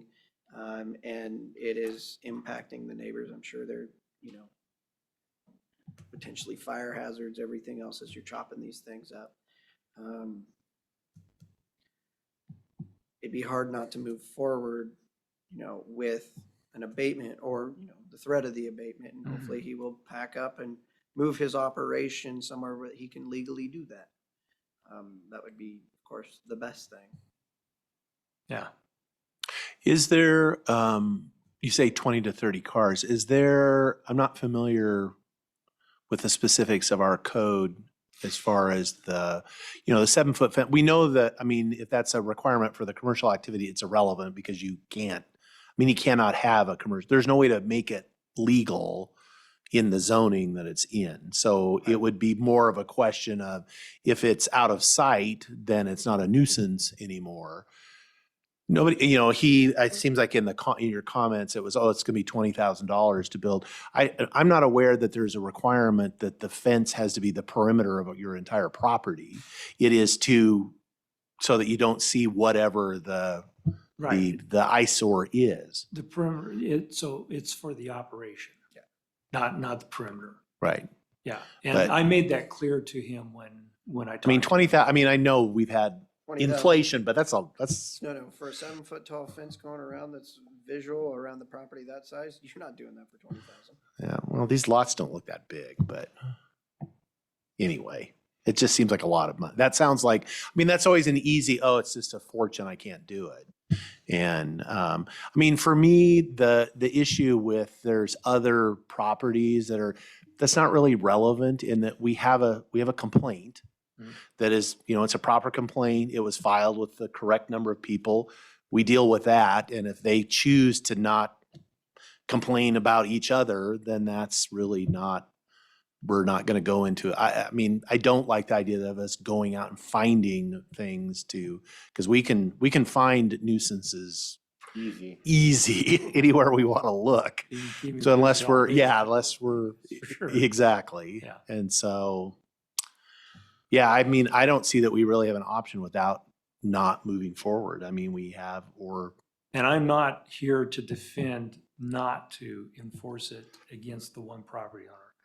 I'm just here to make sure that I have clarification that when I was told, when I first got on board, is not to do selective enforcement. If I misunderstood what the board had said on that, I apologize, but my understanding selective enforcement was just what you're saying, where property owner is, ganging up when that property owner has the same issue going on. Right. Now, these property owners don't. Right. They don't. And this is the biggest eyesore. And it qualifies as a public nuisance. Right. There's no question. Yeah, my take on it, I guess, is selective enforcement goes two ways. I feel sorry for this guy who's may or may not be being ganged up on his neighbors. in something that qualifies for selective enforcement. But in the same regard, if we made some kind of variance that, okay, well, because of that, here's a waiver, you don't have to abide by the rules we're forcing everybody else to, that's selective enforcement, even more so. That then you get into what's somebody's last name and, for selective enforcement. So Well, I have I different term. hate the idea of them potentially going after somebody who's new. But I don't see a way to not and still live under our code in a fair and just way. And I would also say that the fear here is that if you're saying you're not going to enforce something because of the surrounding areas have the same problem, what happens is you will just continually make it worse and worse and worse. And it will be a toilet bowl to the bottom, because if there is no enforcement at all, and you can't enforce it because the neighbor, unless you look at it all as one, but you don't get any nuisance complaints against the others, then now you've got a problem. I mean, I think this one's pretty obvious that the guy was running an operation and the neighbors had to hear it, That's look probably at what it, triggered and see it, it, right. and that triggered it. And probably the speed at which, being a farmer, you're always accumulating something, and it might take you 40 years to accumulate everything you accumulate. But when you, in a year, all of a sudden have 25 vehicles, it looks more like a dumping ground than it does anything else. Yeah. And Well, that it might be what looks scares like them. a toilet bowl there. Yeah. In that whole area. Yeah, the whole, yeah. Right. So. But it's the do we difference have if it's your something- toilet bowl. Do we have something in our code that says you can only have X number of cars on your Yeah. property? 3, unless it's in residential, and I believe it's 1. That's it. So pretty much one half the whole county vehicle. is in violation of that one. Yeah, so I'm 3 in non. violation They're of that one. unlicensed, not operating. Oh, unlicensed and non-operating. Yeah, right. and these are licensed, they're just not operating.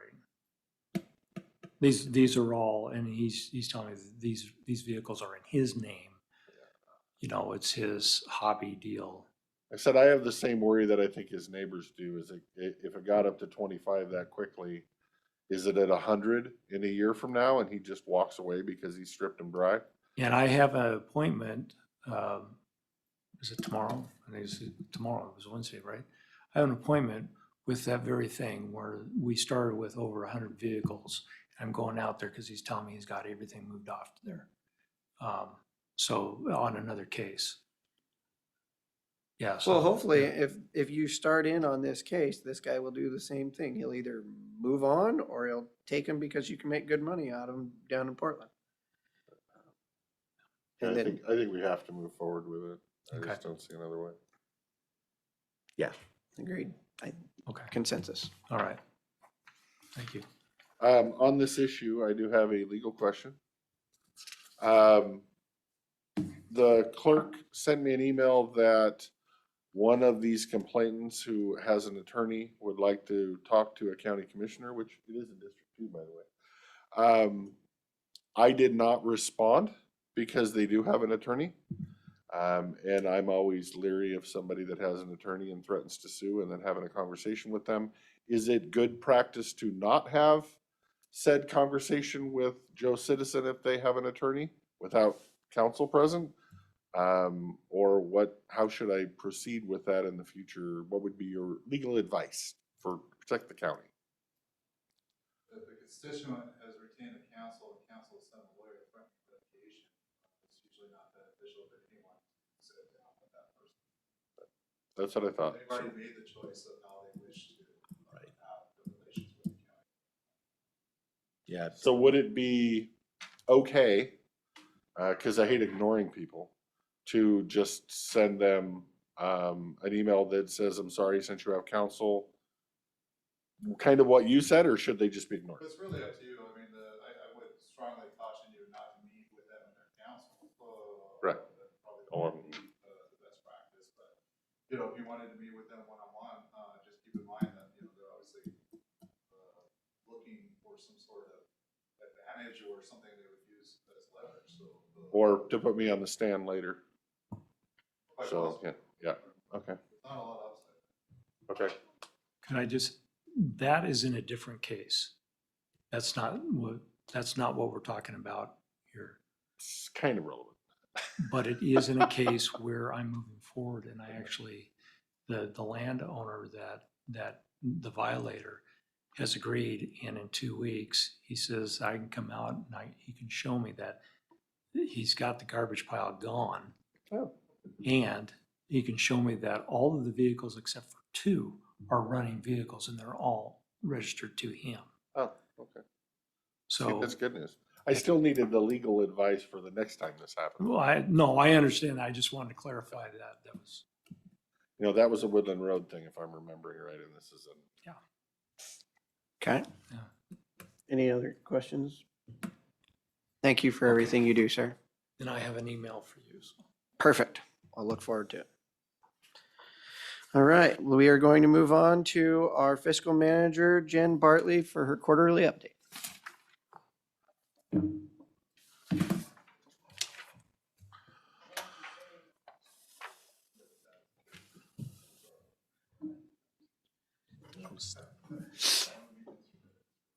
Really quick update. There is not a lot with first quarter to share.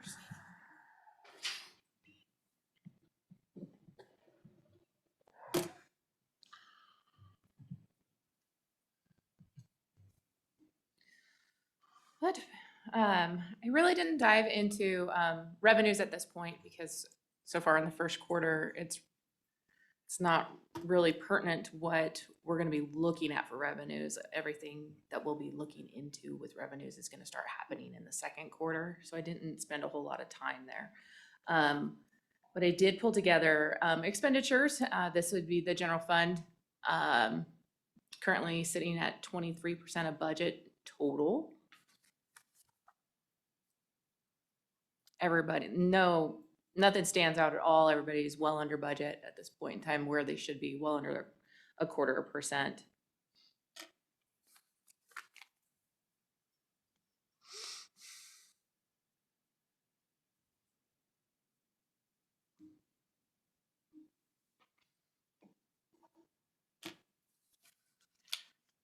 You guys see anything on there that you want me to drill into? Let me know. No.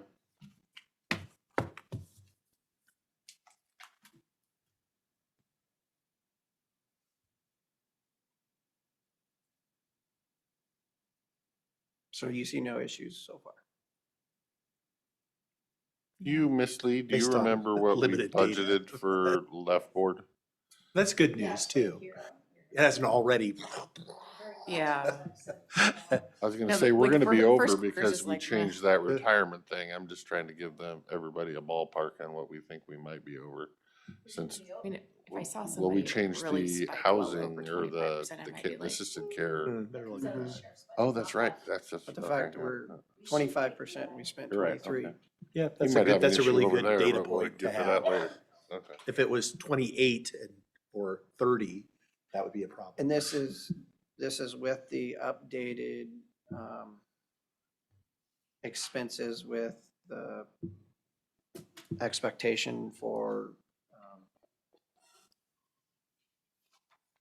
the supplemental. of the supplementals are cost. not in there. So technically, when you think about it, we're actually probably we're under 23% if you aren't considering the 4% wage increase. This would be all funds together. So 15%. That includes the general fund plus all the special revenue funds. But also remember, we budgeted 1.4 million to make our insurance payment in October, and it won't be, it'll be half that, so there's a little slush there. Hopefully, right? Hopefully. Remember, I never gave you a number. Right, as I said, It was that's why I didn't say, about, I said a yeah. little slush. Yeah. As long Yeah, I as we, mean, but like the 15%, when road is included in that, when we're doing a large road That's project, nothing. that just can skew everything. It to can. the- Everything. into Yeah, the- can. that's meaningless. Yeah. It really is. Yeah. And like I said, it's tough with first quarter. It's 3 months worth of data. But as long as we're under that 25% mark, it's kind of good. Some departments like public health get all their money up front, or a lot of their money. But it was expenditures. We're only looking at expenditures, not revenue. So, Yeah. so I don't care when they get it. They've only spent about a quarter of what they're supposed to. I did, and this doesn't look pretty by any means, but I did grab some information on what we've received first quarter wise on the top revenues that we'll be tracking over the year. So that's where we're sitting right now.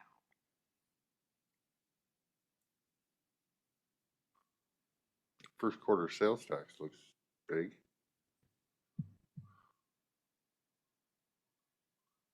Uh, 500.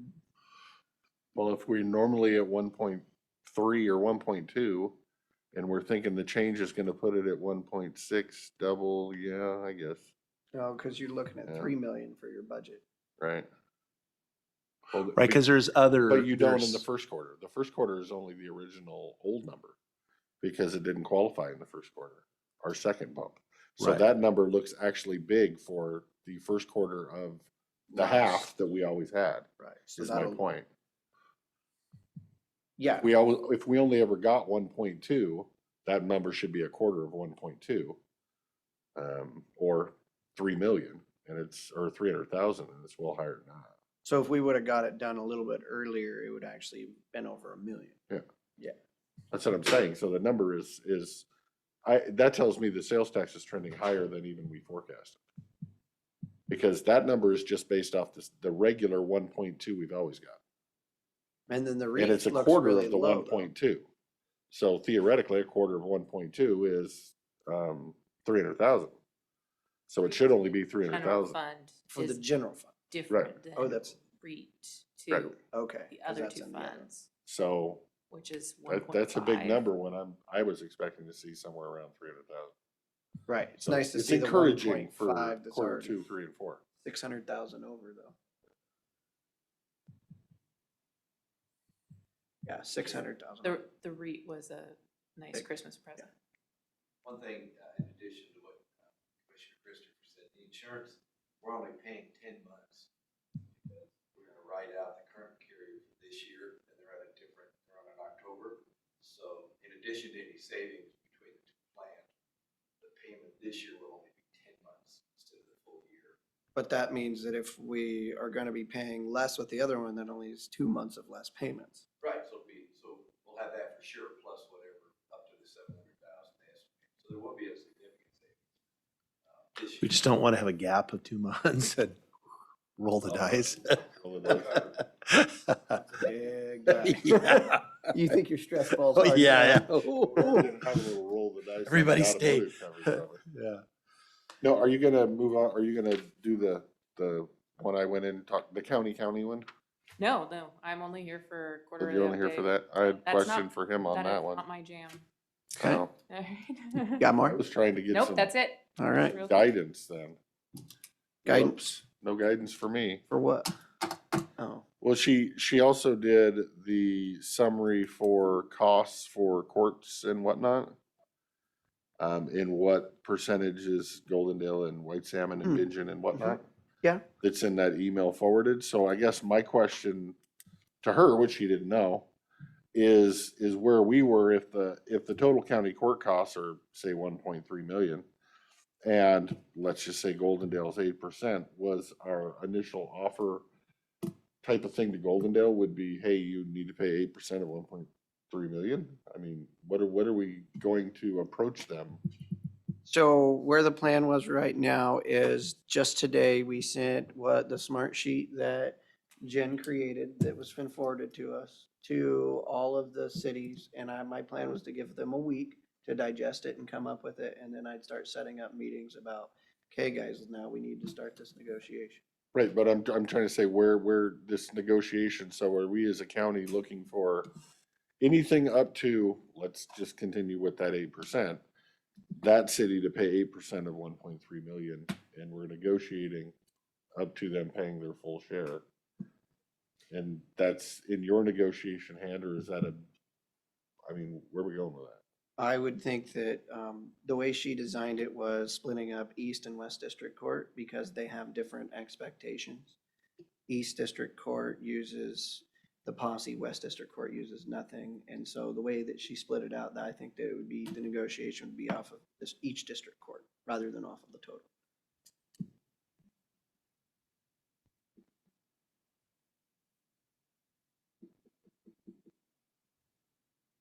And I assume we're, our goal is, we're negotiating up to, Well, we're not gonna get more than. no, we're never going to get more than, but it's like we want to get as close, whatever we can up to, they're fully covering their costs.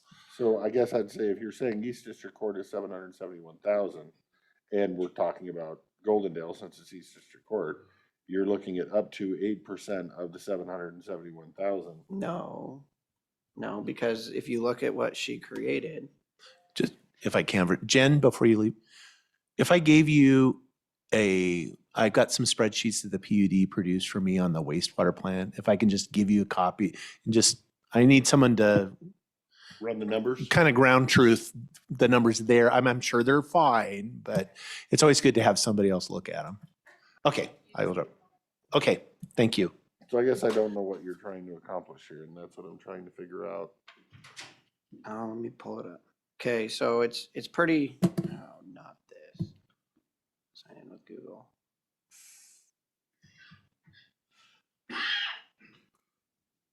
So you see how this thing comes, and then you look at East District Court, right?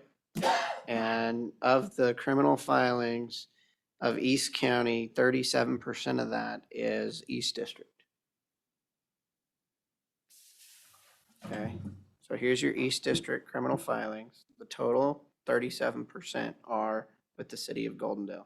So you come down here and you look at the East District Court expense of $717,000 plus $12,000. That's your total cost of East District Court. If you figure 37% of that is out of the city of Goldendale, that would be That would be what what we'd be trying to get to. Got it. which Whether it's tomorrow feasible. or Well, that's feasible. why I was sitting here at this 8%. 8%, no, No, I'm looking at what Jen created here. Okay. That's what got sent on the smart sheet. And then that's where we can start from there for having meetings. Got it. That sound good to you guys? Yep. Okay.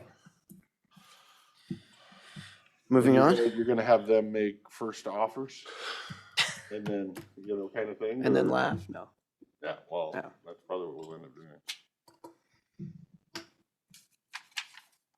No, what I told them to do a while ago is look and say, we're not required to cover this. This is how much this is costing us.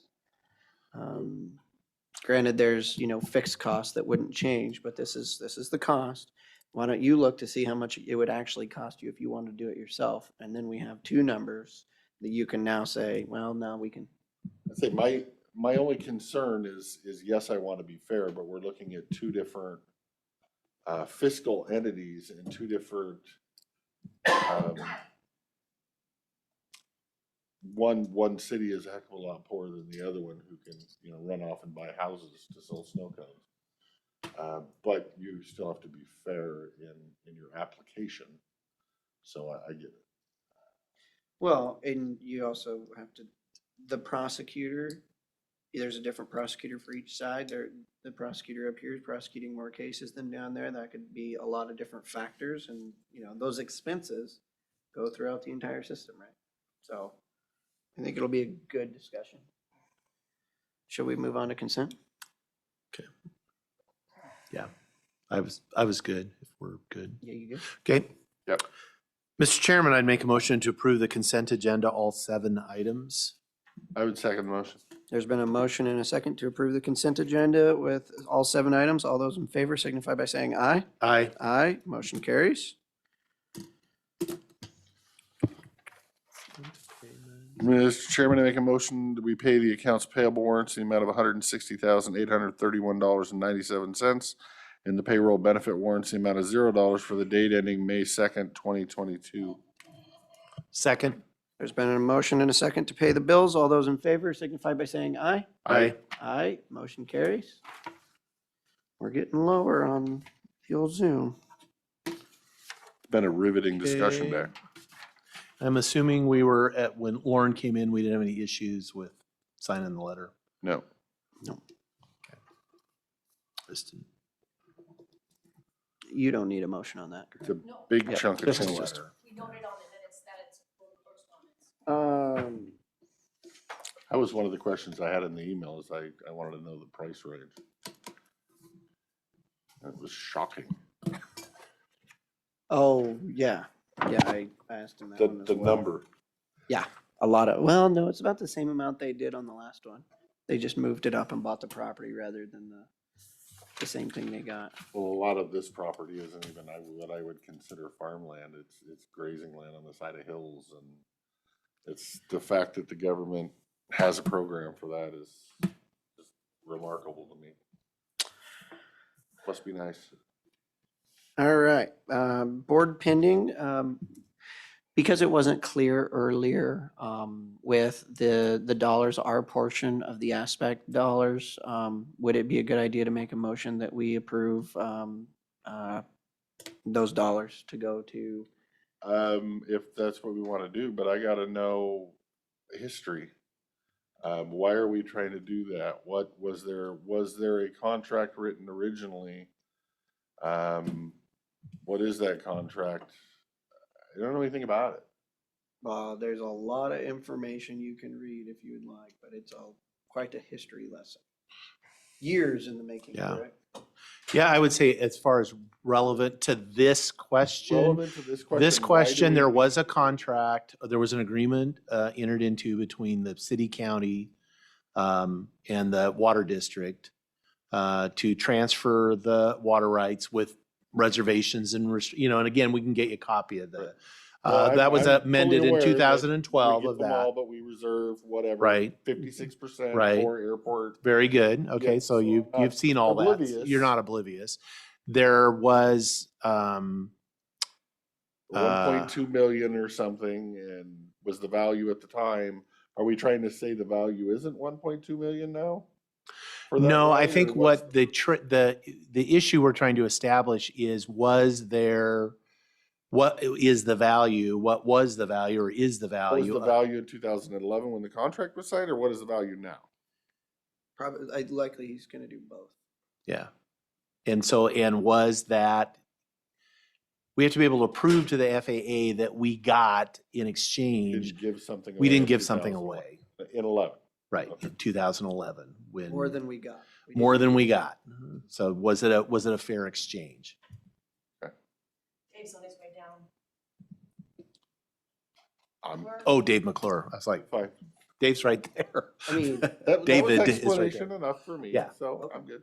So, I mean, I was just asking if we weren't clear that, it was consensus that we could, if Dave had the money, McClure. Well, I know we asked, did he have the money in his thing, or I thought we did, but I don't know that we ever. and they estimated Told him the to spend cost it, kind for of thing. Aspect to do it. 75. That's what I said. It was like, that's what I thought. So hopefully under 5,000. Under 5,000. It wasn't a huge. We just wanted to budget. make sure that the money that you said is there for at Dan Haller at the Aspect to do Yes. Our half. our half. Yes. Okay, and we need to make a motion to allow you to pay that. Or at least, I Okay, don't know that he needs a physical motion, but as long as we all give consent on it, I'm fine. I just don't think we get consent, because I wouldn't have done it without having this conversation. So stick to the legalities. Unless you want a motion for it, I don't. I have a contract with Aspect, but this is not within the scope of work for Right. that contract. So you'd have to expand the scope Right. or add this as another task. Or if you have a contract with the airport or the city that I could provide, say, Leah, a charge number for it, that would work. I just don't have a way to get the money to them without some kind of a Right. contract between either us and Aspect or us and the city. City, You know, right. or the airport or whomever actually has the contract with Aspect. guess I would another assume question the I would airport have is why doing the doesn't- contract? Or is it? So the contract is through the city, Okay. and we do send money to the city every year, so we have Right. something there that we send the dollars to the city for the Right. managers. But we would need an amendment. It's a set amount on it. So we would have to amend that to, that we're Does- paying up to. Does the whatever it is. airport not have a budget where they have a fund balance that they can come up with $5,000 so you don't have to jump through all these hoops every time you try to do something? The airport's fiscal manager is the city. But they don't have a budget with a fund balance that they can take it out of their own budget because of money we put in and the city puts in, gives them a fund balance kind of a scenario. That's not how they operate. the Potentially, budget. I mean, they could, like they do, they have like, professional services line item they Right. have. And it's not, but typically It's that's all allocated and this is like a special project. And generally you go back to, because if we did not want, because the airport doesn't really have any authority to spend outside of that without coming back to the us, and we have to both agree. And so we typically, when this is like a project, then we discuss it and say, is this something we want to do? And if we have to both say it's okay. I mean, the city can do whatever they want as long as they paid 100% of it. They could do it, but They're gonna do anyway, but it would be nice if we pay our half. well, we don't have to pay our half if we don't want to. Although, Yeah, that sounds fun. I want to be Yeah. there. no, and I'm not there's some question. I mean, it's, Yeah, no, I'm fine with the answers I was given. I'm fine. Yes, So do you need Manpower a, and aspect, those are folks that I would ask, top of mind to ask for price estimate on something like this. However, you're going to use the work, if you're going to use the work product to show the FAA the value of the water, there may be some requirements in terms of how that appraisal is done. It might require special qualifications that I don't know if Aspect or Dan has. So you might follow up and see what's the work product got to look like in order to serve your purpose. Absolutely. And then the other side of this is the city also authorized the expenditure of up to $30,000 on special legal counsel to, once this valuation comes back, to then work with the FAA and this legal counsel to work with the FAA to ensure that we can get to the other side of this so that we can transfer the water. So I understand I'm not. part of You're it. not part of that. I'm looking past you because we can't authorize that without Prosecutor Cannell's authorization for us to pay our share of what the city, I mean, it gets convoluted because we can't hire anyone. The city just decided to, unilaterally authorize up to $30,000 for this. If they come back asking for our portion of that, we can't give it without Prosecutor Cannell's blessing. I'd say cross that bridge when we get there. Let him ask. And then we're gonna have to ask and he'll have some time to think about it. Can easily tell us no. All right, I That's don't my mind opinion. being between the rock and the hard place. It's your choice. I'm only one vote on it. If you wanna go the other way, we can. Well, no. there is actually, no it's- other way. oh, It's It's the Prosecutor time, as Cannell. far as just a timing issue, as far as the, do we ask now or do we, yeah, I think So I would thought all support, I these would wait. Discussions were gonna be for when we had the workshoppy thing. If all this gets hammered out, there's really no reason to have the workshoppy thing. Which is less information I get later, so. We'll still have the workshopping thing, no matter what, I think. There's a lot, as you heard earlier, there's a lot of growth in Dallasport, and we all need to be on the same page. The potential. I mean, I heard one today that, I thought was 20 years off, and it sounds like it's a lot sooner in one development, so. Well, I'll believe it when I see Dirt movie. As always. I've heard some things. I've booked time on a golf course for a long, Rob and I we got a date. I have a date for a beer in the clubhouse with somebody that's dead now, so. So are you saying you want to get a prosecutor's opinion on whether we would pay for half of that now? Or do I you would- say you'd rather wait? I would rather wait. I would rather not put the prosecutor on the spot right now. Let him have a chance to think about this as far as the details of it. And I'm kind of curious. I mean, the city unilaterally did it. The work's going to get done, and the finance piece of it, I guess, we can Got a work bigger out in the wallet than we future. do. Well, Yeah, really, they got all that Google money. Yeah, So Google money. They got 5 million in our money too. We got a significant amount of. Yeah. That's what people say about us, but you know. it's, yeah. If they're interested, they could draft a request to our prosecutor. Well, I don't, you mean, honestly, I don't think that, you know, they're in a different state with completely different rules. They don't understand the fact that we Yeah, can't we can't authorize just it do without anything. going through the prosecutor, so. And I don't want to get messy, so I'd rather wait on it. Well, I can tell you, if we ask later and he says no, it could get messy that way too, so. I'll deal with the repercussions, whatever it is. Has the city of the Dalles formally requested us to pay half? Or they just asked if we would? Well, I let the city know that we can't authorize the payment for professional services for the attorney without the prosecutors. Well, a question I would have is and I would look to the prosecutor. Attorneys generally, they can't represent more than one party. And the airport isn't an entity. It's the city and the county. And so is there special counsel, outside counsel, whatever, is actually working for the city of the Dalles? So, I mean, they can't really look after, I mean, they, you know, theoretically there shouldn't be, we should all be on the same page, but, and it's like, we're all on the same team, but. That's messy, like I said. I mean, I don't know, you can't, is there anything they can do where the city as the client says, yeah, I'm okay with my partner, the county, being, you know, co-represented? I mean, typically your attorney is your attorney, nobody else's. That's what I'm saying. That's where this gets real messy for me. This is very messy in many ways.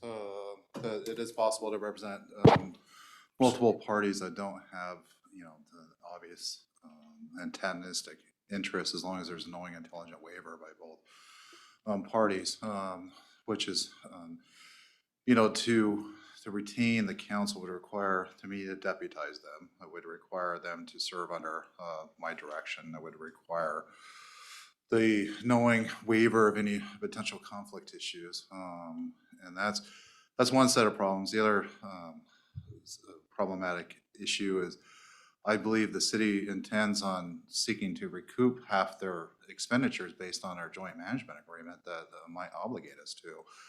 And the county, you cannot expend funds on council without approval. So there's multiple levels of problems here, especially when I, you know, have yet to understand or in any way be convinced that the need for retention of Westside Council when we have made no attempt to transfer at this point. It seems that you hire litigators, you hire consultants when you're trying to reverse an adverse decision, or there's something like that. If we apply and we're denied, we can apply again, correct? Or am I missing something there? I don't know. I mean, my best situation would be is if you and the attorney for the city of the Dalles speak and figure out, you know, is this council the right direction to go?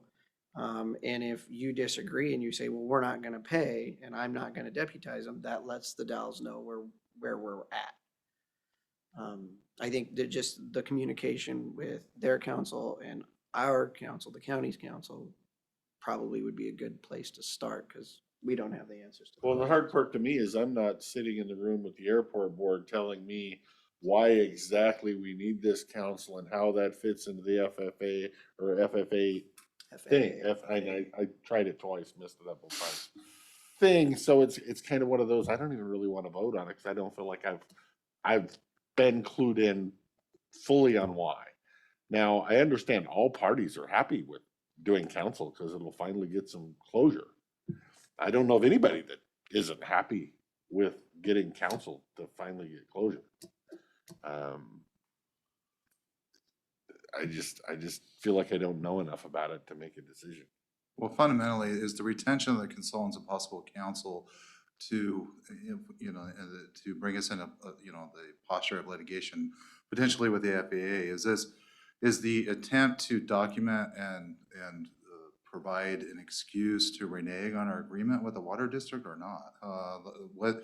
Why are we taking so long to try to proceed to live up to our obligation pursuant to the 2011 contract? That's what I'm not really understanding. That's where I'm at too. I don't think there's any, at least to my knowledge, any desire to, I mean, we signed an agreement. I have every expectation to perform under that agreement. It has been communicated to us that we have tried. I haven't personally tried. I haven't seen documents that we've tried to actually do the transfer as far as the water rights transfer. I'm a little fuzzy on what we've actually done. This goes back 10 years where I don't know that we filed with the Department of Ecology to initiate the transfer. And, but we do know that we can't do anything without the FAA. We have to have something in writing saying that it's okay for us to do this. Do you even apply for the transfer? I mean, See, as I said, well, yeah, I believe so. I don't think we can do anything because that's we're transferring we cannot transfer any assets of the airport without the FAA's expressed permission because it's an FAA supported facility, even though we all acknowledge that the water system, the water right, all that stuff, the FAA has not spent one dime in it, but it's an asset of the airport. And so when we accept their money for improvements at the FAA, that's the deal. And they have to say it's okay in writing. And they've said it's okay. They've said it's okay multiple times, but not in writing. And so I think there's been reluctance to actually pull the trigger. I don't know and I would actually look to Mr. McClure as far as like a water rights transfer. What is the formal process of transferring the water right? They'd have the option of going to the Water Conservancy Board for that. You're changing the place of use. And I'm not sure that, are you just transferring the water right or are you providing them access to the well? So we need to. My understanding is in the agreement, it states access. I mean, it is, in fact, that is in the agreement where some instruments need to be created to allow, easements and whatnot for them to be able to access the physical well. Their plan and so originally that was the plan. They meaning the water district in the intervening years looked at at that point, I think they've changed again, but it was that they didn't feel they had to physically go to the well.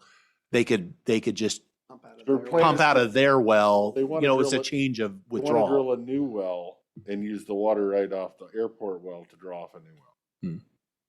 That's a new one. I haven't heard that one. Yeah. So, but I think they've gone back and forth. But I think in all of it, in the agreement, it says that it's the physical. Like we have to grant them whatever they need to be able to have access and easement for the transmission lines because there isn't. Because that's something that had to get cleaned up. There's not easements.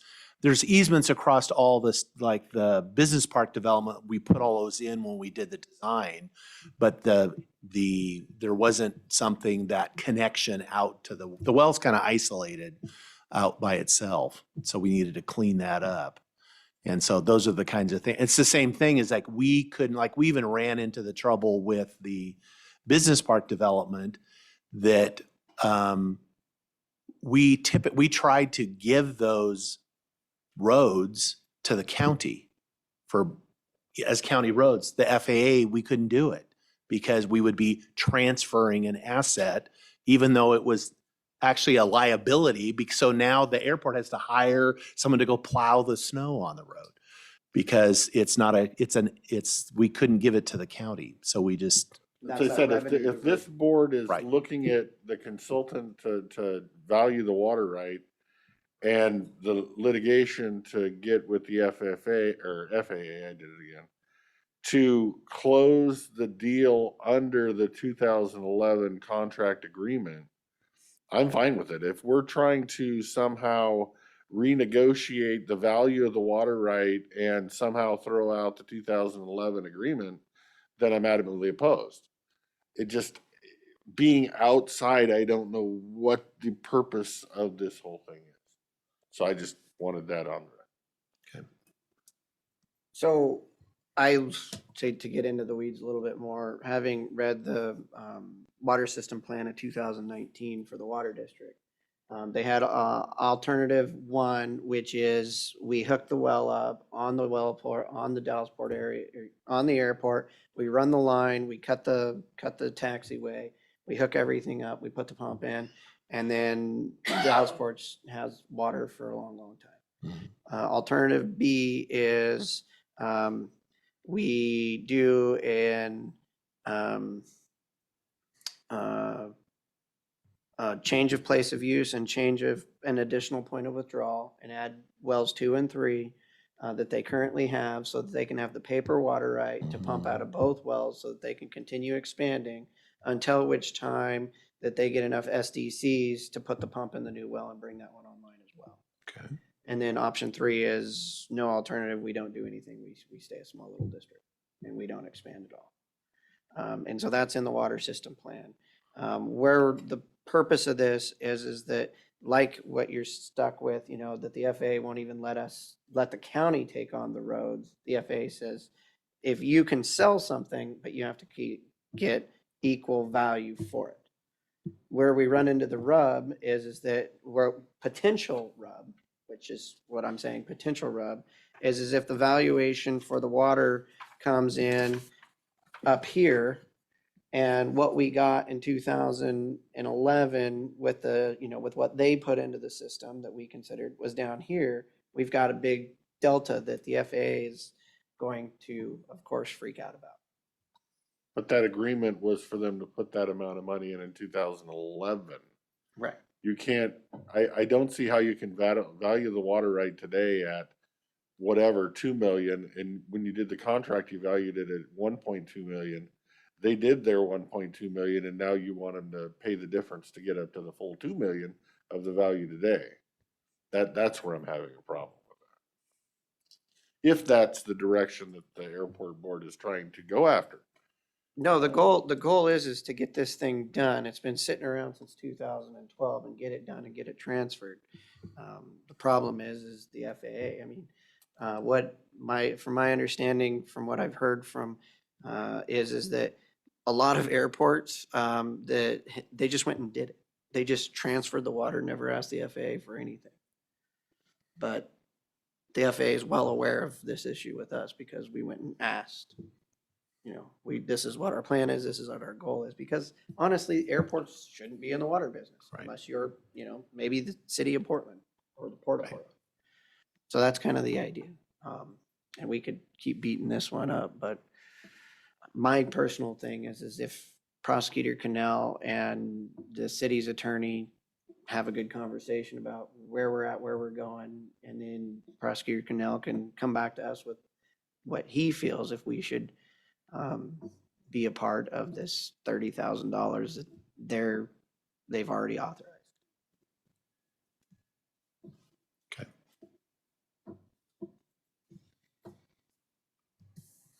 And that's completely up to you if you want to have those conversations. I know you're very busy and we're taking up your time right now. So I don't know, I'm kind of I don't want to get into the mud on it. I would rather have Dallas Port, if they're gonna hire the lawyer anyway, hire the lawyer and we'll pay for the next one. The Dells. Or yeah, the city of The Dells. Dallas. It's like, If yeah, they wanna Dallas hire Port the is lawyer, fine. fine, and we'll pay for the next thing and make it right 2 years from now. Well, I do know they've sent emails in the past. They've been asking, they've been providing the legal counsel for the airport for years and years and years, and we've never paid. It's true. Right. So I don't know what that would add up to by now. Well, I think we run into that same problem is the council is actually their council. And it's really not technically the airport's council. It's the city of the Dalles' council. Correct that, right. I mean, all the council, the board has received is, you know, the council for the city of the Dalles, 1/2 of the ownership. So that's always that, I mean, that's always the issue, that the airport doesn't really exist as its own entity. Well, it's caused several problems over the years. Yeah, I mean, that's why we always have to have our own they have their council. When we get sued, we have our own. When the airport gets sued, we each are being sued, and we retain each of our own individual counsel. And I just don't some want of us my are name on much a future lawsuit. more financially frugal than others. Any other? So, no, I think we have closure as far as on the aspect. I think we're comfortable with that because we need that. And maybe I would just suggest,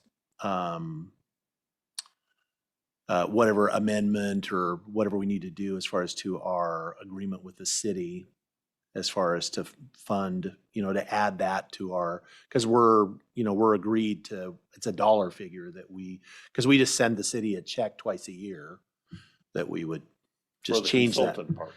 Yeah, to add the consultant part to that contract, and that we'll pay our half. Just a suggestion, then you might be changing that basic operational agreement every time you have a project. Well, can we just do it? I mean, we've done it before where we just have an individual contract. Because Yeah. we've shifted money back and forth, like when we were doing the fuel tanks, good Lord, we actually built it, and then we were public work. It was a nightmare. Lee about pulled her hair out because How many times are we supposed to? we were put like, it was something in back there? and forth. Yeah, and it was back and forth. And I think it all eventually worked. I think we got our money. Other board pending? No, my brain hurts already. Yeah, no, I'll defer. I briefed on the Lyle Sandbar during public comment, and then as I said, I am having the ongoing stuff with the Dallasport wastewater, but I'm not really ready yet because I want Jen to run those numbers. I'm going to talk to Jeff too. Oh, other board pending real quickly for me. I do plan on being here at least part of the day to hear some of the BOE. Don't know if you care about that. And then the corrections appreciation is Thursday from 5 to 6. I will probably make sure I'm here for that as well. That you Not are here for that? I will be Oh, here okay. for that. Say you're on record as I will not be here for I will. that. Are you planning on going? No. I'm gonna try to make it up, but I guess I'll just contact with you so that him and I are at different times. Yeah. Or if You can- I'll probably go right at 5 when she gets off. Oh, So, okay. And then when you show up, I I'll was thinking more leave. like 3. Well, there you go. Yeah. There you go. I'd No be there problem. early. Okay, if I can make it. What was their window? No, I'm hoping to have 3 concrete. to 6, I think. That's what I thought. Gotta go for the cake, even though I don't eat cake. All right, anything else? All right, we'll move into prosecuting attorney David Cannell, pending issues update. So Rob is here. He and I have been having a couple talks the last few weeks. I don't have any firm numbers or proposals right now. I'm gonna be coming back either next week or the week after with the proposal for separating the attorneys out and creating a separate pay scale and pay schedule that would be applicable only to the attorneys. The current pay scales and qualifications don't take into account any credit for the advanced degrees that the attorneys have. We're clearly having significant problems staffing. The current status quo is just simply, it's not sustainable. I attended the WAPA conference last week in Spokane, had a lot of interesting conversations with some of my colleagues. It is almost across the board that the rural counties are having significant recruiting and retention problems. It seems to have stabilized for most of the urban counties, but it's I think culturally, nationally, we're seeing a significant divergence on it's pretty consistent with the urban-rural divides, and then that includes the self-separation and segregation on educational status, and that's I think a pretty big factor in the rural areas that's been observed for many years now. It's definitely concentrating that individuals with advanced education and skills and credentials generally go to urban areas. So that it creates incredible difficulties on the recruiting. A few counties have utilized bonuses to no effect at all. They uniformly report that they have not been helpful. I think Yakima County right now they're offering either $5,000 or $10,000 bonuses and have for a while. They're currently up to 6 open positions, and they're understaffed to begin with. But they're up to 6 open positions, and they've gotten 2 applications since August. Pend Oreille County is only 30 minutes from Spokane. Traditionally, they had very easy time recruiting and retaining counsel because they could, they have a law school half an hour away. People could stay living in Spokane and just commute. They've had 2 positions open for a year. They have $10,000 bonus, and that has seemingly had no effect whatsoever. So I understand that we've been going through some salary surveys and so forth, and we have comp counties. I think Mr. Sauter was last week or the week before, probably 2 weeks ago, wasn't here last week, pointed out that, it's great and dandy to have these schedules and these comps, but if our comps can't fill the positions either. We're comparing ourselves to unsuccessful counties. I think, it's been at this for almost 8 years, and I've only really come to the board with an ask, really a significant ask once before. That was about 7 years ago on the creation of a civil position, but there's going to be an ask coming. There's really nothing left but to to try to increase the attractiveness through the compensation to bring people to the area and hopefully retain them. This isn't unheard of in the county when, it's been several years now when the problem is in the commissioner's lab for recruiting attorneys. That's where we get $108,000 a year for, part-time work, about 1/4 of their time. Not asking for the equivalent of $400,000 for a full-time deputy, but or that's a good thing. Since that'd be significantly more than I make, but I think what we're looking at on different options that we're betting around is a pay scale that's tied to my pay, and so which is increasingly common in many counties for not only for the attorney pay schedules, but also all the electeds. In fact, most electeds at this point in the state have their salaries tied to a percentage of the PA in the county, who many of them are tied to a percentage of the Superior Court judge, which was the intent of the legislature in 2007. It's actually we're increasingly uncommon that we're one of the few people that have not done that. There's lots of reasons it takes out all the politics and all that, because the Superior Court salaries are set by a statewide salary commission that looks at all the data that they have, and they set the salaries for the judicial and executive branches, so the governor, and the legislature. So they every year they convene and do studies. For several years they didn't make changes. In the last few years they have made significant changes, especially on the judicial salaries, to make them more competitive with the federal bench and some of the equivalent I think what you would consider comparable states. And so that's where there's been quite a bit of increase in the PA salary in this county, even though the county portion hasn't changed too significantly because of the increase in the 50% of the Superior Court salary is paid by the state and given to each county to compensate for the PA. So because of the salary commissions, that portion has been increasing disproportionately to the county. But what I'm looking at is, we're talking about numbers and so forth. There's no way being around the bush that it's going to be a request for an increase for budgeting purposes and so forth. I don't think it'll be anywhere near the number that was approved for another department recently to try to address some of their staffing issues. But the situation's dire. It's not sustainable. And so the intent is to come, before the board, here to test the waters to see how hostile or shark-filled those waters are right now.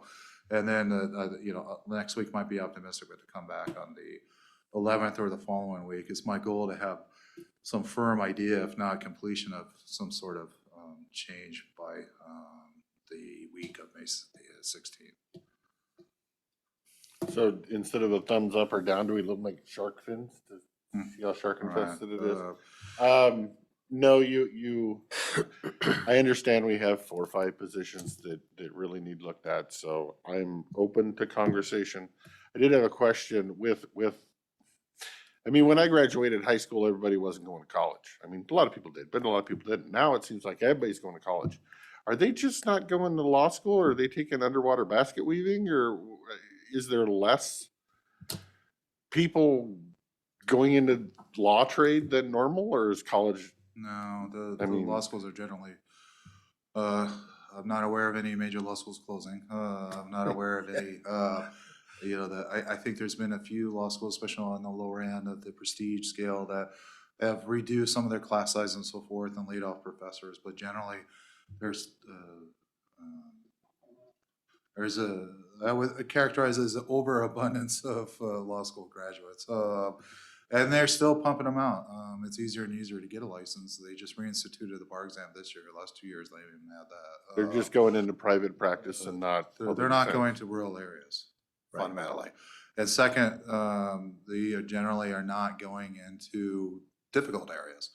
Both prosecution and especially public defense, not all defense, but public defense appointed work are widely considered, and I think rightfully so, the most difficult jobs in the legal area. For the appointed counsel, they're generally dealing with individuals very little self-control or very little ethics, and who treat people poorly, including their appointed lawyers. And then on the prosecution side, it's a very difficult job. The standards is beyond a reasonable doubt. This is the highest standard in the legal field. You don't represent any individual, you represent the society as a whole and all the weight that has. We have whole sets of special rules of professional conduct that only apply to us. We have all sorts of special rules that only apply to us. The bar associations are quite eager to try to go after prosecutors occasionally. And there is a widespread culture that has been affirmed through numerous anecdotes at this point that there's an incredible hostility towards law enforcement and prosecution in the law schools. I was kind of taken aback a little bit of conversation with the elected in Yakima County, whose daughter is either recent graduate or going to be graduating soon from the law school at the University of Idaho, and he was invited to speak at one point and there was a defense attorney and a prosecution, and the dichotomy and treatment of the two was just shocking. That the instructor in the class was kid gloves with the defense attorney, but they immediately launched into very pointed questioning regarding how could you participate in the oppression of people of color? How could you be a cog in a system depriving individuals of their rights?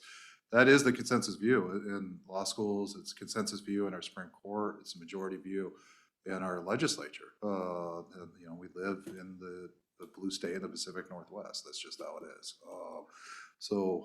It is.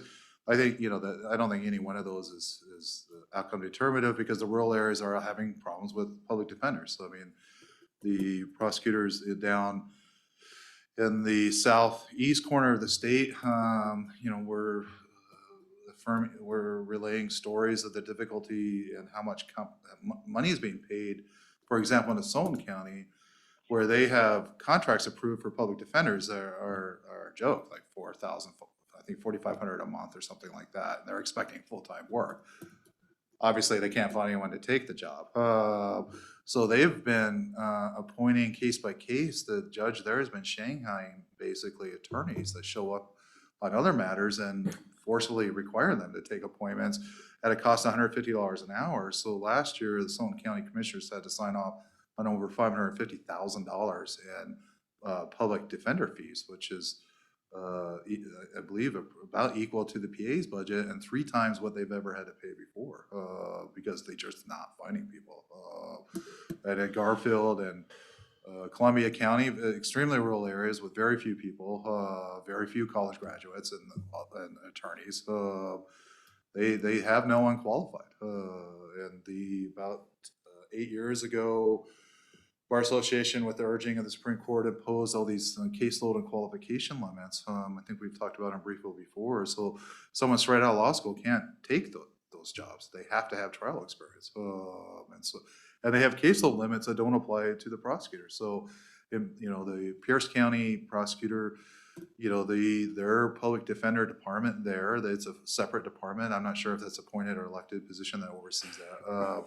They refuse to take new appointments because their attorneys are capped out at 150 felonies. So when they run out of attorneys, they refuse to take appointments. Whereas the PA's office, their deputies are up to 300-400 cases a piece. Whatever comes in the door. Right. So yeah, it's What happens if right. they just say we're not taking it? The courts have to start paying private counsel tons of money. Yeah. There was a shocking leak yesterday of a draft decision from the Supreme Court that I did peruse it, that lays the groundwork that it's conceivable within 5 years that the Gideon decision could be also reversed, which is What is the right. Gideon? That's the right to appoint a counsel. There is really very little to distinguish the reasoning that looks like is going to be used to overturn a 50-year-old precedent to apply it to other precedents. And so maybe in a few years it won't be as much of a problem in that sense, but it'll be introduced a host of other problems potentially. That's a lot of talk. It's a lawyer and a politician talking a lot, but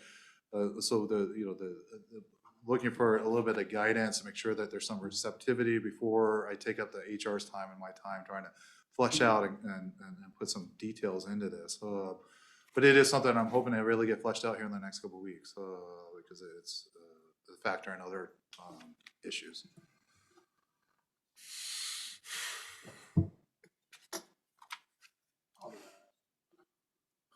I'm very receptive to it. When I look at our pay schedule and what we're paying people with 8 years and what they can make, going anywhere else, I don't know anybody who would want, unless they really care. They're from this area, they care, this is what they want to do. But how many people are from this area who care, that are doing degrees in law who want to come home? And for the pay, who would want to come? And for the pay, who would want to come? Well, it'd be great if we could find someone with experience that wants to relocate, and they're not going to do that if they take a $40,000 pay cut. No. Or $60,000 pay cut. Correct. Well, yeah, it gets worse than that, but because I think it's the mid-level, the more experienced folks that the discrepancies in the pay really stick out. Our entry level is pretty competitive. I thought. But again, we're it's still competitive, not. but nobody else is getting Still not. entry level anybody No one's either. competing to take it. No. So how competitive is it? I mean, That's the question. it's a valid point. I was kind of stewing over that the last couple of weeks that, it's frustrating. And I know it can lead to dynamics that are frustrating with everyone coming out with, you've already had one, the director that successfully accomplished this. Now you got an elected that's moving forward, and I don't doubt that's going to incentivize other people to do it. So I apologize, but I'm stuck between a rock and a hard place. I got to figure out how to get more people.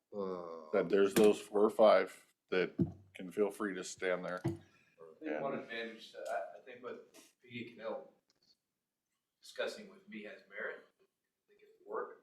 These 4 or 5 are going to take different solutions. Again, the majority of the positions are filled, and we don't have too much trouble filling them. There are a small group that are very difficult. I think another advantage, I always try and look for something that'll assist the problem we're trying to solve. You always say, we're probably trying to solve this one's clear without blowing up everything else. Right. And I think they're the only employees that have a doctorate, not a master's degree. They're doctors of jurisprudence. So they're the only group in the county that are at that level of education. And so by coming up with a solution for them, it should hold back anyway some of the other people coming forward, because it's a unique solution for a unique group of employees. I think Well, I appreciate that, you know, it's something that's been discussed. I know Randy Post and I had some real serious discussions about moving forward with it about 4 or 5 years ago. I held off because we weren't having the same level of difficulties. Right. But, you know, in hindsight, you know, hindsight's always 20/20. I wish I had pursued that at that time. Maybe I wouldn't be in the pickle. Or if you're in the pickle today, you wouldn't have the leeway to do it today if you'd already fixed it then, and we're still in the same Still problem as having everybody problems, else. Yeah. Because there's nothing queued up. That's one of the issues is that, you know, I'm not going to be around forever. My chief is, you know, I'm looking forward to retirement here in a few years, I think. So, you know, it's concerning. There's nothing coming up. Yeah. And, you know, the retention's been an issue. The last deputy was here 4.5 years. That was a record. And no one can think of a district court deputy that's been here that long. So, you know, that's so trying to figure out, you know, conversation's got to be part of the package on trying to build longer term commitments to the county and to so forth. Yeah. I'm supportive. I mean, I'm not thrilled, but I don't see an alternative. And I do see, I mean, we've long had, you know, the standard of, you know, market based, which I see this as a market issue, is we're not out of whack with our comparables. We just did it. We found that, you know, our things, but again, it's the market. It's like our comparables are out of whack with the market, with reality. And so they're not filling their stuff either. And so I think we, you know, and if we're the first ones, if you're the first ones that are able to fix it, then that, whatever that limited stock of folks that you can actually entice over from the urban area, because I think that's a real thing that, you know, easier to be the first than the last. as far as, because there's a limited supply. And if we solve the problem first, and it's like, you know, of course that doesn't mean people won't jump ship, but It doesn't fix the housing shortages. And things like well, it doesn't. And but there are housing shortages everywhere too. Right. So again, that playing field is relatively level. It's terrible everywhere. Well, on the market, we're shooting for the midpoint. So we're looking at the 50th percentile, where some counties in that group top out much higher than we do. So they got room to offer above Yeah. the midpoint. So, you know, we're all looking at the midpoint for comparables, and the midpoint doesn't work for 5 or 6, 7 positions. That's kind of my argument is the Right. comparable theory just doesn't work anymore. At least it doesn't work for some positions. It doesn't work in areas of limited supply, because in any instance, if there's a very limited supply and you're at midpoint, that means that the supply is going to go to everybody above the midpoint. And if the people above the midpoint are still having openings, that tells you even more about how dire the situation is. So yes, I'm a yes too. So Okay, put the work into it and we'll figure it out. And then I'm sure for the materials, I'm sure you had the chance to review the judge did uphold the process with some mild criticisms on the districting. So that's done. I mean, It's remarkably mild, I might add, for what I expected. I'm not gonna. I found it shocking. It is what it is, but and then the honor canvas issuance of the CUP, the SEPA determination CUP was upheld by the judge, which, you know, given the level, the standard review here was, I'll be honest, it wasn't that surprising.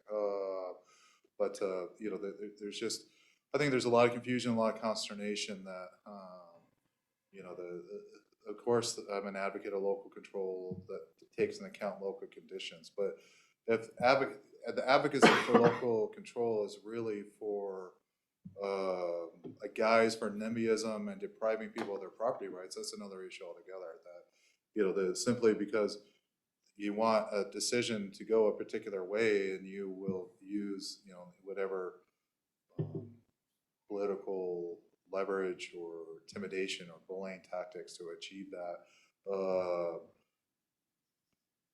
go ahead and make that decision, but that'll get reversed very promptly by judicial review. That the SEPA and the CUP processes, these are laid out by law. People have property rights, they have due process rights, And you can't override that because you got 20 people screaming at you. That's not how the rule of law works. At least some of us old-fashioned true conservatives that adhere to beliefs in the rule of law would posit that, but there's not very many of us left at this point. And so, you know, they can be ruled by the dictates of an individual or a mob or the rule of law. And we're still on a system where we operate under the rule of law. Thank God. You're squeezing your ball. I don't, no, I'm agreeing with everything. I'm agreeing, but yeah, it's my stress ball. Yeah, I'm still throwing up in the minion thing. I know. Is that a subliminal message? Or, I see you. It was a gift. Because you're so despicable. Yeah. That's perfect. It's hard not to see the connection. Yeah. I didn't even So think despicable. you were I didn't even It was a think about gift. it. It was a gift. I am respecting A well-earned one, I'm sure. a well-wisher that. Sorry, I just. That's the despicable one that they gave it to you, huh? Mhm. Is it? No. Moving on. No, Before moving this on. devolves. That's we do have a criminal trial scheduled tomorrow in Superior Court. Chief will be handling that.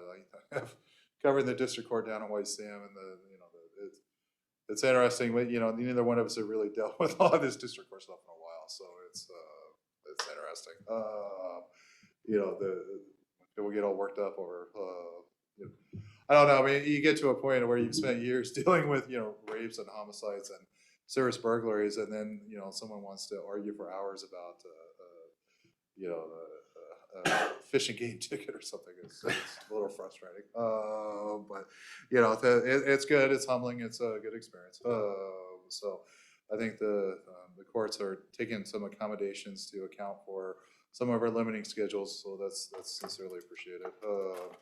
And then Monday, we have our monthly multidisciplinary team moving forward with, I think, finalization of some of the protocols for the child abuse investigations. I think the CAC wasn't able to really, because I was on the road, wasn't able to track that, but it's hopefully they did a good job presenting the information from Safe Space, the valuable partner in that.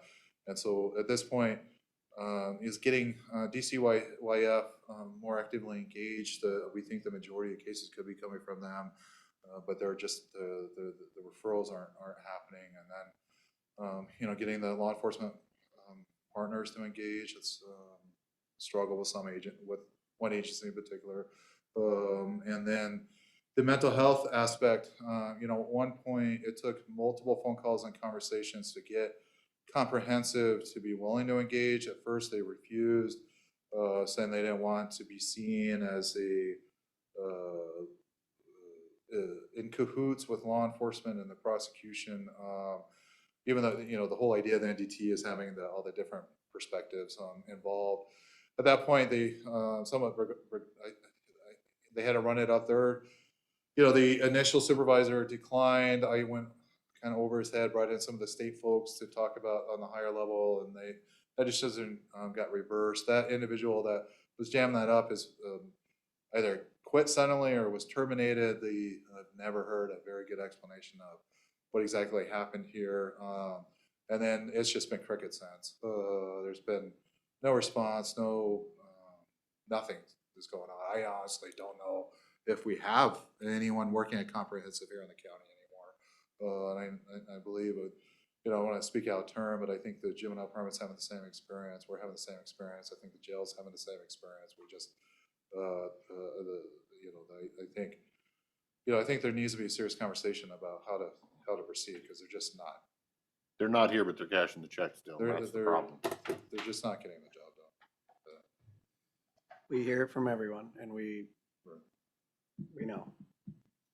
Well, that's part of the joys of Klickitat County sometimes, that we're just the misbegotten stepchild for a lot of people. That you mean, oh, that county that, you know, I thought you were North Oregon. But you know, based on the number of Ducks decals I see, sometimes I feel that way. But you know, that because when you look at all these state maps and everything, you don't get me started. That's a whole nother Don't pick on my Ducks now. Don't pick on my Ducks. Well, I'm sorry to hear that. But you know, you look at all these state maps and everything, it's just amazing how often that we're just a gray, like no one knows where to put us. And I think this is yet another example. I mean, with the, you know, some of this mental health stuff, we're supposed to be with these folks in Clark County and Skamania. They're supposed to have these crisis teams that show up. You know, they're all in Vancouver. They don't come over. You know, I mean, what good is that going to do us? I mean, yeah, because the guy, you know, in crisis in the street that's clearly the influence and scaring the crap out of all his neighbors, you know, he's going to wait patiently for 2 to 3 hours for the team to show up from Clark County. So it's Well, if they show up. If they answer the phone. Yeah. So, We're having phone issues. no. So That's how we but- solve, no, never mind. Yeah. No, no. But, I'm- but I'm I gonna- think we're seeing this, and this is, you know, mental health is another primary. We're throwing a lot of money, the state is planning to throw a lot of money at mental health, but there are not the professionals out there to do the job. And the professionals that were doing the job, just like nurses and everything else, got burnt out and went somewhere else and did something else. Or move to And- Vancouver to do their job. Or move somewhere else that's gonna pay them more. And we're in the same boat, just as we are with prosecuting attorneys, just as we are with our other upper level skilled professionals. And I mean, I want to throw all the rocks at comprehensive, but I also, you know, probably want to cry for them just the same because we're all in the same boat. And where did all the people go? Right. I mean, they would love to be at full staff. It's not like, I mean, I think they bought their own newspaper. I mean, they were advertising. I mean, there was an ad. There's been an ad in the paper. Always. They always have openings, and they did, and they were supposed to be expanding service, so they were going to bring on a bunch of there was nobody to bring on. Or when they bring on somebody, they lose somebody just as fast, so. Right. I mean, It's a revolving started door. This hospital or whatever and had to shut it down. Had to shut it down. They were gonna build this over here, can't build it because there's nobody and I don't know where you're gonna find the You're employees. going to find them. Well, and it was one of the last straws with the termination of the drug court program too, because they weren't very forthright in disclosing when people were non-compliance and so forth. And the numbers got down where we had, you know, 1 or 2 people left, and you know, drugs are tolerated now in the state of Washington. So what's the point of a drug program? Yep. Right. Why hospitals have traveling nurses, local attendants, doctors, traveling doctors. They do very well. Yeah, but you know what you're paying them is like a horrific amount. It's like, yeah, I only have to work, you know, 4 days a month because that's right. 6 months. 3 no, weeks. 3 weeks. A real season's 3 Okay, weeks. what else do we got? Let's get back on track. Yeah. It's 4:30. Thank you, Now Mr. I'm thinking Chair. about crap. I'm not making a joke on that. Sounds so good. All right, but yeah, that's it for me. Unless there's any questions. Do you have anything for executive session? No, I don't. All right. Thank you for everything. And yeah, get back to us. If it's a couple of weeks, we understand. Okay. All right. Yeah, I just, I got a couple things. I just need some clarification or input. We had, and I don't know, and maybe somebody answered, I meant to ask, I know he's gone, I meant to ask Jeff, but we got an email probably about a week ago from a gal, it was on the under canvas and the road improvements and I didn't answer it, did you answer it? Okay. That's all, I just wanted to make sure. She sent it 5 months ago. I know, and it was. And I answered her this time and I told her, sorry, we won't answer emails when there's pending litigation. And she's like, oh, well, that makes sense. Thank you. But yeah, no, I answered it with, it's my understanding that under canvas will pay all costs Right. related to road improvements. Yeah, we're not going on- to sign off on the permits till they do. Right. Right, I mean, And yeah, I- typically, and that's what said was if gonna I see say. is- Something where that ain't happening, I'll Right. let you know about it. Right, because there's a bunch of misinformation that it's like, no, it's not specific to under canvas, it's all projects. If you are a developer and your project as a permit requirement, there has to be improvements to public infrastructure, you pay for them before we're done. And that's always that way. The taxpayers don't fund your speculation, at least if we can help it. And so, okay, the other one, I think and this was just a general Because I think we all, we got an email from Mr. Barta on the, that, because we're contemplating the SEPA thing. Again, I didn't have any issues with his comments, but I did have an issue with his comments were not relevant to what we're considering because it was talking about denying administrative appeal of projects. And I think there's some confusion that it's for non-project, the actions, not for this idea that if there's a project, we're getting rid of or we would potentially, I mean, that's the draft, that you would not have an administrative appeal available to you. That's not in our draft. It's only non-projects. I didn't read it that way, but I didn't respond, but. No, I was going to respond. I had not responded either, but I wanted to see, you folks are much quicker at responding. I take more time to I took it be more zen as about it. Thinking back at it, that didn't like the idea of hearings examiner wanted everything to be heard in the county. That's kind of the way I remember reading the email, but it could be wrong. But I didn't. Okay. I'm looking forward to the prosecutor's take on it. Which, I mean, I'm very supportive of eliminating the administrative appeals for non-project, well, administrative appeals period, but especially for the non-project. These are not I think there is a lot of misunderstandings. Misunderstanding. Intentional, I think, sometimes it feels, but the vast majority of interest that is attracted on these are project specific, right? Because there's a neighbor that's irritated or pissed off, right? What we're talking about is streamlining the process for usually the county proposals on some of the zoning issues, the plan updates, things like that. That we know there's going to be likely an appeal. We know there's going to be litigation. So why add an additional step? Make two litigations. Correct. Right. And that way, if we eliminate the administrative review, we can proceed with the processing and approvals, and then the whole issue is litigated. Right. Instead of piecemeal, step by step on, I'm going to file an appeal on your initial SEPA determination. All right. Okay, because you want to drag it out for another year or two, while they're simultaneously screaming that we need to get the plan done right away. Right. So I think it will, and those situations where any update to any of the plans, any significant zoning changes, anything like that, we know as a fact will be appealed and litigated. There are too many vested interests, right. Either through the friends of whatever river or lake that you find attractive, the Yakima Nation, other the deep-pocketed resources that are intent on imposing their vision of what the regulation should be. So that's just a fact. So why add additional hurdles? It doesn't make sense, because there's still going to be the opportunity for appeal and review. But it'll be done in a court of law with rules of evidence and a judge. That's far preferable, in my view. Yeah, and the whole issue with the hearing examiner, again, I don't think the board's ever indicated the intent to always utilize the hearing examiner. A, it's expensive. B, it's unnecessary in a lot of these. Right. If it's a simple appeal by a neighbor about another neighbor, they'll let them come forward and make their case. But the under canvas is a prime example of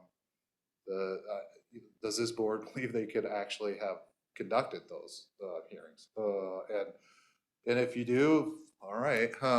But if we did, it would have been thrown out by the judge because we don't know the legal. I think that's highly likely. Yeah. Right. And so it was a very difficult task, even for a trained land use attorney that specializes in conducting hearings. It was still very difficult for him to do it. Right. Because of how litigious it was, how many people were trying to use it as a vehicle for political purposes and so forth. So yeah. Right.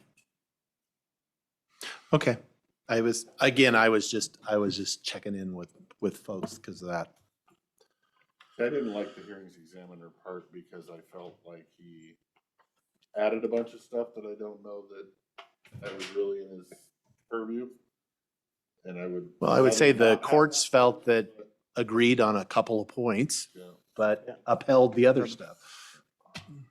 I just don't know if a local board would have had other points or different points. Likely would, and that is, but then I would say regardless of whatever we do, the board will always retain the opportunity. It could hear it if it wanted to. But getting back to it though, if there was no appeal of the SEPA, it didn't come in front of us, it went straight to the Board of Adjustment. It would go to and- Superior And it Court. would go to Superior Court, but the Board of Adjustment is also not a hearings examiner.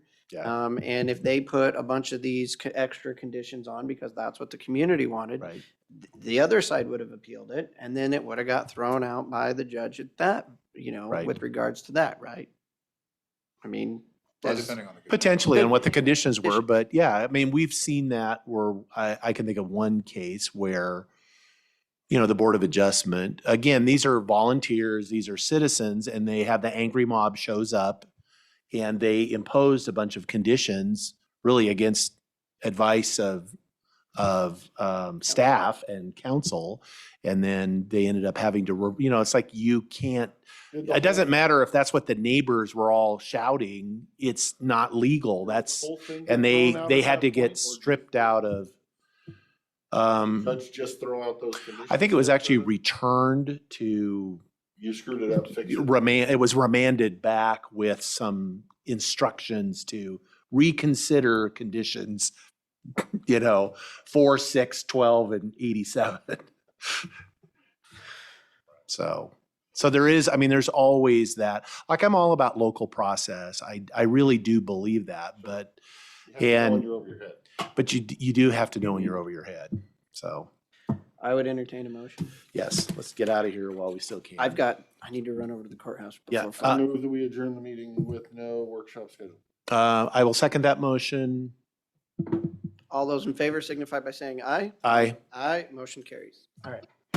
Thank you. Everybody sign, nobody sign? Thank you for everyone who is still on.